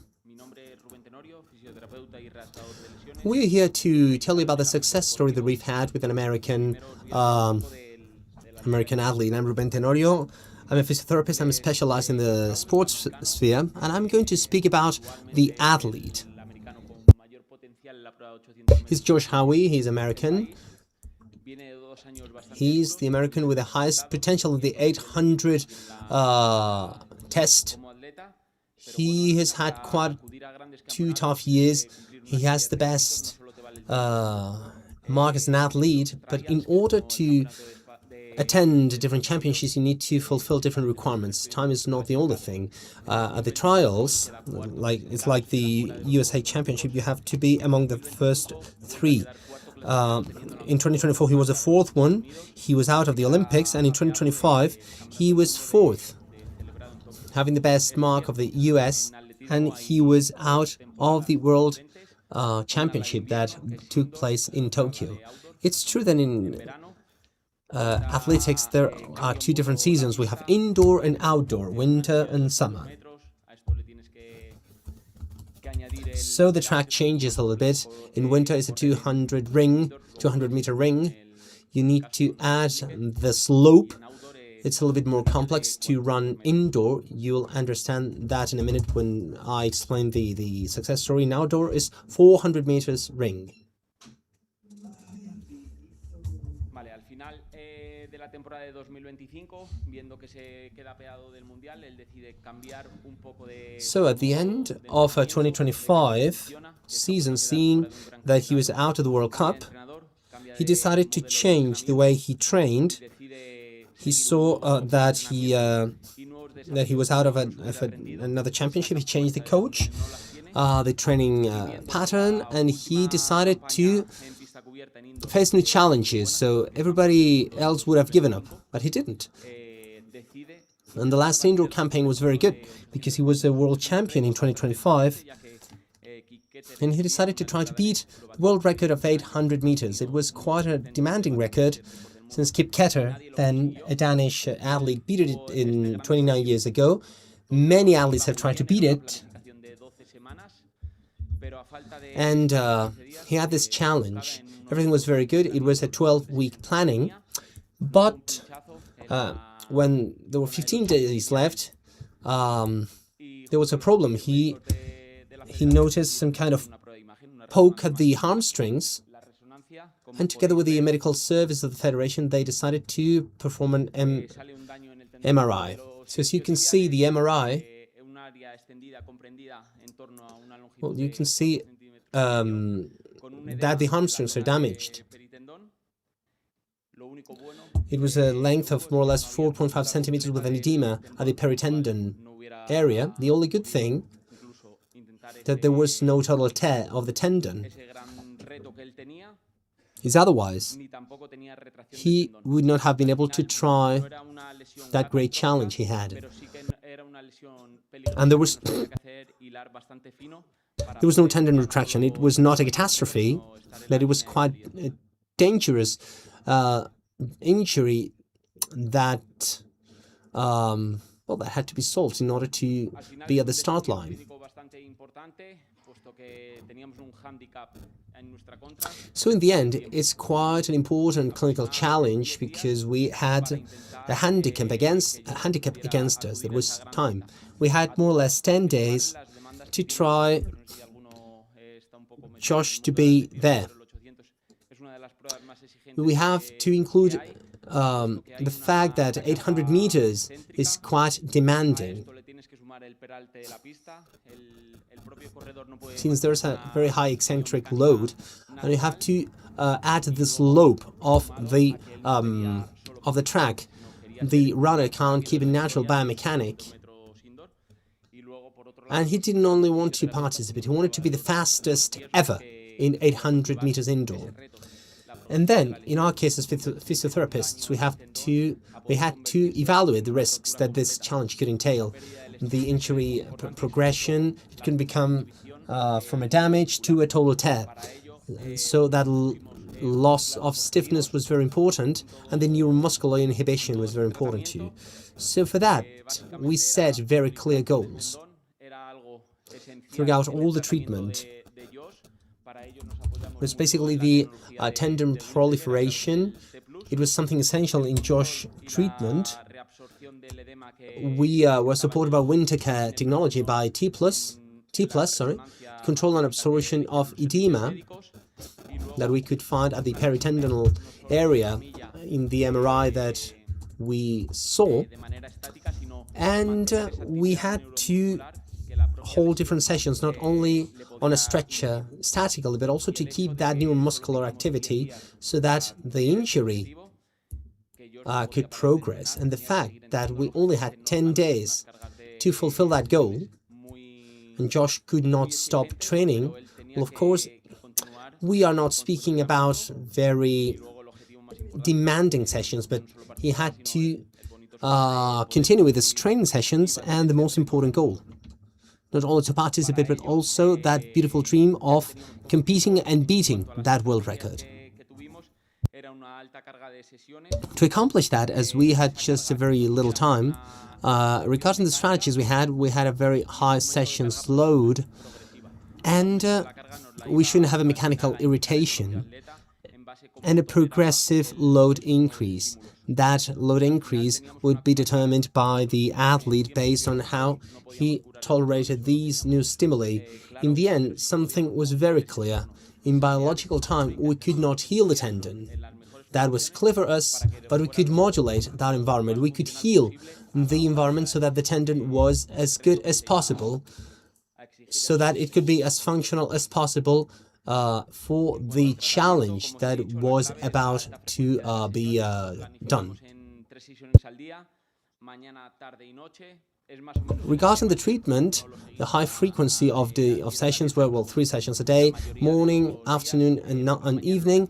That was more or less the structure. We didn't follow strictly to the point, but the vast majority of the days in the morning, what we did was to activate the tendon at different joint ranges, both at hip and knee level, basically in isometric movement, so that we could develop the T-CAR technology and we could increase the proliferation and a metabolic increase. And based on different researches that have been performed, we know that literature tells us that between 6,000 and 9,000 joules, we can increase metabolic activity. And for that, it is important not to irritate the tissue, and we know that based on different researches with the current intensity and managing the current intensity that the steams allows us to, if we are at an intensity lower than 0.3 amperes, we can perform this action. And to finish the morning session, we drained to promote the reabsorption of the edema. In the afternoon, the proceedings were quite similar to the morning, and at night we were a little bit more based on the running gesture. We worked with isometrics, different running positions, and articulate degrees. The goal was not to produce any pain. The athlete should be setting the pace himself. That would help him gain confidence. The goal was progressive improvement and adjustments based on the symptoms.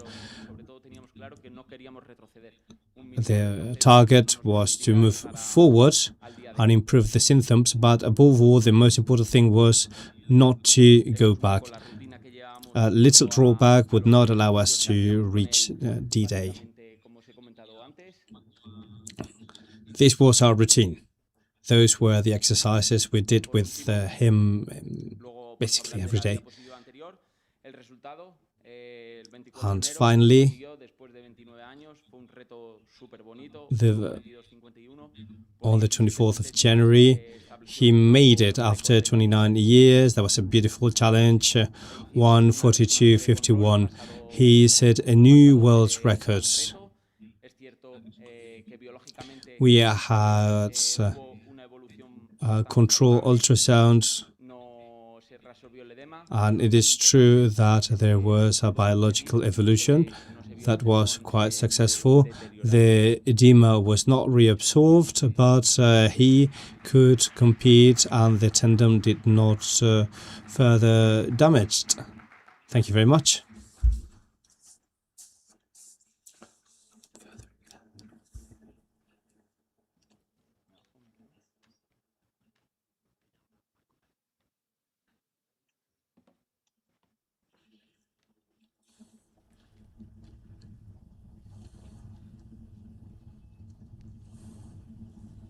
Ahora sí, con vosotros, Marco Chena, que va a hablarnos un poquito sobre la preparación física y readaptación de lesiones.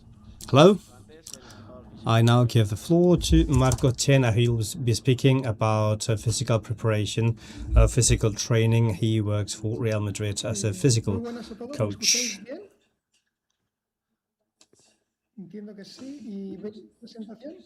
Can you all hear me?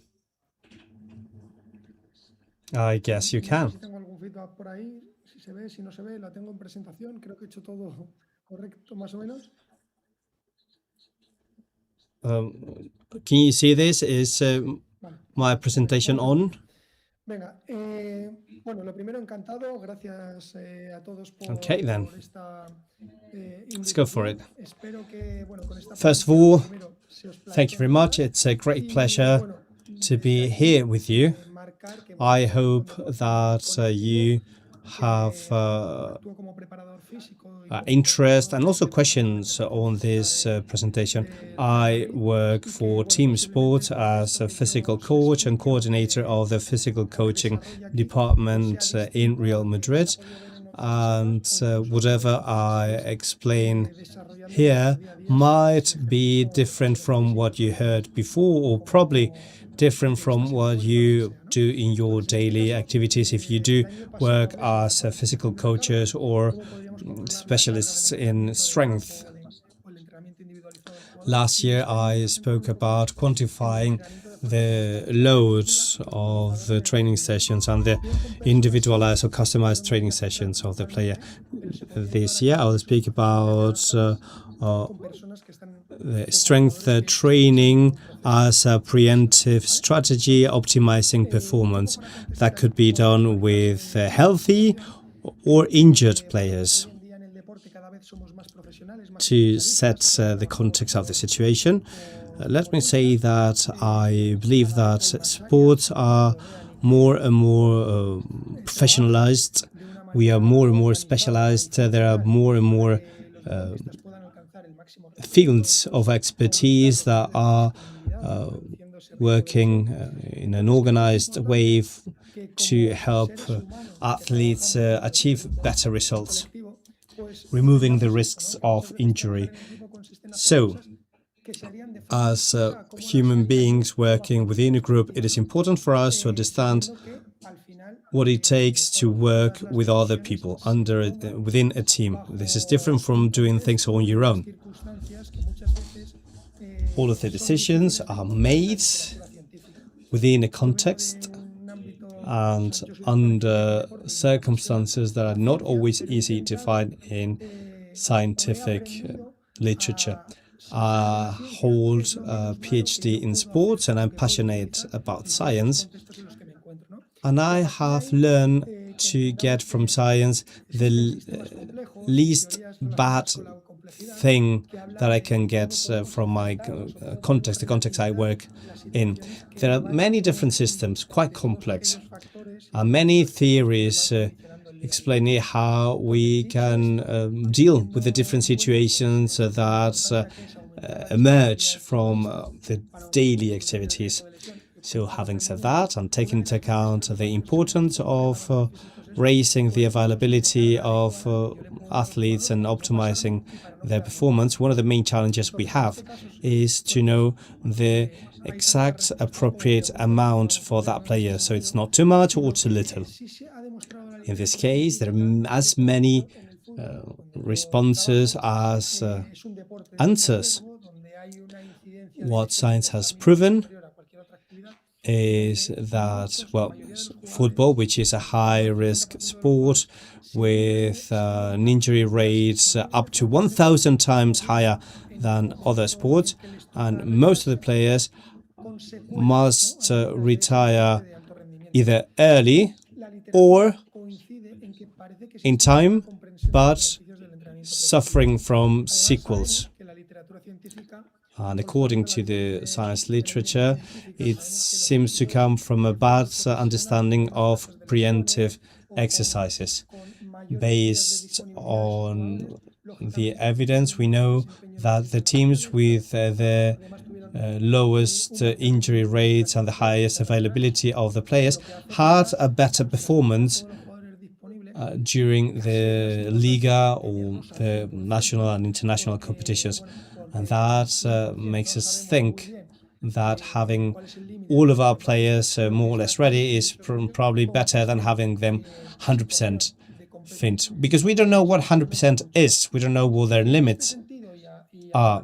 What it's obvious is that having them in a position where they can compete is already a lot. So we're quite concerned about the injuries and the availability of the players. So with all that, we understand that with all of the preemptive contents,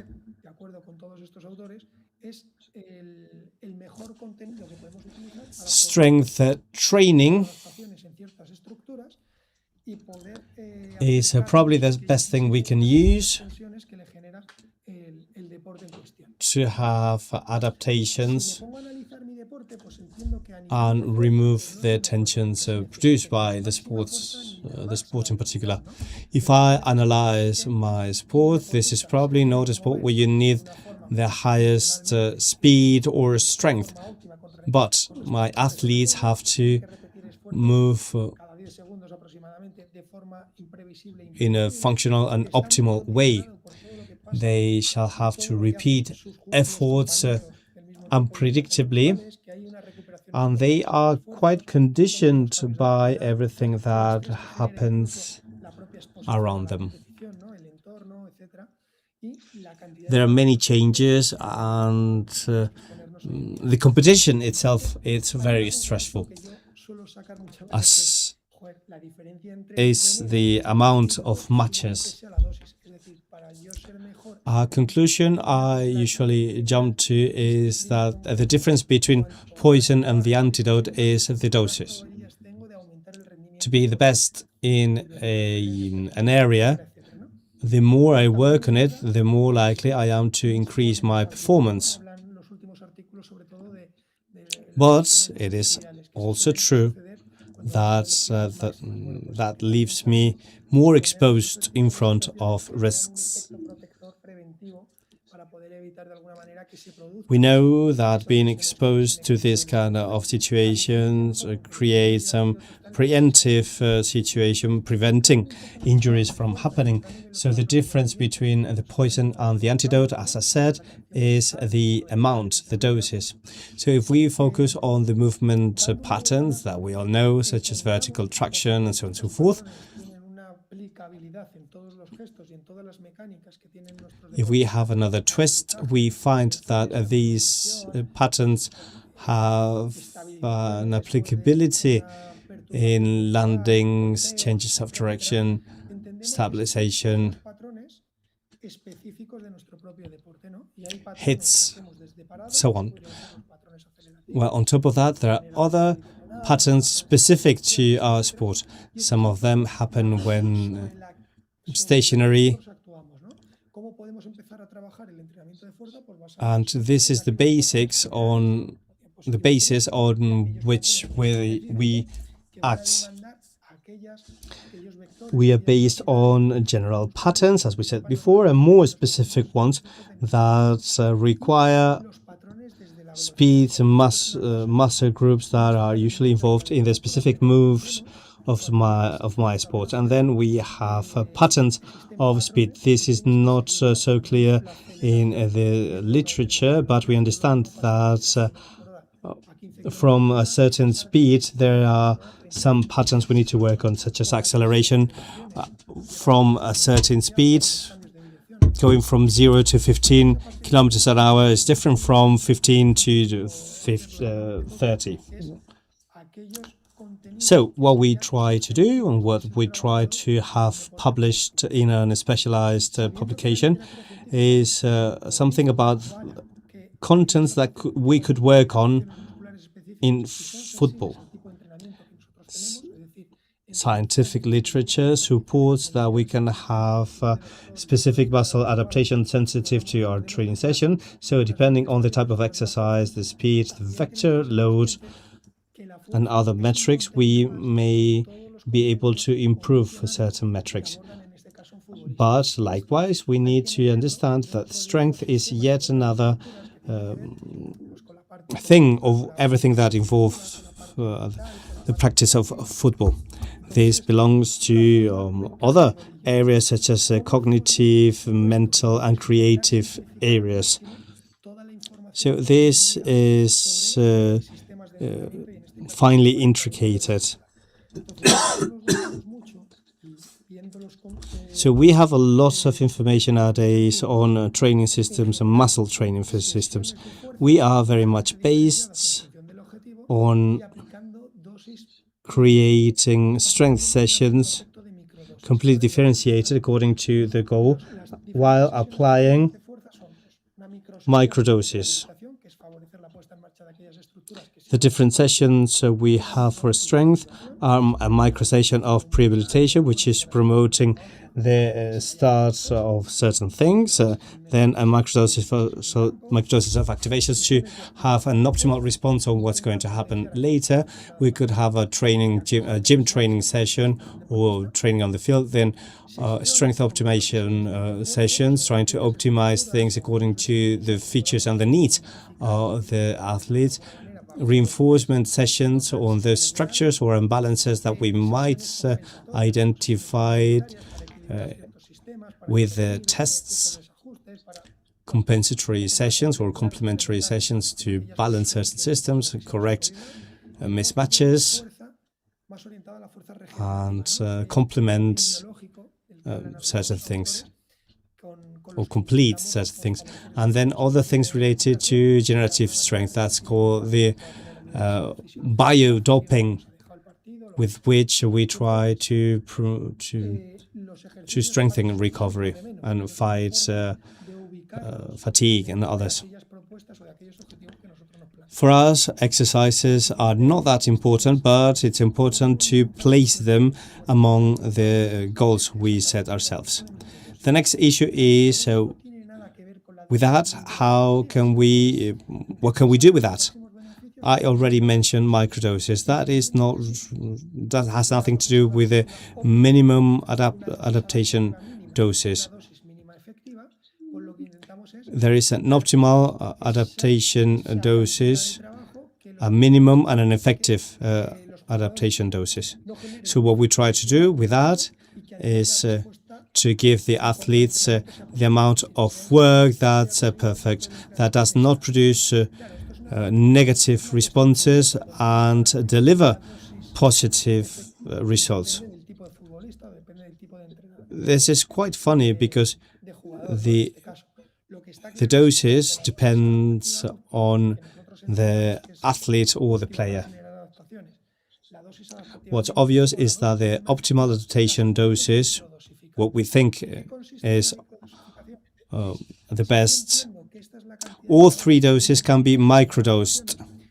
What is microdosing? If I understand that this is the amount of work that allow me to create adaptation, since I am not in the most appropriate context to apply this, because this is going to put things in risk due to certain things, due to the calendar, the trainer, and so on, because I have players from another club that are not used to certain things in strength training. What we do then is we take that doses and we split it into several days. We reduce the doses and we do it more often. The goal is to have to take on that doses in a limited time.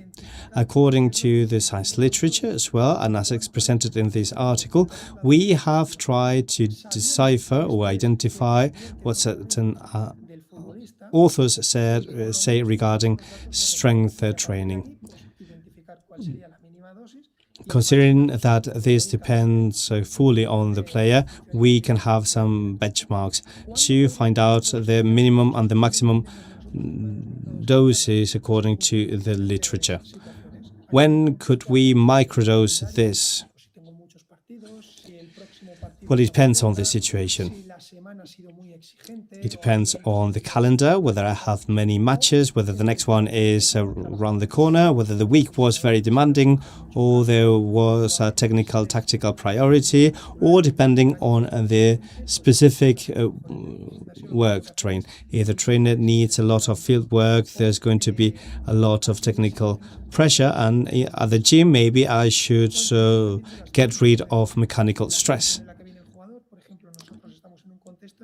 And also risky situations for the player. It also depends on the demand. We have players coming with a certain condition. We have new players coming with completely different habits. In those cases, we understand that microdoses are the best strategy for players to join the training methods in the team. So to clarify this, we ask ourselves different questions. For instance, if we have a player who has just finished a competition or a training session, the first thing we do is to ask ourselves whether the player is exhausted or not, whether they have enough time to recover. If he is exhausted and has not enough time for recovery, there is no time for a microdoses. If the player has the time and is not that tired, then we might do the microdoses. Next question. What is the technical, tactical priority? We've realized that the specific pitch work is very energy demanding, and there is a lot of stimulus for tendon and muscle fibers that can be easily injured. And on top of that, they need some time for bioregeneration or to mitigate the fatigue they're exposed to. So we ask ourselves, do we have a technical and tactical priority? If there is one, then we should be careful. If not, what is the chronicle load? What is the ability they have to tolerate a load or a burden? Can they take on more than you can? If they cannot, then you need to have smaller but more frequent doses. And from that, let me be brief because I could speak about this for a long time. We can combine things with the different metrics, and we organize the contents, taking into account the biological impact of the stimuli we are going to have both in the room and on the pitch.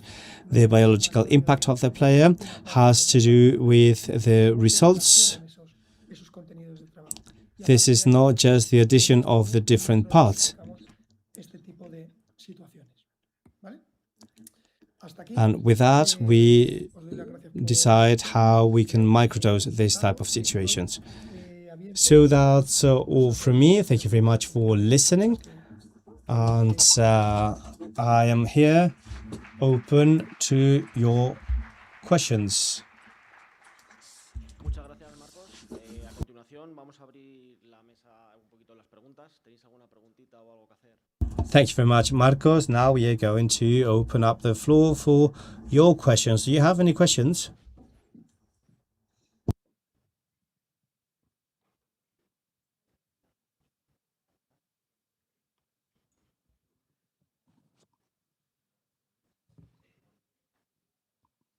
Vale, ahora sí, si tenéis alguna pregunta que hacer.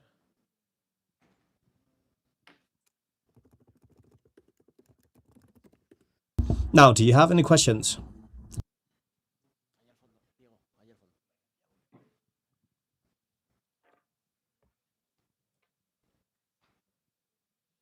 Muchas gracias a los ponentes por la ponencia de hoy. Tenía una pregunta más concretamente para Marcos. Thank you very much for your presentations. I have a question for Marcos. Between prevention and optimization of strength, which one would you prefer? I think that everything that's preemptive optimizes and the other way around. I am paid to make players perform, and availability is key for this. The training process is interrupted and the exposure is interrupted. If I had to prioritize, one thing is availability of the players. I think that that's key. Regular exposure to work stimuli make you get better. Thank you very much. Any more questions?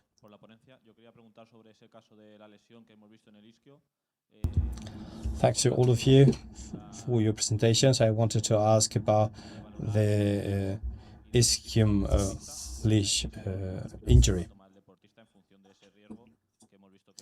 or the hamstring injury. How important is it to assess that injury, and how do you convey this to the player, and what's the impact of this? Well, this was about being aware of the risks for the athlete, and the development would be set by the athlete himself. As we increased the stimuli, we would not take any extra step without him deciding so. Any more questions?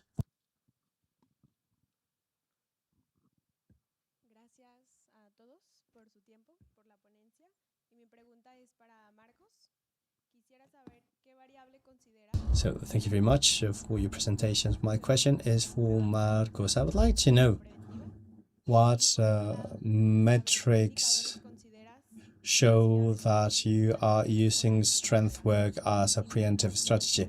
And also I would like to know what indicators are more reliable.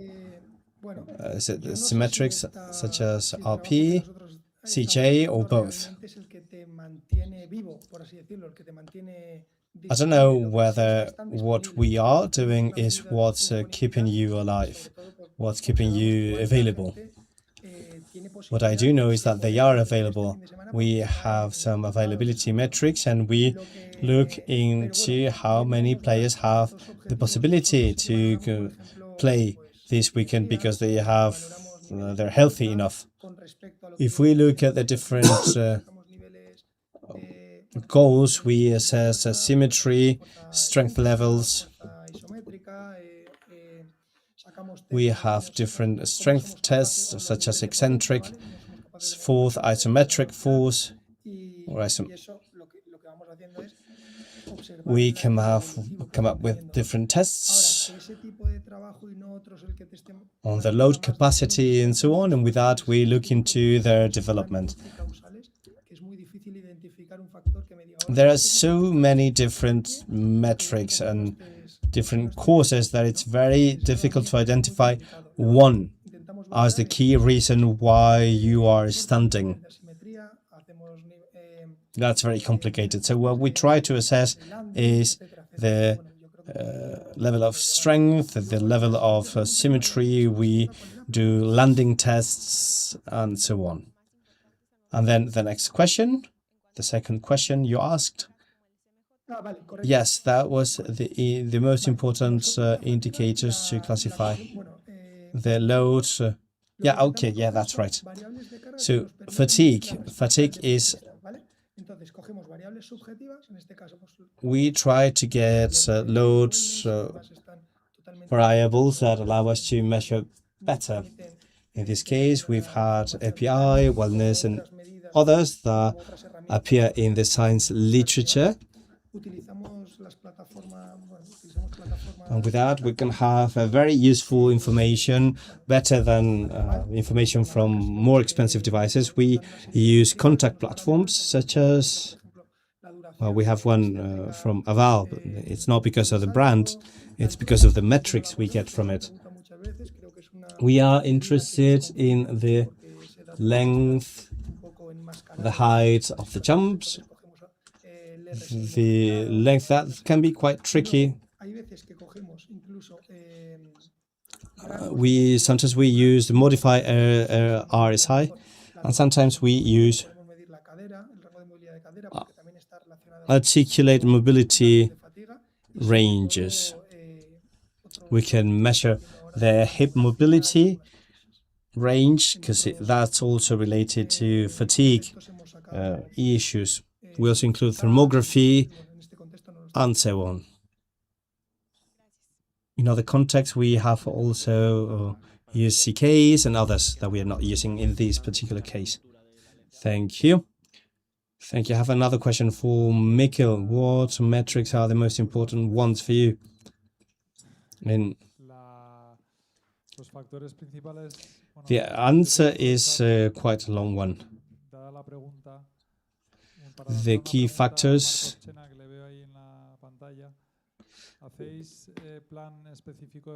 I would like to take the opportunity to ask Marcos Chena. Do you have cross injuries prevention plans in Real Madrid? Are you allowed to have these in the training sessions?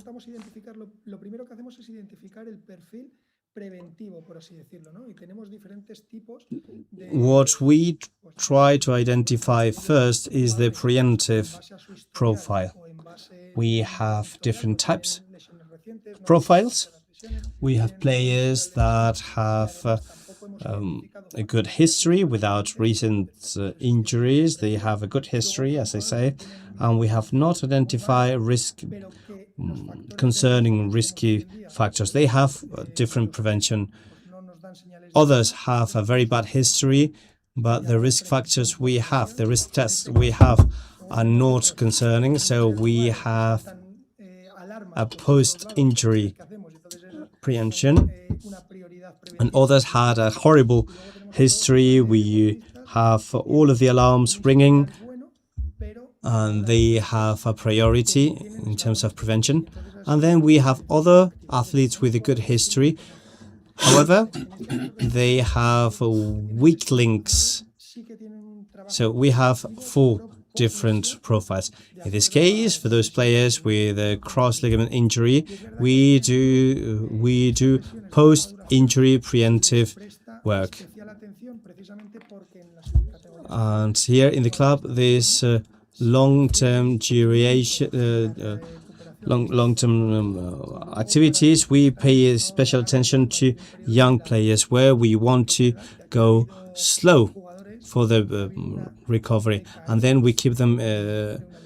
We are cautious with them for a very long time because we've had players that have recidivized, relapsed afterwards. Well, the reality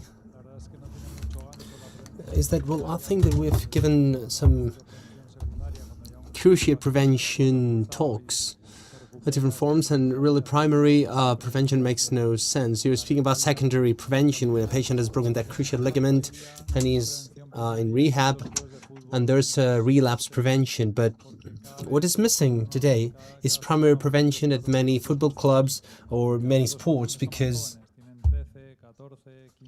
Every week I operate like 3 or 4 cruciates, and patients are increasingly younger. They are 13, 14, 15 years old with open physis, and there's an epidemic of cruciate injuries. So to answer your question, it's multifactor, I would say. The cruciate injury is multifactor.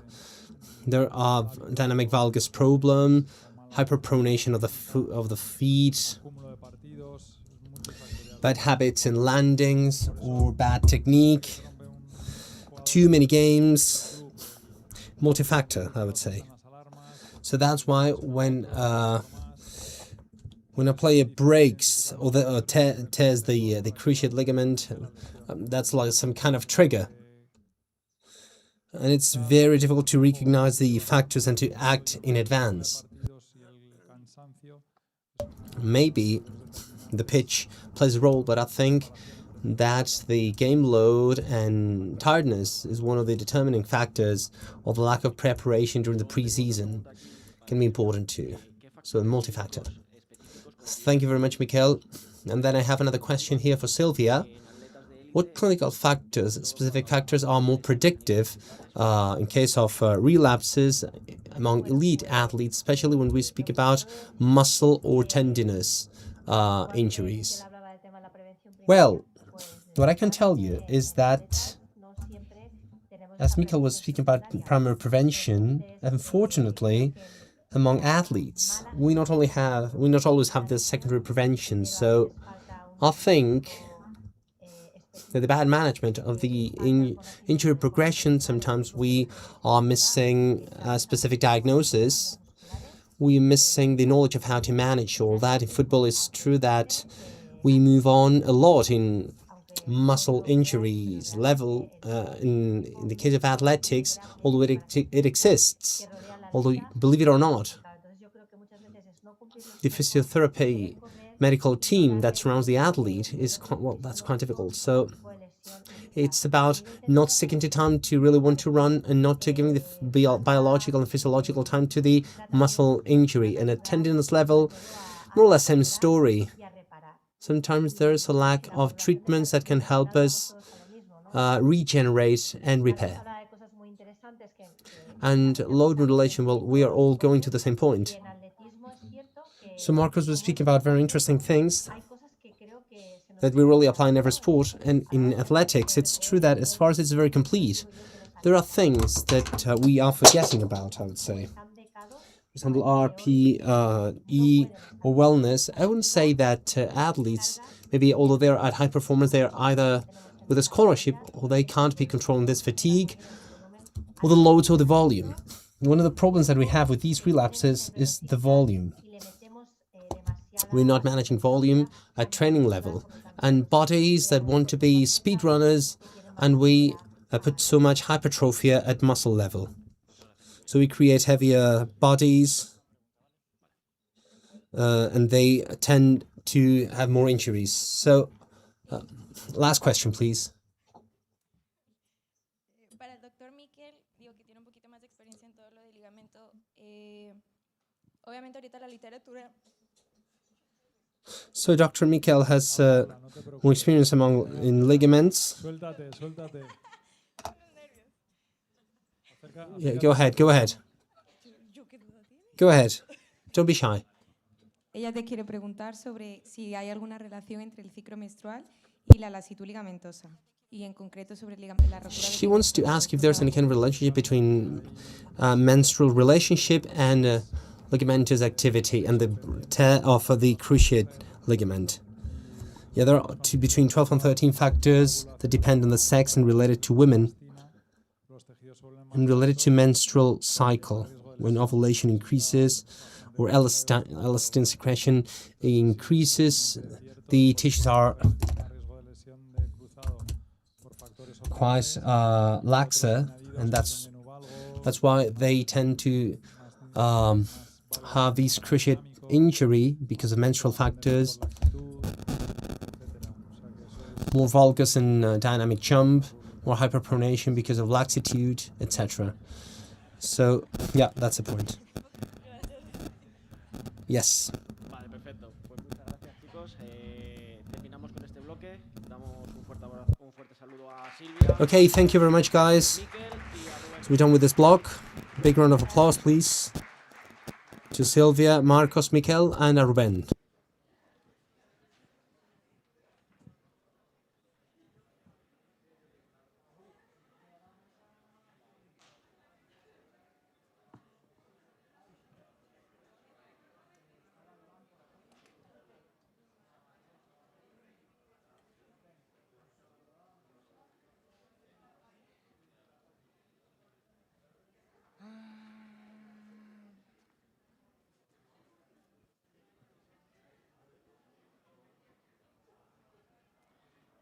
Bueno, pues vamos a continuar con la quinta y última mesa. En este caso tenemos el placer de presentar a Biome, laboratorio de nutrición. So let's continue with the fifth and last round table. In this case, we have Biome, the lab of microbiota. Through advanced diagnosis, they provide crucial tools in order to understand gut and systemic health, allowing the health and sport professionals to optimize recovery, entrepreneurship, and well-being of athletes individually. So we have Dr. Rosa Jimenez, specialist in biomedicine and pharmacy, Dr. Iván Calleja, the doctor of the Women's Real Madrid, and Mr. Guillermo Iglesias, doctor of the Rugby Spanish national team.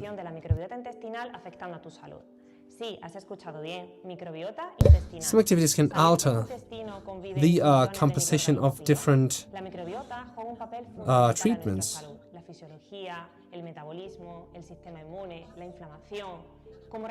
So microbiota is paramount for our health, metabolism, immune system, swelling, how do we respond to stress, how do we feel.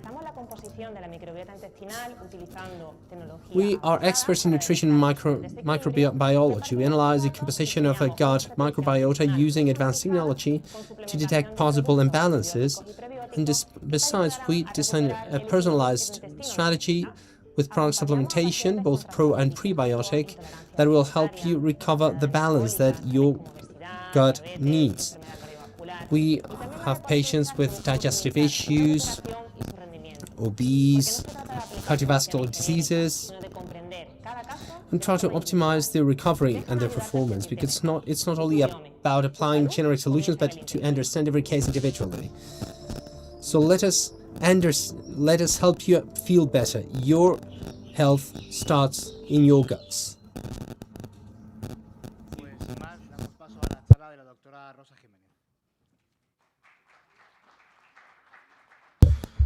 So without further ado, start with Ms. Rosa Jimenez.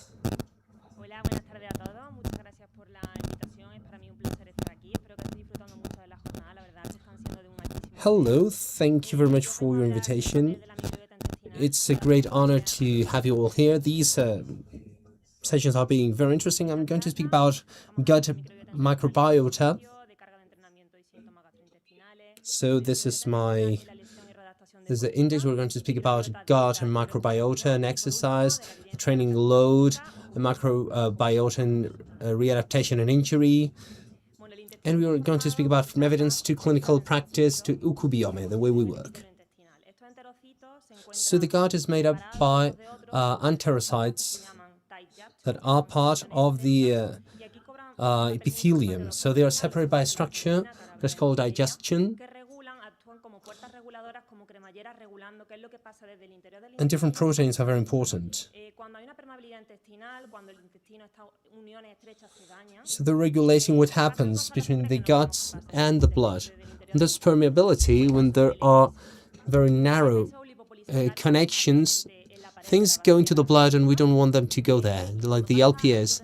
The LPS, the lipopolysaccharide, that is on the wall of the gram-negative bacteria. When it gets to the blood current, because there's gut leak, that creates a cascade of cell signaling that increases the pro-inflammation cytokines and creates a process. So you will see that the intensity and how long the exercise lasts affect microbiota. This is a systematic review of 16 researchers with 513 resistance athletes, And it's seen how a high load increases permeability, gut damage, and markers like phenolin, EFAF. It's a protein that is in the enterocyte, and when the enterocyte is damaged, it gets to the blood current. So gastrointestinal symptoms increase, and there's an increase of more pro-swelling microbiota. But when there's a moderate training and adaptation, different bacteria are in increase, and beneficial metabolites too. So they conclude that in elite athletes, microbiota can be adapted functionally, but at the expense of a higher gut stress, and to show beneficial bacteria and pro-swelling bacteria. The same training load can be good or bad, depending on the individual, depending on his or her diet, depending on the recovery, and something very important, depending on the previous gut state.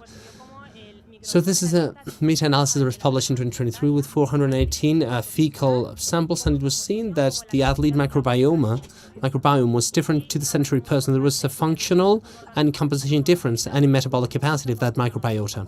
And in this case, we saw a very important part. Microbiota is an endocrine and metabolic body that communicates with the parts of our body producing metabolites.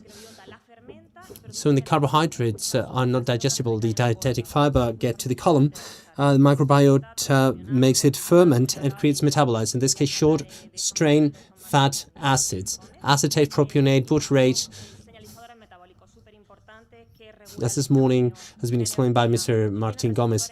And these are metabolic signalers that regulate swelling, energy, and they have specific receptors that we'll see in a minute. Microbiota creates vitamin B12, amino acids and derivatives, spermidine, that is another very important molecule in cell longevity and cardiovascular health with autophagus function.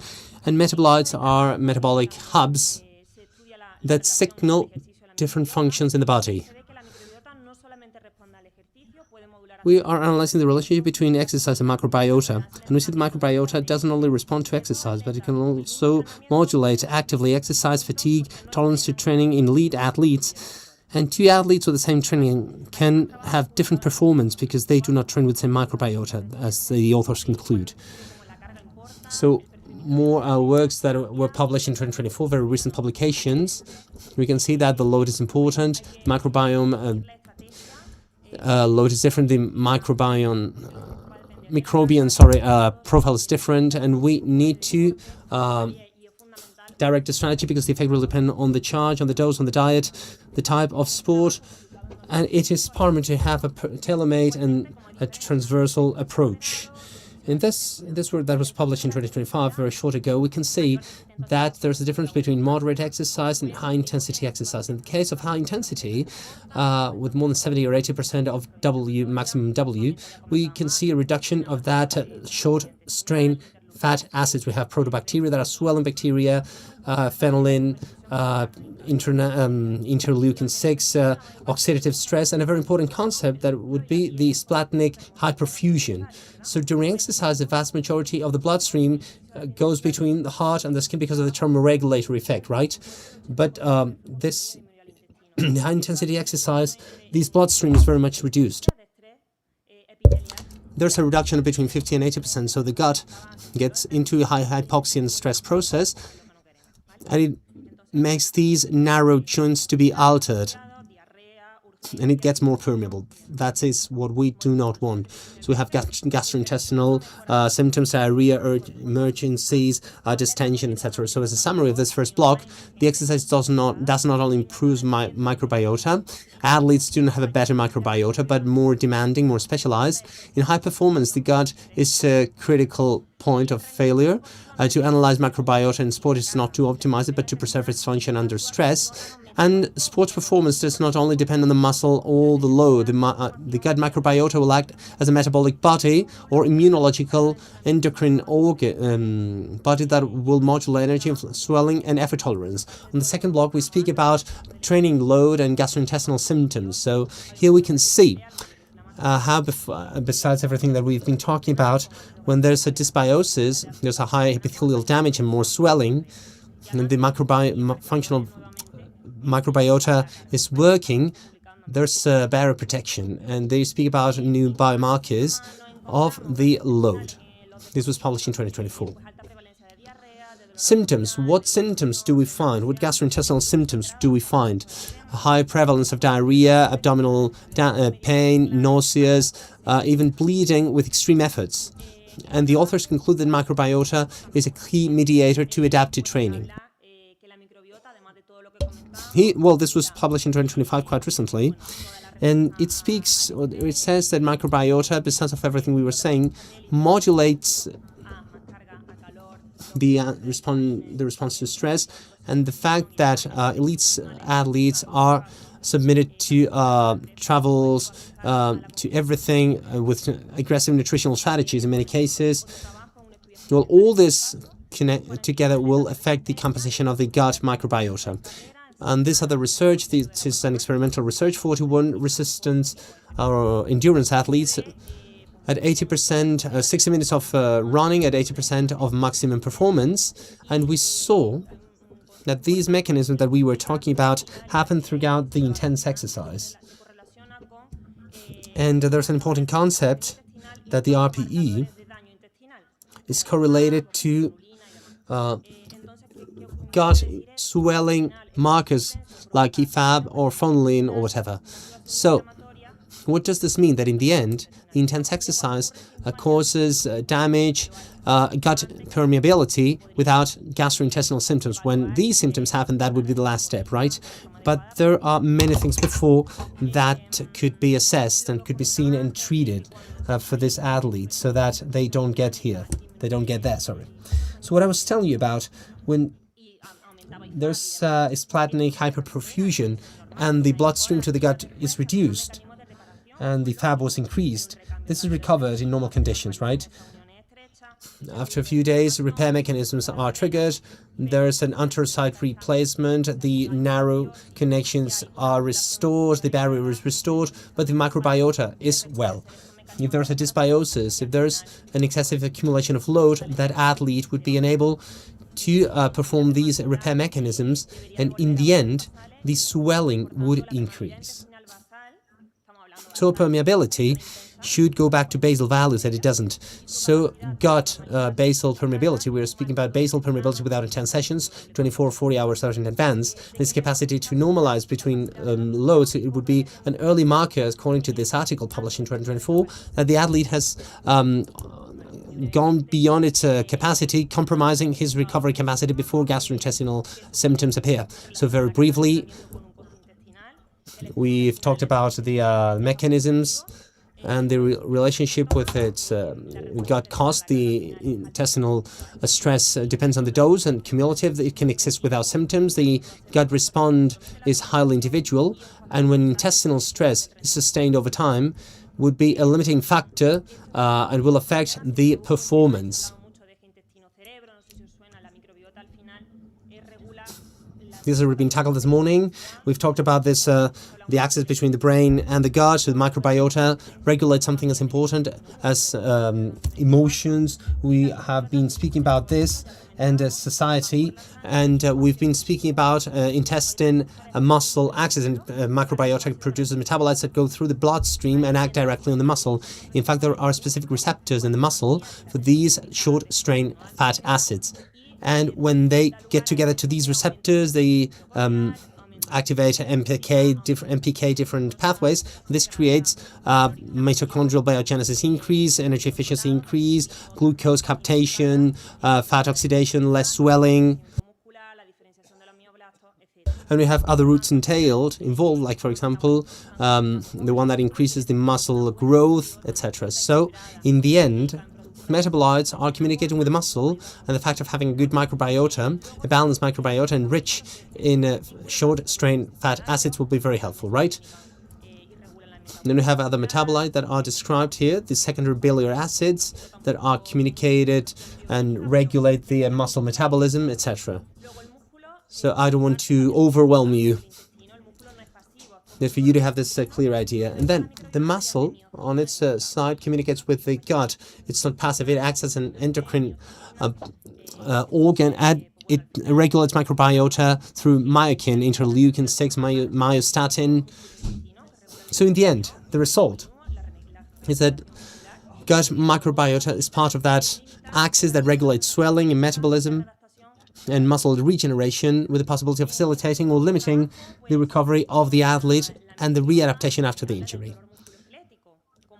On this other work, we can see that microbiota speaks about the musculoskeletal injury, how microbiota participates in modulating pain, communicating the nervous axis, the pain chronification. We have even seen dysbiosis with worse healing, higher risk of relapse, etc. This is from 2025. And, well, the summary of this part would be that the sports injury is a systemic process. Functional microbiota can contribute to a better swelling resolution, and in readaptation, an unstable microbiota can limit the tolerance to load and will increase the risk of relapse.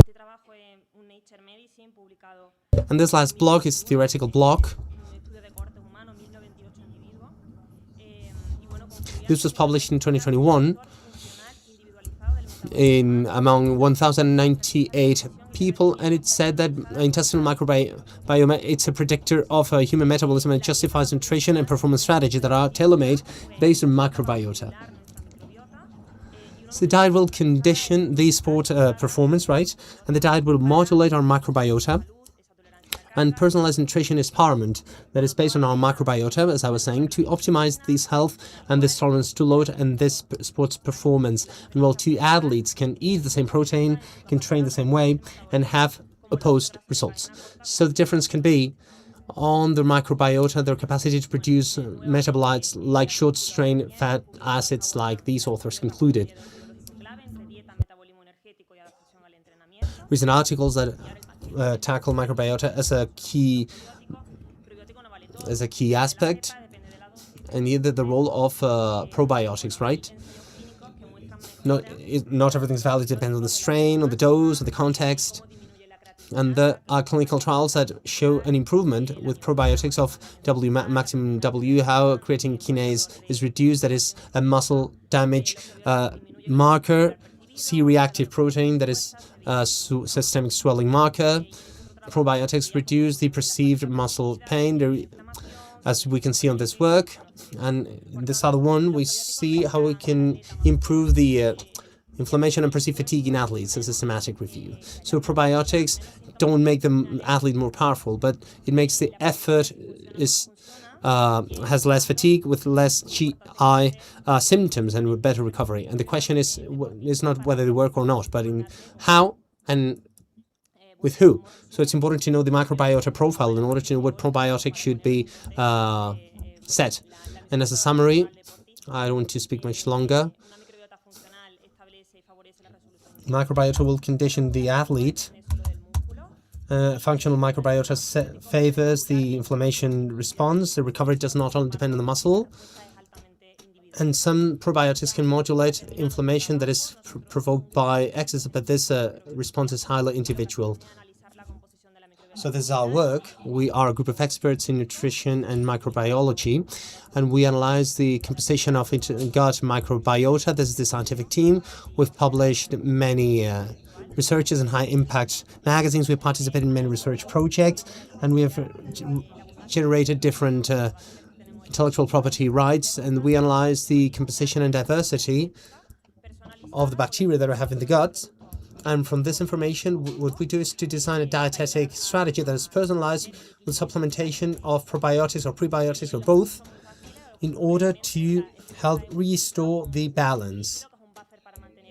The steps are quite easy. The kit includes a tube with a liquid that is a buffer to keep the sample stable. It's a feces sample. So we extract the DNA, we sequence it, and we analyze the results with machine learning, and we create the report. So who are we helping? We help people that have digestive disorders, with intolerances, metabolic diseases. and athletes that are trying to optimize their performance and their recovery. This is the contact information. You can send me an email or you can call me, whatever you want. And that's it. It's been a great pleasure. Thank you very much.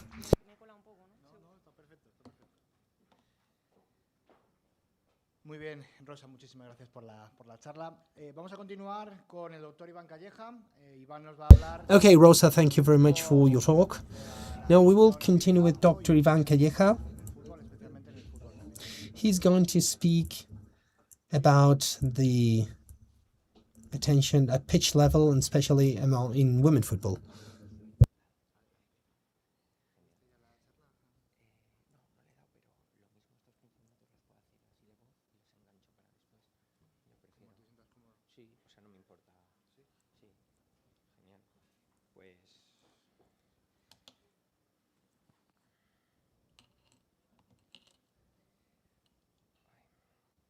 Bueno, se me escucha bien, ¿verdad? Vale. ¿Qué tal a todos? Es un placer estar aquí. Muchas gracias por... So you can hear me, right? Okay, hello everybody. It's a great pleasure to be with you all. Thanks for the invitation and thanks for being here. Well, my talk, these 15 minutes, are about the attention at emergency at pitch level. So that initial attention to an athlete, to an elite athlete. And as you can imagine, they will have the same pathologies, all the same complications that a regular patient may have of any hospital or any medical center of the city. But as you have very top-level speakers, I would like, rather than getting lost among images and pictures and researches, that of course there are many, I would like you to stay to the workshop that we have afterwards. We'll watch some videos that we can discuss what we can do in every case. And I would like to focus on the context. What has happened in the Olympics is great with Lindsey Vonn. I think in order to set a context in the sense that the patient that we have, the patient that we are dealing with on a daily basis, a patient with special needs. It's a patient with very, very specific features, and for that we've had to train in this branch of sport everybody at physiotherapy level, sports nutrition, training, prevention, you name it, ecography, interventionism.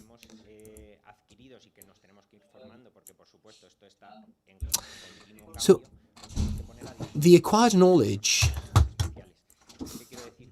is that, well, this is constantly changing and we have to make this available to our special patients. What do I mean by this? We have to know the context very well. The context where we're working at. We need to know the sport where we are working together with the regulation that we have at doping level.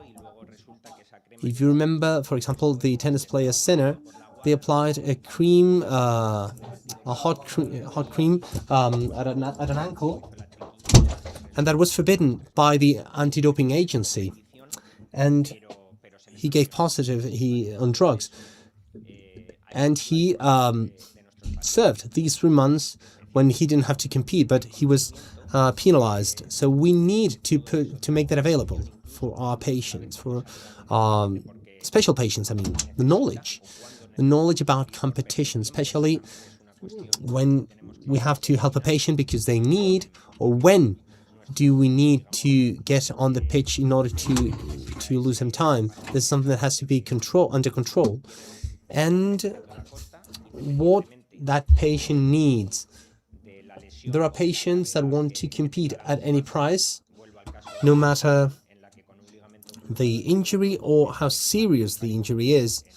I go back to Lindsey Vonn, where with a cruciate ligament, she decided to compete at the Olympics because of whatever decision. But with our knowledge and expertise, we should try to support her although we give her advice and we have our own point of view, but to support her in everything she decides, because we are at a performance stage. It's not a training stage. This is not an under 15, under 13. They're not 15-year-old where they say, no, that training in that stage we give priority to health.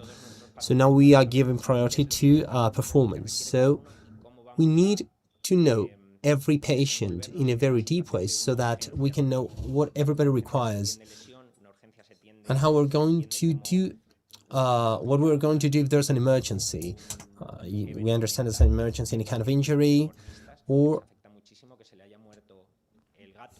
a mental event or pathology. There are athletes that are very much affected by the death of their cat, for example. And we need to be sympathetic enough to see how we're going to act in front of such circumstances. So knowing every athlete's player, regardless of the sport, and also on the other hand, each person's context and background is essential when it comes to catering for the athletes, especially in those cases where they will be needing your attention and where we will have to give them our attention back with all of the knowledge we have as well. On top of that, trust is key. We must win their trust, because as you know, there are always other counselors around the high-level athletes. There are lots of influence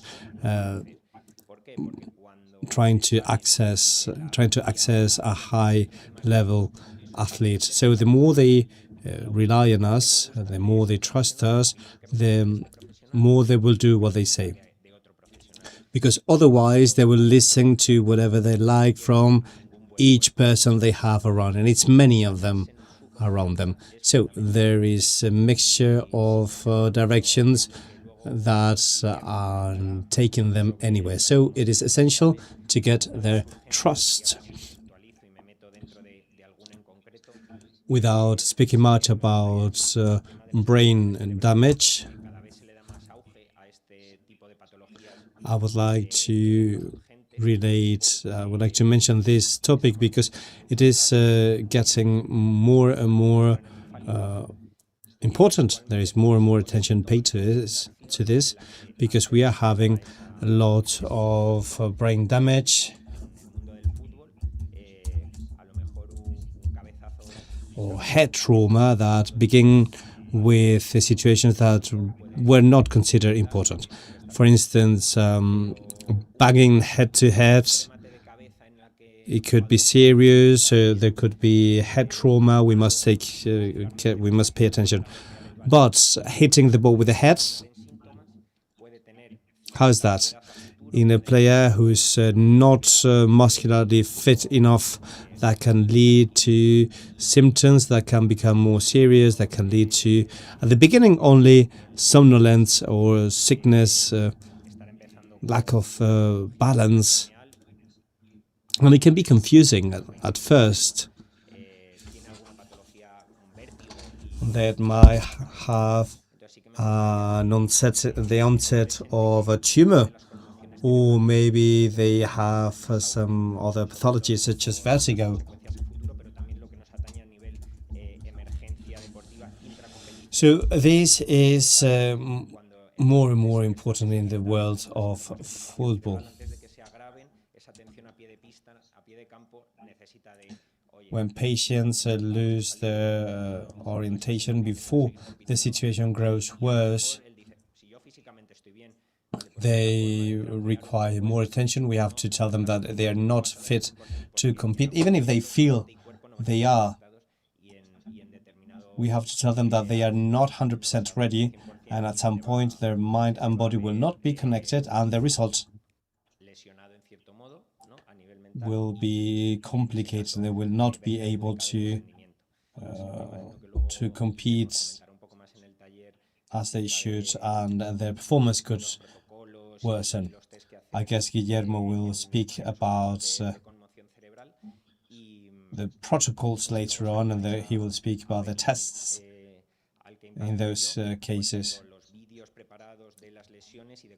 And if you want to come to my workshop, I will show you some videos on the different injuries and how we can face the different pathologies, what we can find with muscles, ligament, fractures, and what you think could be done in each case. This is going to be a hands-on workshop. But we must understand that we have to put into context what the patient wants from us, what sports I am working with, what time, what moment that is, what tools I can provide the player with, and how much they trust us. It is essential, as I said before, to get their trust. Thank you very much. Pues muchísimas gracias, Iván. Y vamos con la última charla de las jornadas. Thank you, Iván. And now we have the last talk of the day. We have Dr. Guillermo Iglesias. He is the doctor of the Rugby team, the national team, and he will be speaking about the medical management. Okay, thanks to Edurne. And there you are, Edurne. Thanks, Edurne, and thanks, Alberto. Thank you for bringing me here. I will be very brief because we are running a little bit late. I will not speak much about physiopathology, and then we will go to the workshop so you'll see how things are. My name is Guillermo Iglesias, and I'm the doctor of the Rugby national team. And along with my brother, Mario Iglesias, who is also a doctor in the national team, we are going to discuss, we're going to speak about this topic. My brother is busy today, so I'll do it myself. The contents, we're going to speak about brain commotion.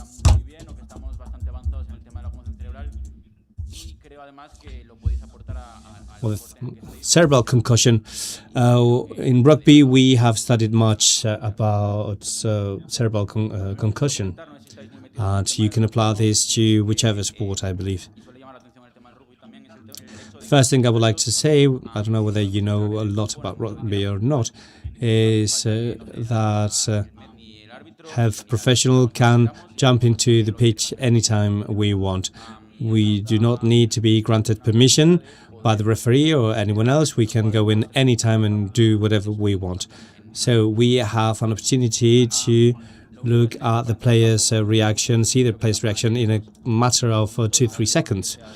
That's very important. The only thing you need to go into the pitch is a course called L2. I advise you to take it because it's very useful.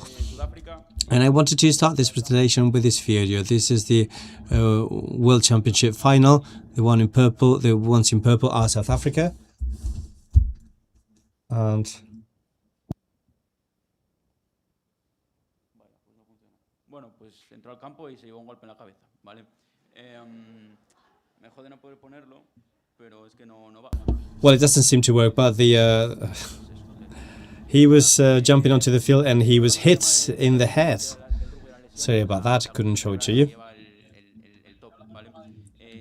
But speaking about epidemiology, cerebral concussion is ranked first. There were many injuries from these. It was raising, but it's always number one. In Spain, for the past 4 years, the rate of concussion is 12-13 per 1,000 hours playing, which is a lot. Now I will speak briefly about cerebral concussion to explain what it is. The main thing that you have to understand is that it is not a structural injury. A player can be tackled and have a bone broken, and you can see this with X-ray. or with MRI scan. This happens, you don't need to have a direct hit in the head, but not every hit in the head leads to concussion, and some other athletes do suffer concussion from deceleration as well. So what happens at a physiopathological level is that transmitters are sent to the cellular space, and then you need a lot of energy for active transportation, so it goes into the next neuron. That neuron is depleted in energy, and there is a descent of general energy in our brain that is multiplied by all of the neurons in the brain. If you look at this graph, which is very telling, this is where the impact happens. There is a reduction of the amount of energy, so to speak, and it takes days to get over, 12 days in that turning point. If during that turning point there is another impact, those energy levels keep dropping. That's called the second impact syndrome. This is lethal and it's dangerous because there is one concussion on top of another, and the levels of energy come down until there's nothing else. It's depleted, and that can produce death. This kid was studied, and it was seen that he had many injuries accumulated from the same game, from the same match, and the result was death.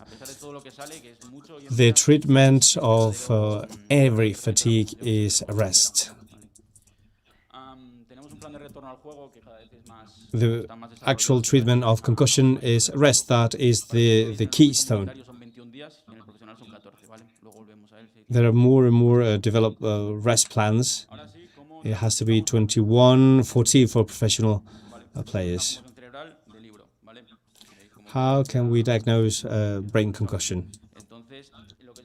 This is a classic brain concussion.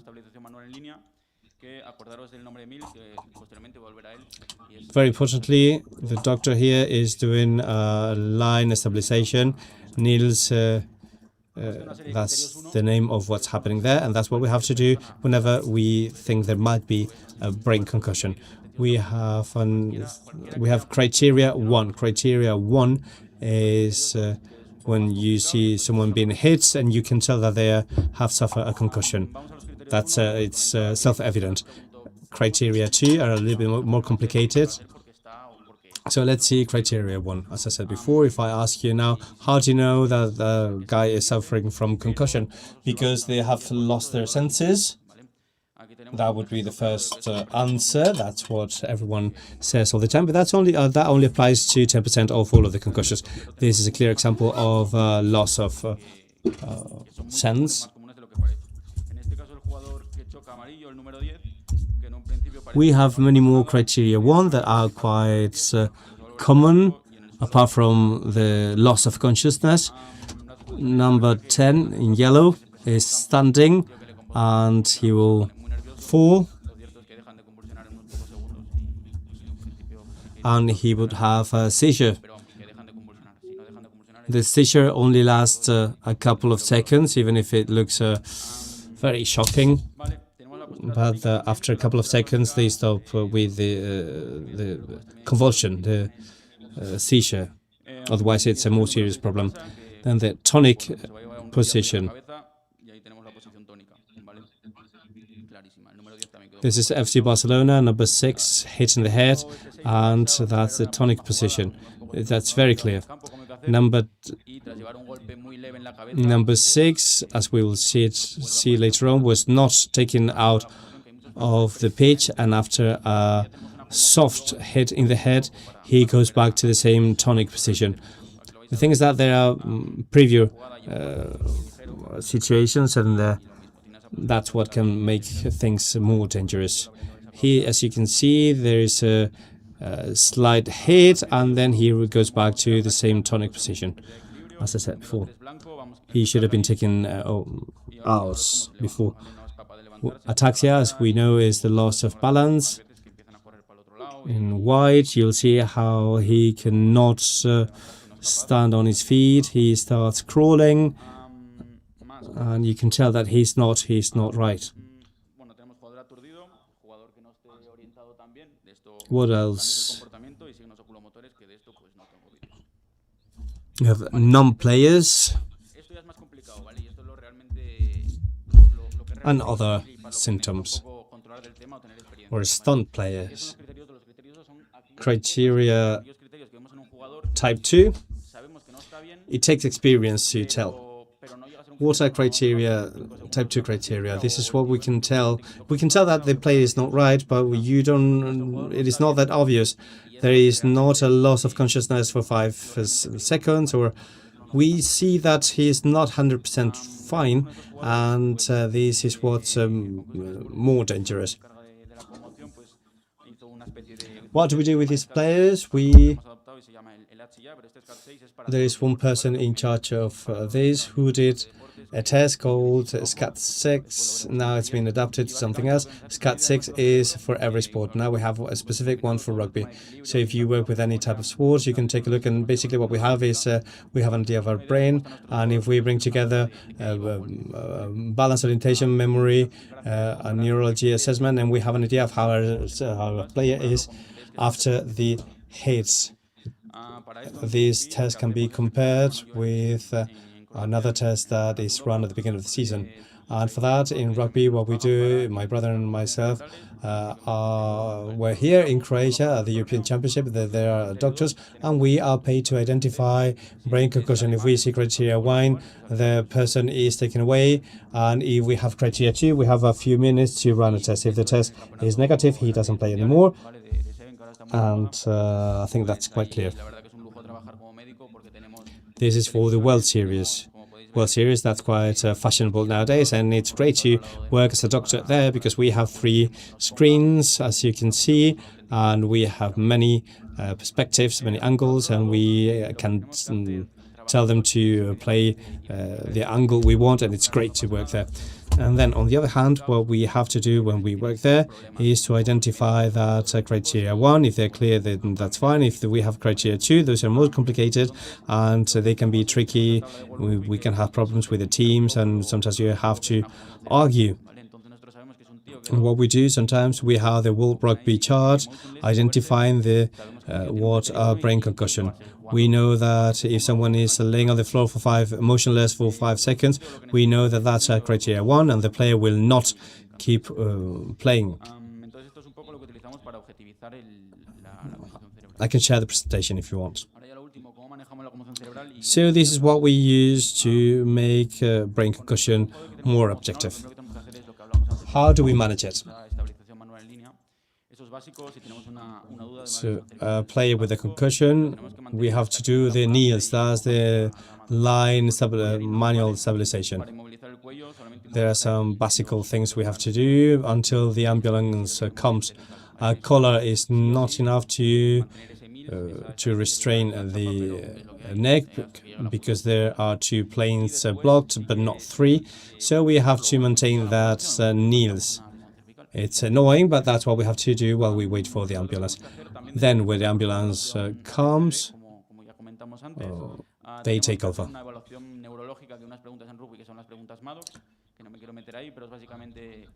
Then we have to do a neurological assessment, the Maddox questions. I will not get into that, but this is basically about asking the person where they're at and who scored the last point and so on. And finally, this is a return to game plan that I mentioned before. It's 21 days. First 2 weeks without any contact, and there is contact for the last week with an opportunity to play after 21 days. In competitions, there is more and more a cross-disciplinary, a multidisciplinary approach. We have nutrition, physical coach, and different approaches. And before we used to save 48 hours motion lengths, but now we don't do this anymore. We try to restart aerobic activity without symptoms as relatively early. And what is being done now, as we had before, is that for early injuries, there is a safe return to school, as we call it, for younger players. And finally, the instructions for the first 25 hours after brain concussion are these: to remove the player from the match, from the fields, and they always ask whether they can go back during the third time. The answer is always no, obviously. They can't drive, and as we said, since this is a depletion of the brain batteries, what they have to do is to rest as much as they can, so they are not awake them, and paracetamol is recommended, not ibuprofen. Paracetamol is safer, and that's basically it. If you have any questions, you can ask them later on. I'll be very happy to answer. Hope you liked it. Muchísimas gracias, Guillermo. Vamos a continuar con la mesa de final de debate. Okay, thank you very much, Guillermo. Now we are going to go on to the Q&A panel.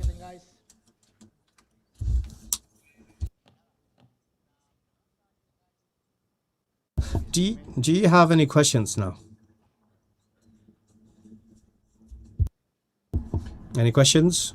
Anyone would like to break the ice?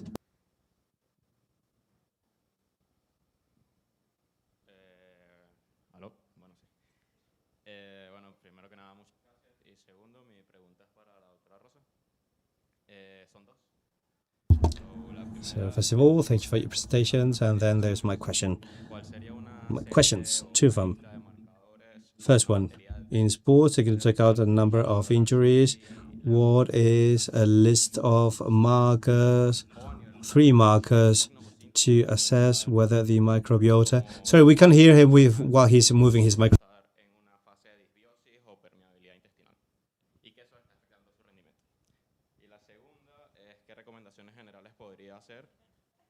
En pro de una microbiota sana para atletas amateurs y profesionales. Ya está. Genial. No, muchísimas gracias. No, habla. ¿Se escucha bien? Ahora. Muchas gracias por las preguntas. Me han encantado y aparte se nota que has estado atento. Can you hear me? Thank you very much for your questions. They are great, and I can tell that you were paid attention.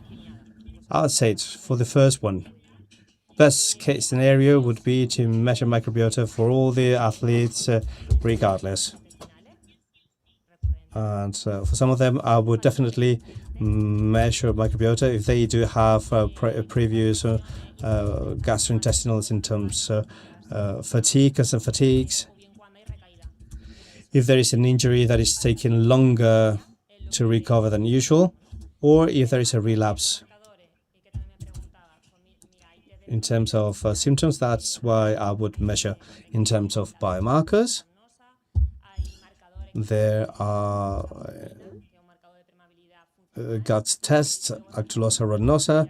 There are markers with Ferulino markers and epithelial damage markers. All these could be measured, so we know exactly at what point we are at. Your second question was on...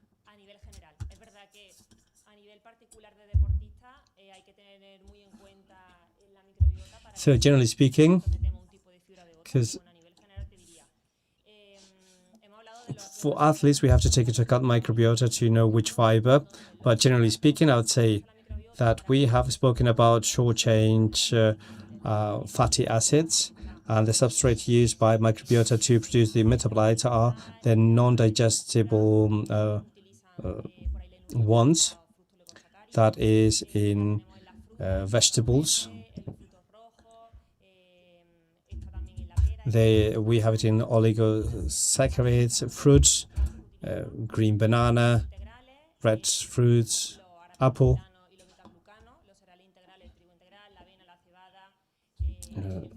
complete grain cereal, complete rice, rye,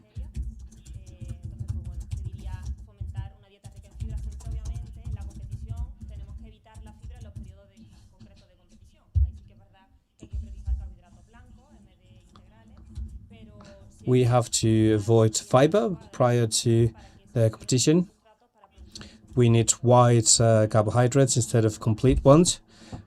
But that microbiota needs to have the basics to produce the short chain fatty acids. algo sin sentido, me corriges. Le voy a dar una vuelta a tu pregunta, y es que en mi experiencia el deportista de Please correct me if I say something wrong. tal cribado genético, es decir, ha llegado a la élite porque frente a sus iguales I think that elite athletes have made it to the top level because they had better genetics.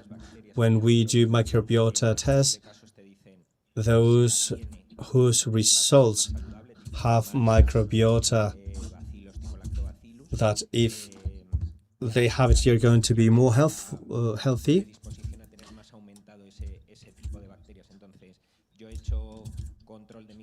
They are requesting, well, they are more ready to have that type of bacteria. I have done microbiota controls or checkups to all of my players last year, 2024, 2025, and all of the staff, and the only ones that needed to change things were staff. So we were recommended not to drink and so on. So that's screening for elite sports, because they have something different from their opponents, and that's what they make it all the way up. So for those who, whenever there is no money for genetic tests,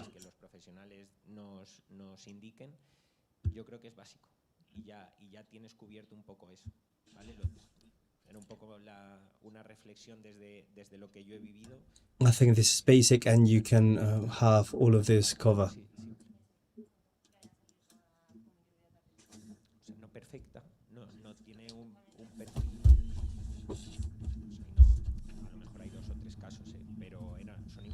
It's not perfect, the profile is...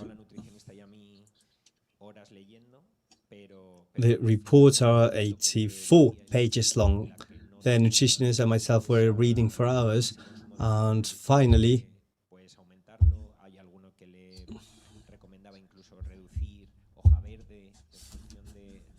we had to adjust the fiber intakes or the green leaves intakes.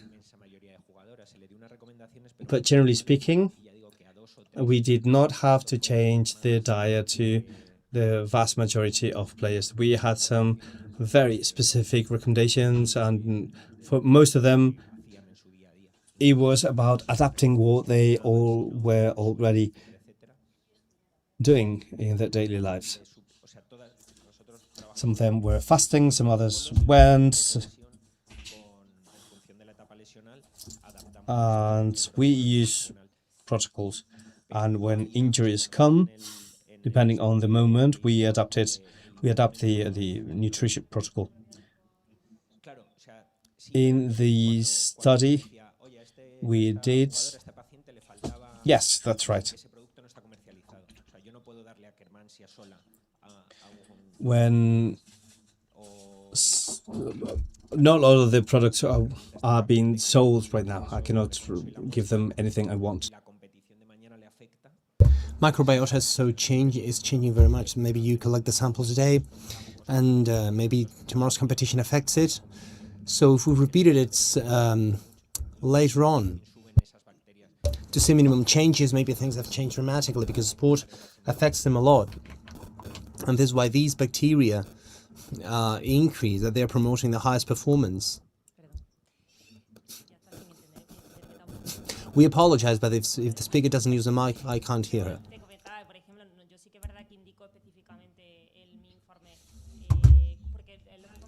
I was saying that, for example, it's true that I usually say that sometimes we find this kind of strain, but this is a balanced ecosystem, and when other bacteria increase, the good bacteria that are friends, so to speak, the levels of these others increase too. So what kind of supplement at probiotic level they have to take? Maybe I know that there's another one that increases the previous one, and there's a list of food, and in our case We've worked with high-performance athletes. We've been working with them for 3 years. And according to what I've said, maybe it's not something that should be done to everybody. And when we have these injury problems, these gastrointestinal problems, we have to remove gluten, we have to make an important change. They usually improve their performance. So the idea would be not to get there, to be a little bit before that. This is what we usually explain at the talks. I would like to speak much longer. Okay, so more questions? If it can be about rugby, that would be better. Es para Iglesias.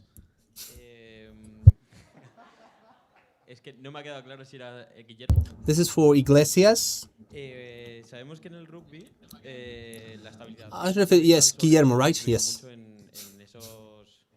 We know that in rugby, cervical stabilization plays a key role in those accelerations of the skull that entail that concussion. So maybe, do you think that it would be convenient to add or to focus on a cervical prehabilitation program and vestibular program in order to reduce it? Yes, what you're saying is true. There are researchers that prove that for every pound of strength that you have on the neck, there's a direct proportionality in terms of concussion. It's one of the few primary prevention that is proven in terms of concussion. There's another protocol that I encourage you to have a look at that is called Activate from World Rugby. It's a series of exercises about prevention, and it's proven that they reduced the incidence of cerebral concussion up to a great percentage, and not only concussion, but also the other injuries. So it is one of the few things that can be done at primary prevention level. And technique is very important to reduce this incidence. Good afternoon. Thank you very much to the three of you for your talk. I would like to ask something to Dr. Guillermo Iglesias. You've talked about the concussion protocol, DET does CAT6, or this is what I understood. I wanted to ask you if it is the same both for adults or for children, if there's any difference. Yeah, it's called CAT6, that's right. And there is a protocol for children under 12 and after 12 years old. There's a different protocol for under 12. That would be the young CAT6, and for older than 12 years old, that would be the regular protocol.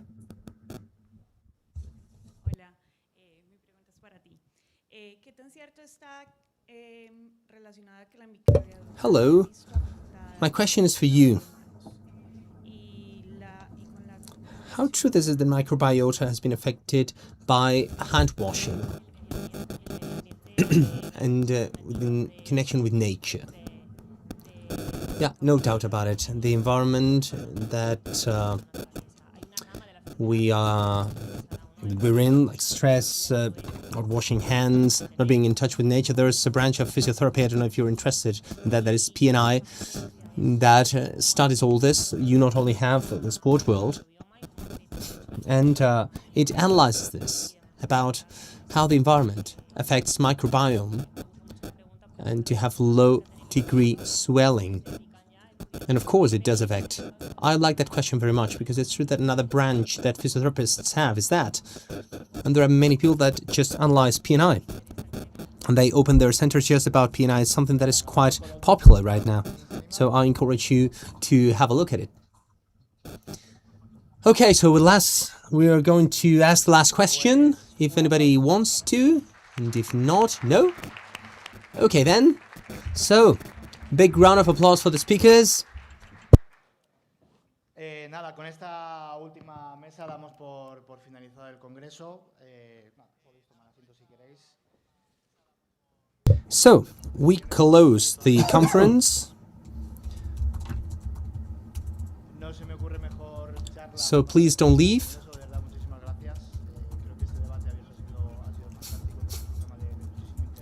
So I think that this was the best talk to close the conference. I think that this open discussion has been really interesting. Nutrition, well, I think that is something very interesting for all the physiotherapists. So that's it. No more, no less. Thank you very much for being with us. Thanks for being with us throughout the whole day. And another year, I think that we've had the chance of deep diving into how to manage the sports injury. We always try to manage everything in a 360 way to understand that multifactorial component of sports injuries. I would like to say thank you again to all the speakers, because it has been amazing. Thanks to Jero, Edurne and Domingo for their unquestionable help, and without them, this would not have been possible. Of course, thanks to the University, Real Madrid University, a big round of applause for the Mr. Nilsson team that is with us year after year. So without them, this would not be possible. So a big round of applause. They help us very patiently, and they are always with us. We are not done yet. As you know, we still have 2 workshops, important workshops. You've received a call by email. We won't go to the building A. We will stay here in building B so that we don't have to move. And if you allow me, here it is. Group number 1 will go to B200, and group number 2 will go to B202. Okay, you can't get lost at the upper floor. So just for you to know. Again, thank you very much to you all. And we are not done. See you at the workshops. Thank you.